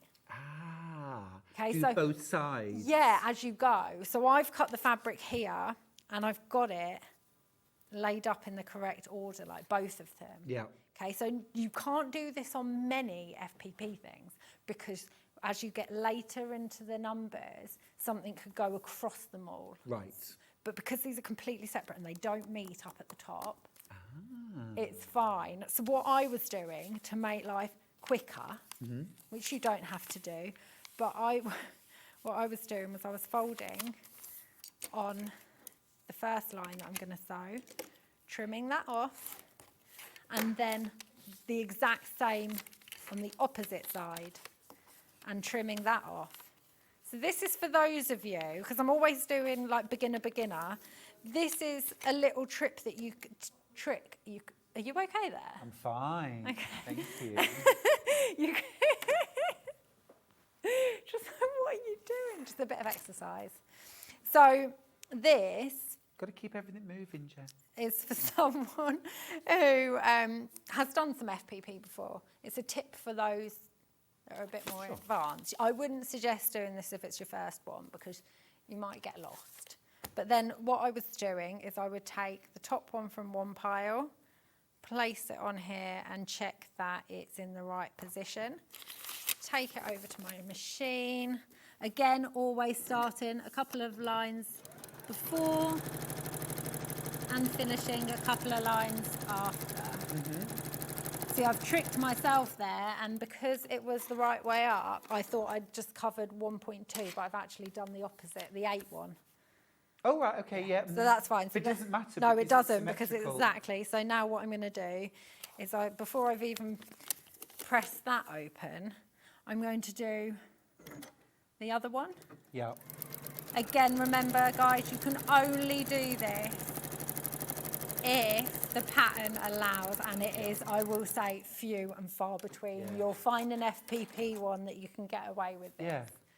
So But then, it's beneficial because it sort of speeds up the well, process a little it bit. does, because then look, I can just do 2 pressings now instead of 1. I've got my presser in my hand. I mean, if you're not, I did this purely because I was in a rush. But there we go. So that's the base of the vase. You can see it making, like shaping up really quickly. So now what you want to do is fold between 2 and 3. Ah, I see where this is going. And then trim off that excess fabric. So you've sewn 2, so you can trim 2. So I guess it's almost like a kind of factory production method. It is. It really is. For FPP. And you can only do it on the vase base. Yeah. And you can do it on all three of the vase bases. There we go. So I've now trimmed 2 bits off either side. So I'm going to get my next piece of fabric that's on top of my line. Check that I've placed it correctly. Hold or pin it in place. I forgot to say that before. You can always pin these pieces in place. Check I've got that right. And then again, sew along that line.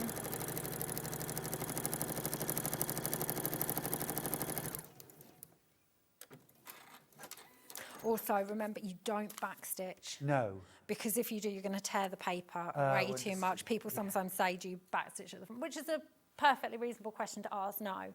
That's why you do those 2 extra stitches. And you're using such tiny stitches that they're not going to come apart. But because you start a few before and a few after, you're crossing your stitches over, so they won't come undone. There we go. So I've just lined up the next 2. You always teach us something new though, Jenny, every time you come. An extra little tip, an extra little technique or an explanation. It all makes sense. I surprised myself. Me too. With the making sense situation. There we go. So then those are another 2 pieces added. Yeah. And as you can see, where the white meets the vase, that's just shaped the vase a little bit more. Yeah, it's giving that illusion of a curved edge Yeah. without sewing. I mean, when you look on the actual quilt, it's very striking how curved those vases look without actually sewing any curved seams at all. Exactly. So you can just carry that on all the way up to the top. And when you've trimmed off the excess there, it is just a case of that top piece I made at the start, right sides together on top, Boom. like that, and then you've got one. Then you're just going to add your borders. Love it. Really love it. It is a really fun one. Like you said, the big old prints just look so Perfect. good. Well, I think a lot of customers have bought the pattern with fabric stashes in mind. I reckon. Because I'm just wondering, would a 10-inch charm square, layer cake square, be big enough to make a vase? I'm just going to measure that. Well, let me do it on that one because it's easier because I can do it on the back. So we're looking at 7 inches. Oh, yes. And then 2 and a bit. Yes. Might just, yeah. Yeah. Yeah, because it's not as wide, so you can always cut down the side. Yeah. Yeah. And if you make a few, and then once you've experienced, you can cut your pieces of fabric very slightly smaller. Oh, yeah, sometimes, can't definitely, you So can. yeah, you could do it with a 10-inch charm square. Oh, that would be good, because sometimes you buy layer cakes and you're like, brilliant, now what shall I do with it? I love it, but what will I do with it? That's what it is. Yeah. You buy it because you love it so Yeah. much that you can't leave it behind, Yeah. but then you have no idea what you want to do with it. It's often Because they those all ones match. You don't want to cut up. Yeah, and get some solids to mix in with them. Gorgeous. So- Vase pattern on its own. Oh, sorry. It's my anniversary. I can get things wrong. £9.99 for the FPP vase quilt. 3 different blocks, 1 beautiful quilt. But think about the cushions, the runners, all the different things you can do with this. It is lush, beautiful, very clever, very clever. And just that little bit beyond total beginner, which I really like because it's nice to move your skills on. Yeah, without being stressed about it. Exactly. Yeah, beautiful. $9.99 for the physical pattern. Now remember, if you want to jump straight to the sewing, we've got a pack of pre-printed foundations that will make 20 complete vases. Yep, it will. Yeah. No instructions, so you will need to buy the instructions with this, but you can get the pre-printed foundations, enough to make 20 blocks for $12.99. And I think if you want to jump straight to it, this is a great option. Yeah. Now, if you want digital instructions, we've got those too for the foundation paper pieced vase quilt. Now, of course, you could buy the digital download of the vase quilt, start prepping all of your fabrics, get this on order as well, and by the time this arrives, you'll have cut out all your fabrics ready. So you could still get... Yeah, that's true, because you don't have to print out a digital download, do you? So if you haven't got a printer for this one, if you're going to get those, you can just read it off your screen. Yeah, exactly. $9.99 for digital instructions. We also had the abstract flower cushion. Very beautiful. Love this.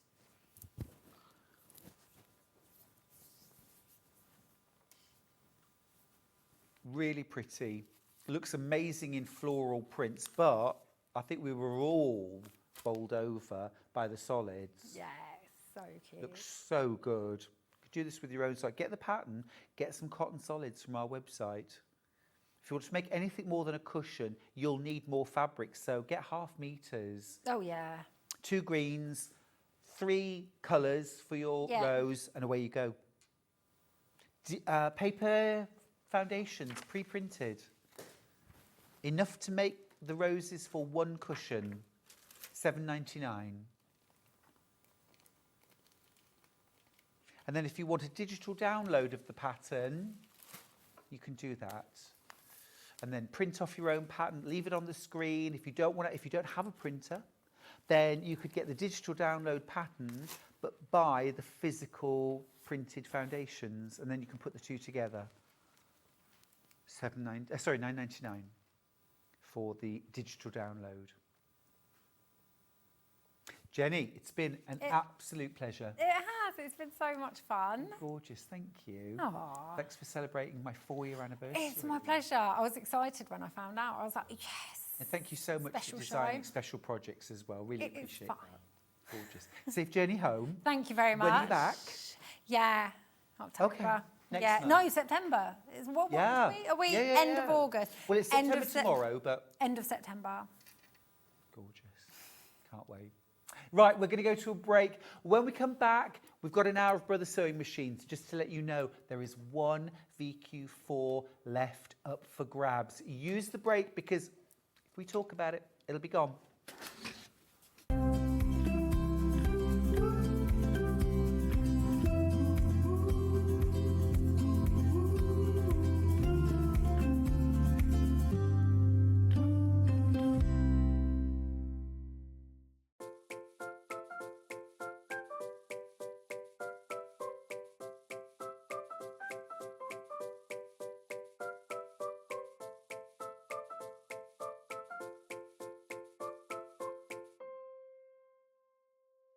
Missed a show on Sewing Street? Don't worry, you can catch up on all the action from the past week on our website. Just head over to sewingstreet.com and go to TV Guide and pick a day, then a show up to 7 days back from the Today tab.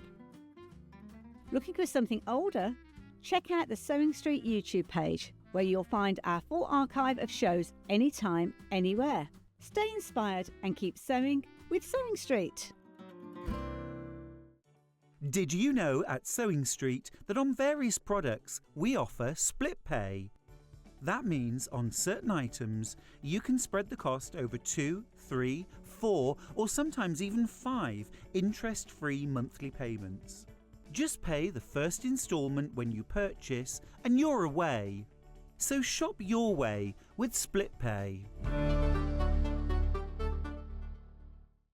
We're proud to have some of the most skilled and experienced experts in the industry.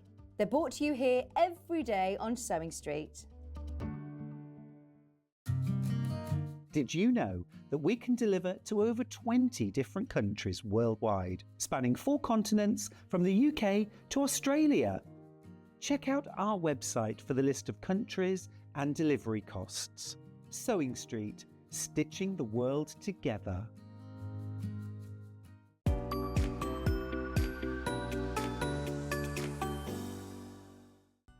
Never miss a show by watching on the go with the Sewing Street app. Head over to your App Store now and search Sewing Street and simply download to your smartphone or tablet. You can watch the shows live and see your favourite presenters and guests. Click on the Today button to shop all of the products that are featured in today's show. Want to know what's hot? Then click here to see today's bestsellers and highlights. Have you missed a show or want to watch one back? Then click the schedule button and you can go back 7 days to watch and shop, and you can also see what's coming up over the next 7 days. Want to say hello or ask a question to our guests? Then send a message to the studio. You can also keep in touch with all the latest news, events, product launches and much more by clicking here for our social media pages. Never miss a show by watching on the go with Sewing Street. Shopping with Sewing Street couldn't be easier. You can shop via our website at www.sewingstreet.com, where you can watch our live shows and see all the products from that day. We also have a huge amount of products on our website, from your sewing room essentials to fabrics, sewing machines and much more. You can download and shop on the go with our Sewing Street app. Simply head over to your App Store and search Sewing Street. Alternatively, you can contact our UK-based call centre 24 hours a day on 0800 001 4433. Shopping made easy at Sewing Street. Are you ready for a creative journey? Stay right where you are, because from 1 p.m. to 9 p.m, Hobbymaker is here to inspire the crafter in you. Join us for an exciting lineup of crafting demonstrations, exclusive deals and expert tips that will spark your imagination. Whether you're a seasoned pro or just starting out, there's something for everyone. And you're in safe and crafty hands as we work with the biggest brands the crafting industry has to offer. So grab your favourite drink, get cosy and don't miss a moment of fun. Stay tuned and make sure you keep it right here and let Hobbymaker fuel your passion for creativity. See you at 1 p.m.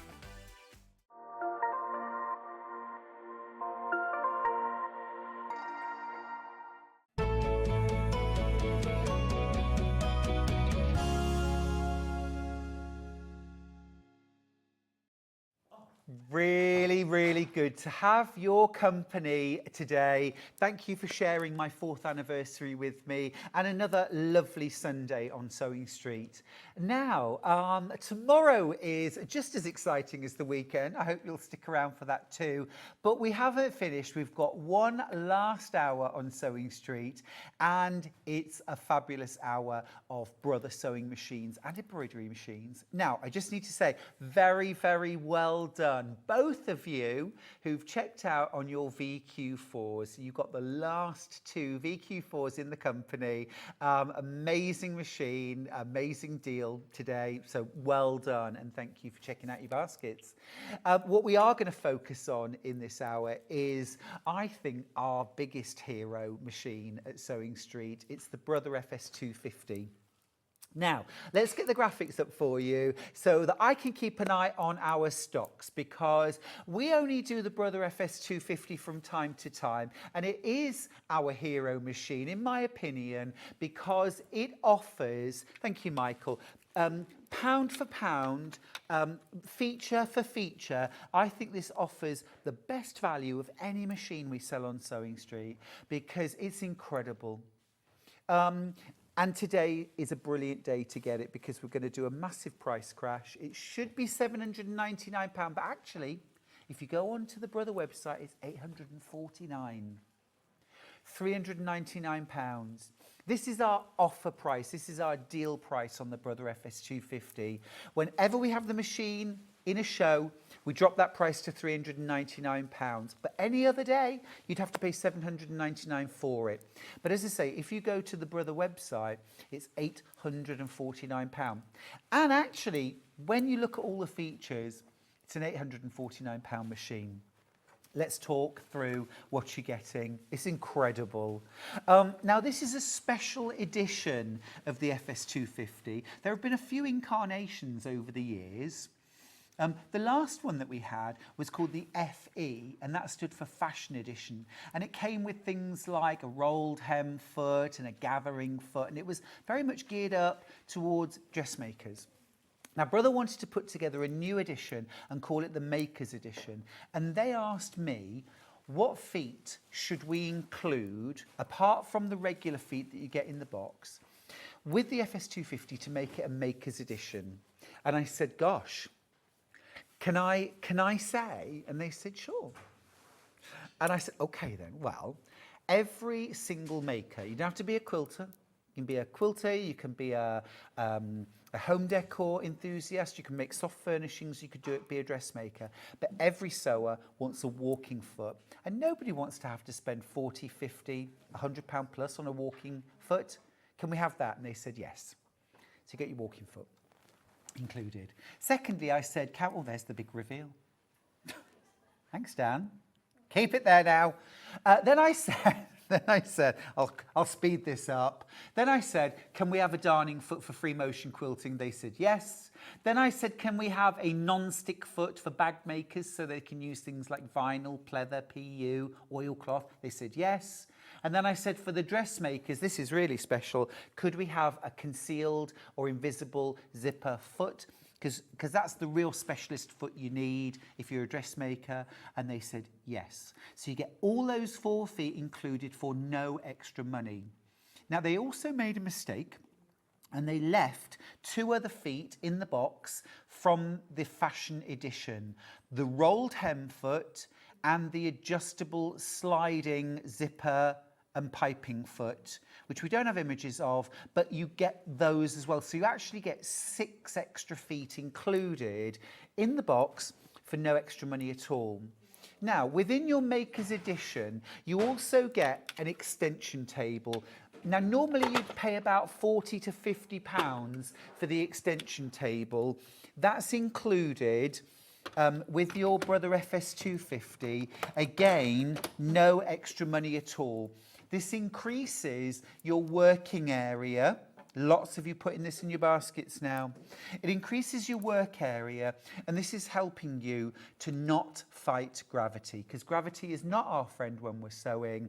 We want our project to be as supported as possible. Sorry, I'm going to move that there. To support our project as much as possible, and the bigger the working area, the easier your quilting, your piecing, your gathering, your dressmaking is going to be. So this is a real boon. My extension table lives on my machine. The only time it comes off is when I need the free arm exposed. So what's a free arm? Lots of machines are flatbed. They don't have this feature. Why do we need a free arm? And that's what this is, okay?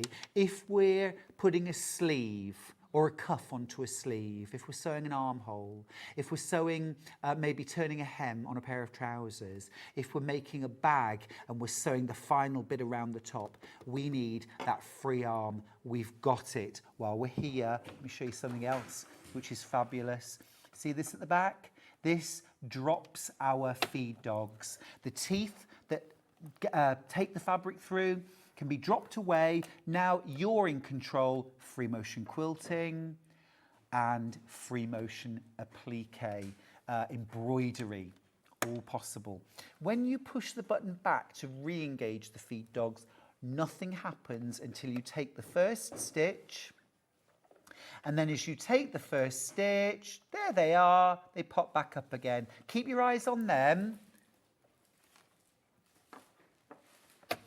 They drop away, and then when you re-engage them, nothing happens until you take the first stitch and they pop back up again. All right? So never feel like you've broken your machine. Why isn't it feeding? Check if you've been free motion quilting.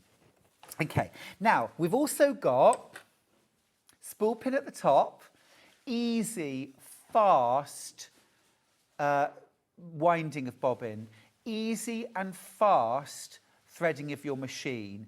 And does it have a needle threader? Of course it does. And the needle threader on the FS250 is the easiest and for me the most reliable, is so easy to use needle threader on the market. The only thing better than this is that push button on the VQ4.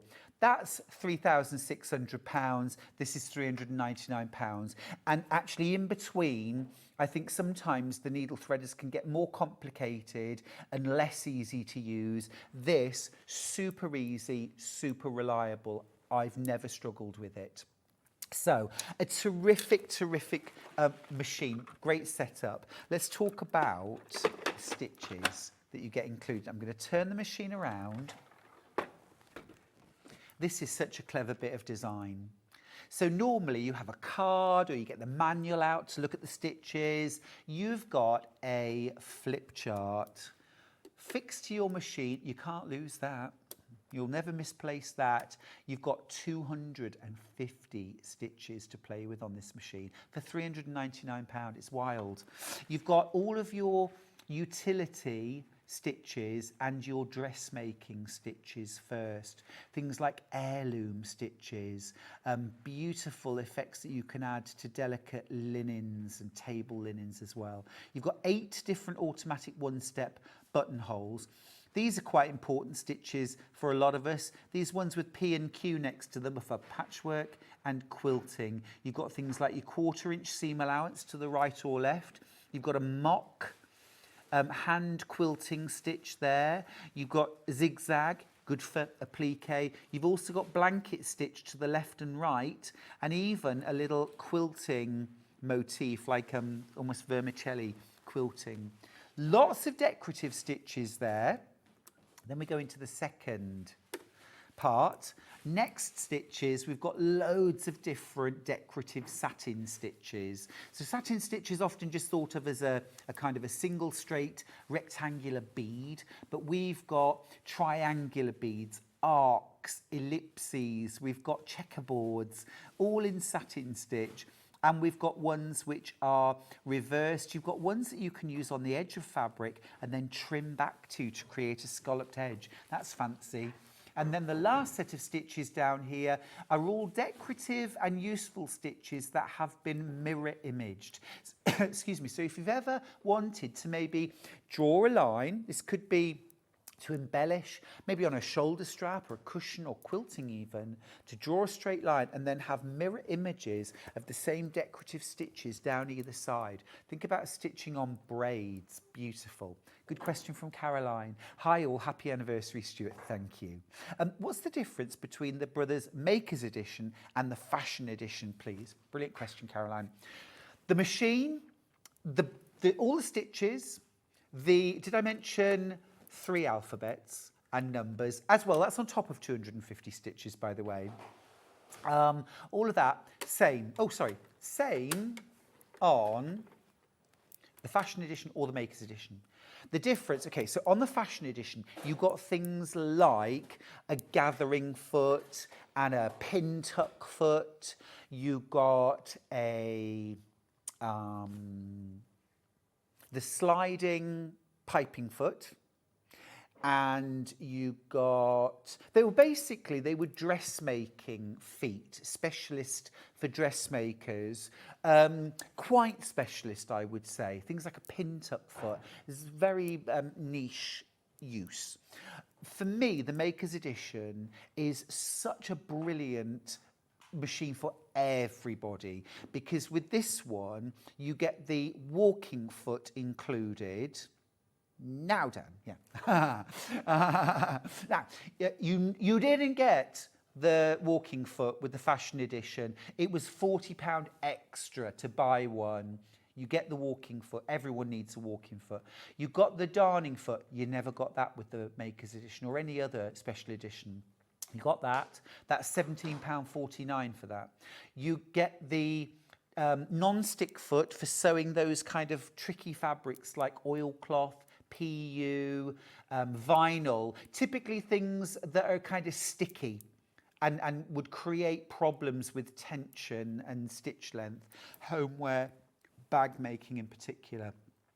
And then that last one really is something for dressmakers and home decor, because to put an invisible or concealed zip, and they're a special kind of zip, into clothing and home decor, you really do need a specialist foot, and no machine comes with an invisible or concealed zipper foot. But I used to get asked all the time, can I buy a concealed zipper foot for this machine? So when brother asked me what feet should we put with this, I thought, gosh, if I'm allowed one extra foot, I'm going to get something for the dressmakers, the thing I'm always asked for. And I thought, I'll be cheeky, can I have it? And they said yes. So that's why you've got that.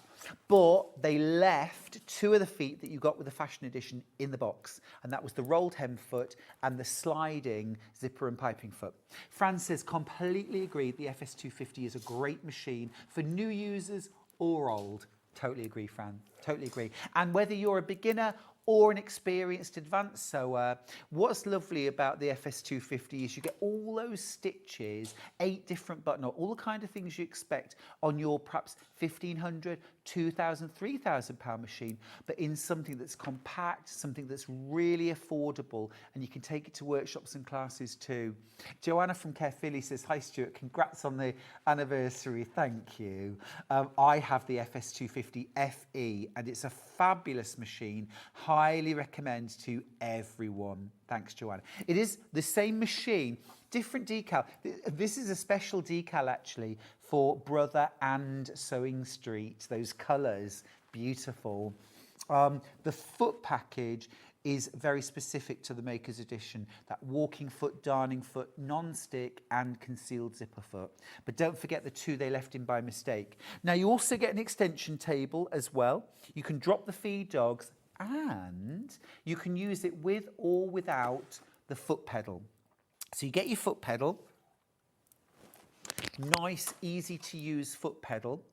But if you take this out and disengage, just by literally unplugging it, you can now use the start-stop button. So this grey button here with the arrow, this is your start-stop button. Now, if you see above it, you've got the the speed regulator. This is useful in 2 different ways.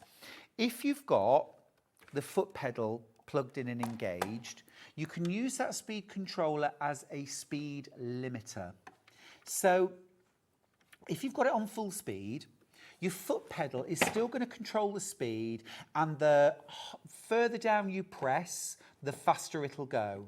However, I know a lot of sewers, I find it difficult sometimes to slowly increase to a nice comfortable speed and then hold it there, okay? It's much easier just to put your foot flat to the floor. That's much more comfortable, but it means that you're sewing at top speed all the time, which isn't necessarily good for your accuracy. But what you can do is you can turn that speed down to say mid-speed. Now, this means that you can still go really slowly if you just press a little bit, but if you put your foot flat to the floor, your machine will not go any higher than the maximum speed you've set it to. So if you're doing some real intricate sewing and you set it to slow, even with your foot to the floor, it's only going to sew really slowly. Now, if you unplug the foot pedal, you can now use this as your speed controller. So what I recommend to everybody, if you're sewing pedal free, I would set your speed at a medium speed maximum. Because in order to go from I'm working, I'm sewing, I know I'm the wrong side of the machine. I'm sewing, I don't sew like this. All right, but you're sewing, okay. But then in order to stop machine, you've got to go hands from here to hand here. I don't want to be going at full speed and taking my hands off my work at full speed. I want it medium speed max. For a lot of applications, I'll slow it down even more. But if I'm kind of on the home run and I'm doing like a really long straight bit of sewing, then I might, just as I'm sewing, you can knock it up to full speed or a bit faster and sew your long straight line. And then as you become more confident, you can still keep sewing and you can reduce your speed a little bit and then press your button to stop. So it can be used in different ways, really, to customize the machine to make it work for you. Now, you get a 3-year warranty. Now that's pretty exceptional. 1 year mandatory, it's the law. All electricals have to have a 1 year warranty. 2 years, I think, is always a good sign from any electrical. If it's got a warranty for 2 years, I feel even more confident. 3 years is just showing off. That is from a company who know that their machine is sturdy, strong, reliable and stands the test of time. And if you're going to invest £399 in a machine, why not get one that's got 250 stitches, all the feet and the extra feet that you might ever want to buy, and a hardcover and an extension table and a 3-year warranty. I did mention there a hard case. This is almost unheard of these days. It's almost unheard of because they're expensive to produce. You know, back in the day, of course, all machines came with a hard case. The dust cover was really reserved for the absolute most basic, most affordable machines on the market. They would come with a dust cover, and that was literally just to kind of keep it clean. But what's happened over the years with even really expensive and real top-end machines is that they tend to come with a fabric cover, and they have a frame within them, but they are still fabric. It's really unusual to get a hard case like this. I don't want to call it an old-fashioned, but I am going to say old-fashioned because there's nothing wrong with old-fashioned. So often it's just a mark of quality.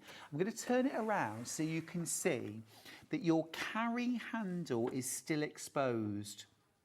It doesn't go right to the bottom, it's not meant to. It's meant to protect all of the important bits up top. Now, while we're here, I'll just show you. There is polystyrene inside. Don't remove that, it's not packaging.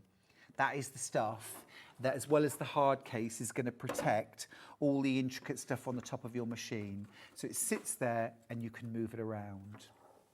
I have this machine, says L from County Durham. You are being mysterious. And I bought it from Sewing Street. It's brilliant, and I would recommend it to anyone. It sews clothes and quilts beautifully. Thank you so much for that. It's a great endorsement. Almost 100% of the time when I'm guesting on Sewing Street, I always ask for the Brother FS250 for 2 reasons. One reason is I want a machine I can just jump on. Although I've used lots of the other machines, I don't want a machine that I have to think about. It is so straightforward, intuitive, easy to use. It's nice and relaxed. We're live television, and as used to it as I am, I still don't want to have to fuss and faff and finagle a machine. I like a machine that I can just jump onto. This is that machine. But secondly, I also sort of want to put my sewing, and when I'm working, I want to put that sort of where my mouth is. So I often say to you, you know, this is a great machine. You can jump on, you can do all the things you want to do on your more sophisticated 2,000, 3,000 plus pounds machine. And I think, well, then I should do what I'm doing on this machine to show you can sew accurately, you can sew beautifully, you can do all of the things that you want to do and still get that machine for £399. So they're the 2 reasons why I almost always use it. Now, occasionally I'll spoil myself. There might be something in particular, or we might have 1 or 2 VQ4s and I'll say, oh, I use that, you know, because it's a really special machine. But for the vast majority of us, £399 for our machine, if we can get everything we need, including all the essential feet and all the special feet we might wish for £399, it feels rude not to. Doesn't it? When brother have done that. Got a question? Yeah. Love questions. Stuart, I have the FS250 purchased this year. I love it. You just mentioned a setting for the 1/4 inch. Where is that, please? Oh, Sue, it's one of my favourites. Right, so you don't get a 1/4 inch patchwork foot with your brother FS250 because you do not need it, okay? You've got your regular foot, what we call the zigzag foot, the sort of standard utility foot that's on the machine. You leave that on, and then if you come across this side to my stitch selector, and stitch number 46. Oh, hang on. Sorry. Stitch number 46. Stitch number 46 right there. P for patchwork. That is your 1/4 inch with your J foot, which is your utility or zigzag foot on. Now, if you have the N foot on, stitch number 46 will not give you a 1/4 inch because the end foot is slightly wider. So you must make sure. Now, how would you know? Well, when you pick stitch 46, in your LED display up here, it tells you J foot. It reminds you, put the J foot on. But if you don't put the J foot on, it won't tell you that you haven't put the J foot on. So just a little check, you'll remember, and it will give you a beautiful 1/4 inch. Now, it's also useful because, you know, when we sew across to make half square triangles, we sew on the diagonal 1/4 inch away from a marked line. If you've got a 1/4 inch foot, especially one that has a guard or a lip along one side, you will know it does not sit, that is not designed to sit on top of fabric and go across it. It's meant to sit next to a raw edge, a cut edge of fabric. So if you're trying to do those half square triangles with a 1/4 inch foot with a lip, it's not quite so good. That's where J foot, perfect. There's no lip along the side. It can't bend, it can't distort, it won't change over time. So actually using the J foot and your 1/4 inch foot, your 1/4 inch stitch rather, is a much more reliable and accurate way of getting your 1/4 inch. Another question. Good morning. How much does this machine weigh, please? 7.84 kilograms, so under 8. Now, it's got finger grips here. I would always recommend that you also support the machine from underneath if you can. Just because it's belt and braces. You can carry it around like this if you want to, but I think if you use both hands, spread the weight, and it's more secure. This is your precious machine. Now, let's show you the price comparison. This is Brother. Now, quite often if I'm buying something, I'll go to the manufacturer's website because I think I'll get the best deal. Actually, if you went to Brother, you'd pay £849 for the FS250 Makers Edition. Don't do that. Don't do that. Equally, I'd rather you didn't buy this machine tomorrow or at a minute past midnight tonight, because if we have any left, it'll be £799. And even though you've got everything you want in a machine, all the feet, all the stitches, 250 of them, 3 alphabet, I'd rather you paid £399 than £799. I just would. And I think so would you. Don't forget you get that extension table as well. I'm going to recommend 2 things that you might want to add in. Francis, good grief, I've had mine a few years and I've never seen or noticed the letter by the stitch. The machine keeps teaching and helping. Yeah, what, the little P and the Q? It's good, isn't it? It's great. Hi, Stuart. I have the Brother 130. Is stitch number 46 the same on there? Thanks. I've had it ages and never knew that. Jane. Ooh, don't know. I don't know on the 130. I think the 130 has got a 1/4 inch stitch, and if it has, then it probably will be forward. It'll say P next to it. Have a look on the manual. Have a look on the manual. Oh, sure. He ain't heavy. He's my brother, Carolyn. See what you did there? This little machine packs a big punch. My daughter-in-law adopted my spare one. Best ever. Yes, yes. That's the thing. It is fab. These are brilliant machines for your only sole machine at home. If you've got a sewing space, great. If you haven't and your sewing space is a movable feast, brilliant again, because while it's being stored, you've got that hard case, you've got that security. But also, this might be your workshop machine, your club machine, you're taking along to sit and sew machine or retreats. The machine that you're happy to carry out and about, that you can manage physically, that's protected, but that also has all the features that you want and need, but in a machine that you can get for £399. So it really is a lot of things to a lot of people, and it is the machine that I almost always jump onto here at Sewing Street, because I know it will always give me a great 1/4 of an inch, reliability, the walking foot's right there, the darning foot, I don't have to hunt, they're all included. Even to get an extension table, it's brill. Now, loads of you with this in your basket. I do just want to remind you to check out, because at midnight tonight, the price will go back up. We don't have this on at $399 all the time. Yeah, every time we have it on air, it's $399. But if we don't have it on air, it's $799. So just keep that in mind. I don't want you to miss out, especially on that fantastic price. Now, there are two things that I want to recommend. One thing definitely, you must get yourself a pack of extra bobbins. And these are Brother branded bobbins. And although I'm reasonably fond of generic own brand, you know, supermarket brand, lots of things, there are some things I don't ever compromise on, okay? And machine bobbins are number one. Brother bobbins are not the same size and depth as Elna bobbins or Singer bobbins or Bonina bobbins, even though they might look quite similar. And I know that there are what are called universal bobbins available on the market. We don't sell them. There's no such thing as a universal bobbin. You must use Brother bobbins in a Brother machine.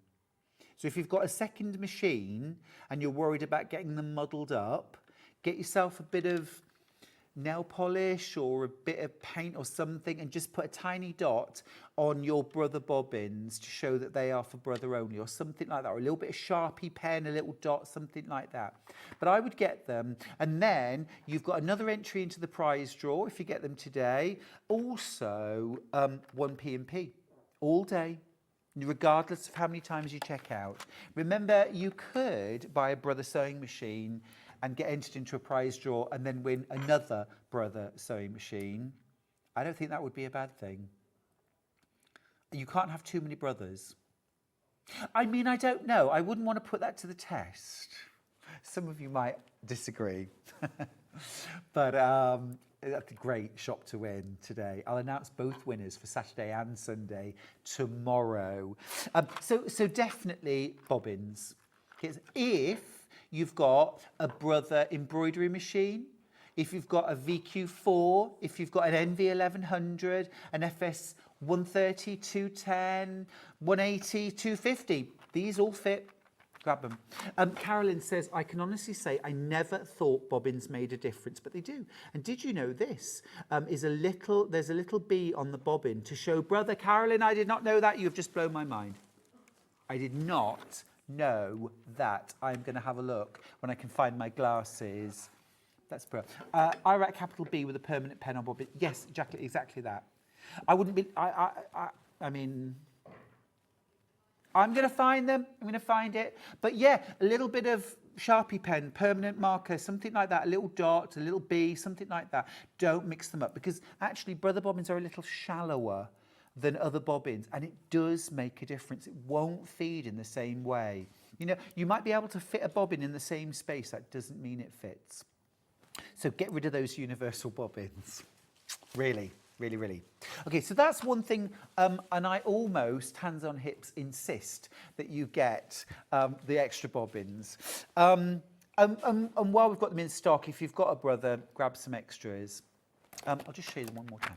There they are. There they are. And actually, these ones come with a special, I'm going to turn it around and show you. There's a special little clip that you put on the bobbin. Now, when the bobbin's wound, when you put this clip on, it won't unravel and cause a horrible knotty mess. You can also clip them together so all of your bobbins are in the same spot. So find one and you'll find them all. That's clever too. So that's good. Right, the other thing, which is super, super clever and useful, is this, which is a brother side cutter foot. Now, every time we have these in stock, they sell out. And I demonstrate these quite regularly and they always sell out. This is amazing. This will fit any of your FS 130, 210, 180, 250, VQ4, NV 1100.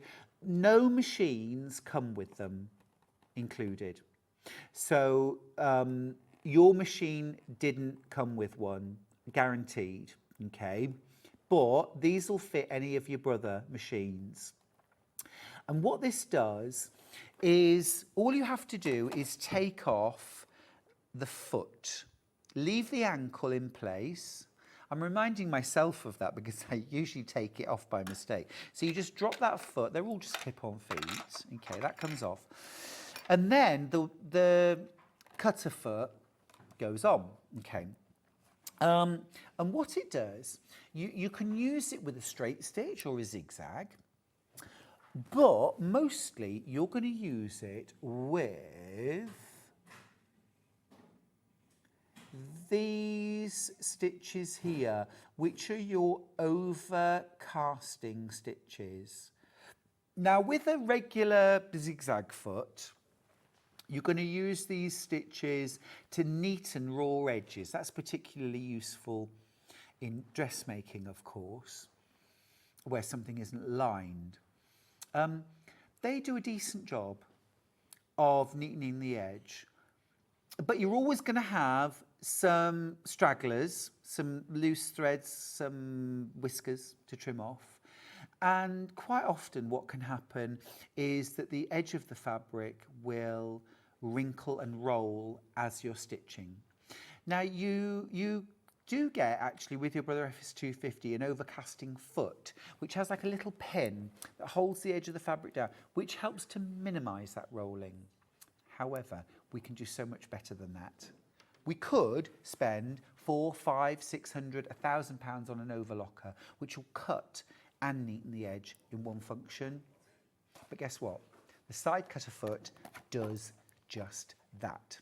So when this is on the machine, there's a little blade, and every single stitch that you take, the blade goes up and down, excuse me, and it cuts through the fabric just before the stitches go over the edge. And if that sounds like an overlocker, it should, because that's what an overlocker does. Now, an overlocker will use 4 threads or 3 to create the stitches, and your sewing machine has got 2 threads. So it's not exactly the same, but it's as near as you can get for $39.99. It's brilliant. It's a brilliant foot. I'll show you again. If you want to see a demo of this, do we know when I was last on? Can you actually, while we're there, you can kind of see. So you see where that little screw is? That's holding on the blade. 10th of August, I'll have demoed it. Whenever we have the side cutter foot on with me, I'm not going to demo it today because we've got lots of other things to do, but 10th of August, the 7th of July, 23rd of May. These are all the times we've had it on and sold out. 30th of August last year, 2024, 16th of August last year as well. So if you want to see a demo of it in action, you'll see. But you can use it, as I say, with a straight stitch, you can use it with a zigzag, but you can also use it with all the overcasting stitches as well. And then you really do get as close to an overlocked edge as you can possibly get without investing in an overlocker. You don't have to learn a whole new way to thread a machine. It's just your top and bobbin thread as normal. Your stitches are there. It's just an extra $39.99. It's really well worth investing in. And as I say, the feet on the Brother FS250 are very, very easy. I am working on this back to front, but they do just snap on. I might just spin this around just so that I don't look clumsy and clunky. There we go. And it just clips on. Yeah. Drops off and clips on. I automatically, when I put the foot on, even though I put it on with it down like this, I automatically lift the presser foot, because if I didn't connect it properly, but only sort of thought I had, I'm not going to start sewing, because if I lift that up, look, it's not attached. So get into the habit of when you put a new foot on, automatically lift your presser foot up. It's a great machine. I think pound for pound, feature for feature, it's the best machine we have on Sewing Street. For the money that you pay for this machine, you get more for every I think. It's a terrific machine, it really is. And it continuously is rated as hero machines from customers, and I think that's where it really matters. A lot of our guests love the FS250 as well, because they literally can jump on and use it. Was that a message I missed? Sorry. Oh, no. Okay, cool. But I do absolutely strongly recommend you get yourself some extra bobbins. Half the remaining stock now, by the way, is in baskets. This means we're in real danger of selling out today. A nice message. I have an older FS250 machine. I have the MS and beg your pardon. I have MS, I beg your pardon, and use the stop-start button to control the machine, and it's terrific. Patricia, absolutely. I'm so glad that there's a feature on your FS250 that means you can carry on and enjoy your sewing.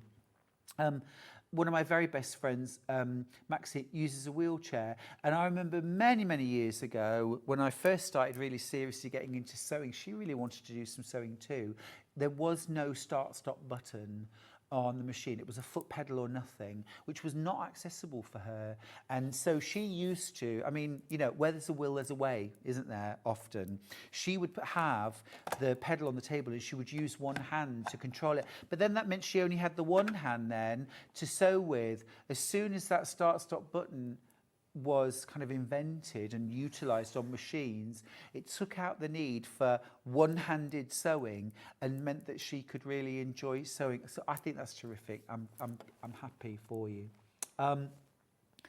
Brother are constantly innovating, but what they do better, I think, than anyone else is they make it so easy to understand and so easy to use.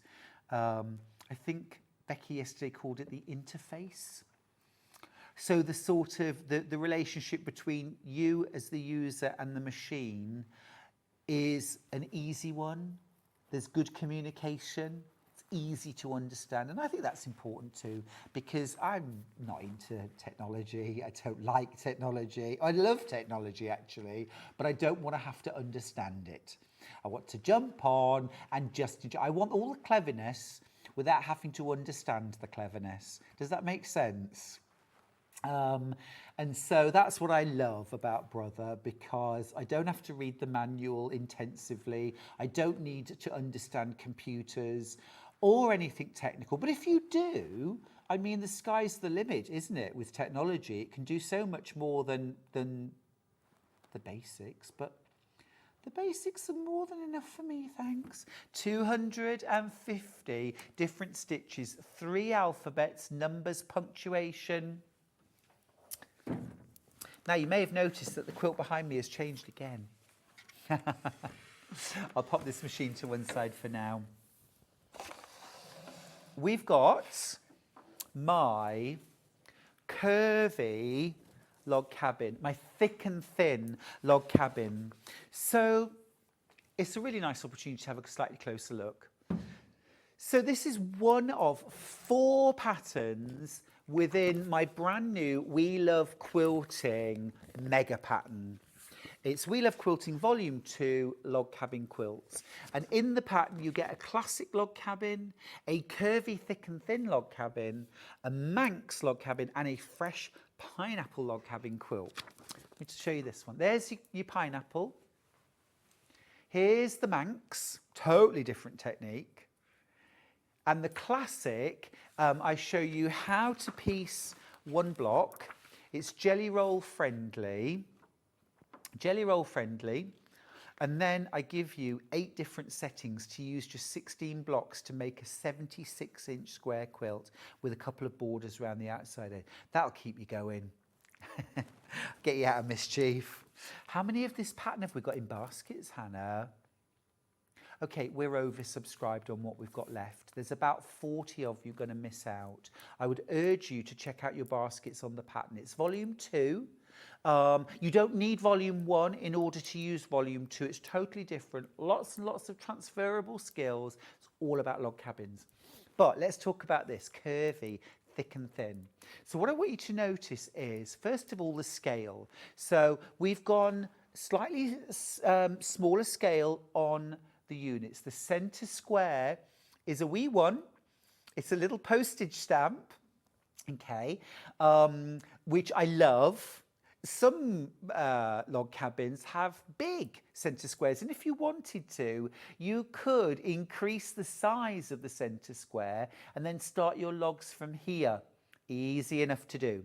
But what I want you to notice is that all of the dark logs, the purples and the pinks, are thinner strips, and then all of the light strips are thicker, fatter logs.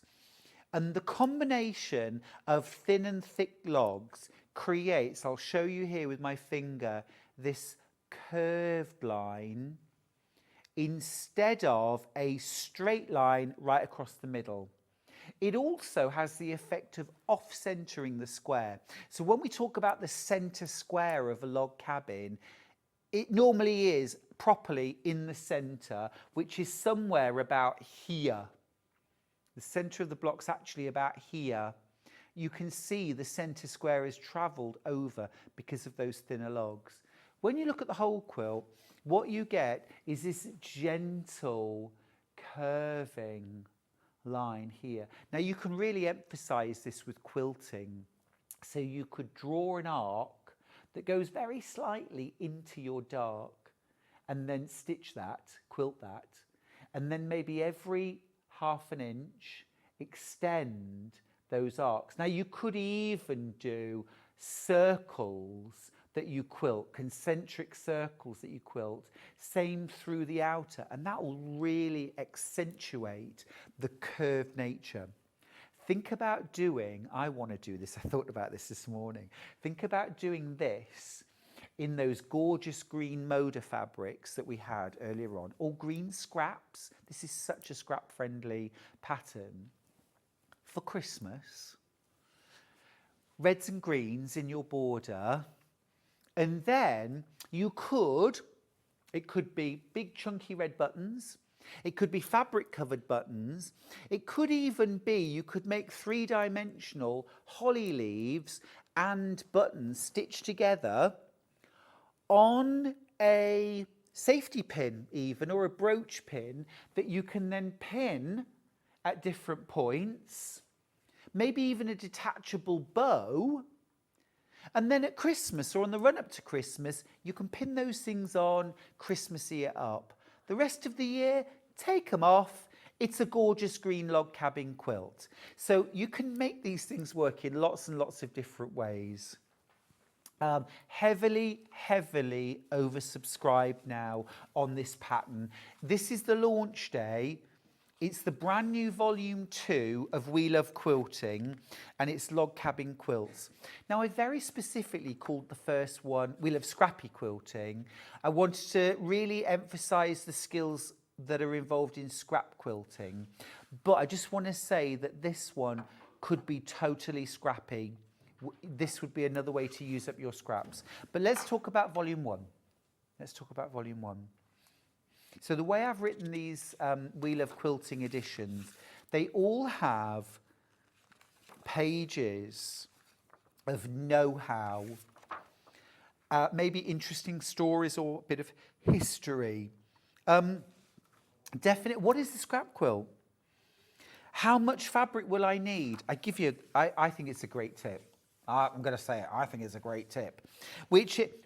How much fabric do I need if they're scraps? If you've got a pattern that says you need 20 fat quarters to make the quilt, what if you want to substitute scraps? Does it mean you need fat quarter size scraps? No, it absolutely doesn't. But how would you know how much fabric? So I actually give you the weights of fabric, so that you can say, if it says 20 fat quarters, that equates to this many meters of fabric, which on average weighs this much. So get your scraps to weigh this much, and you will have that equivalent of scraps. However, because they're maybe odd sizes and shapes, and you may have to, not all of your scraps may be big enough to use, I then give you an extra amount to add on so that you'll have enough fabric. That's ever so useful.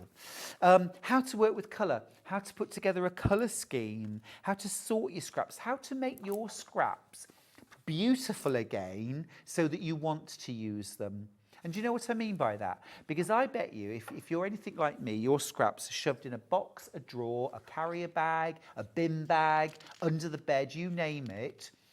They don't look beautiful. They don't look appealing. No one goes shopping in a black bin bag. But those fabrics once were ironed and fresh and beautiful and on a bolt, and we fell in love with them and wanted them. You'll see it in a whole new light. I'll tell you how to re-beautify. The glow up, it's the scrap glow up. Then you get 3 full patterns. Beginner friendly sticks and stones, also good for using a jelly roll. Bold braids quilt, totally different, not blocks, making linear strips this time. And then radiant circles quilt.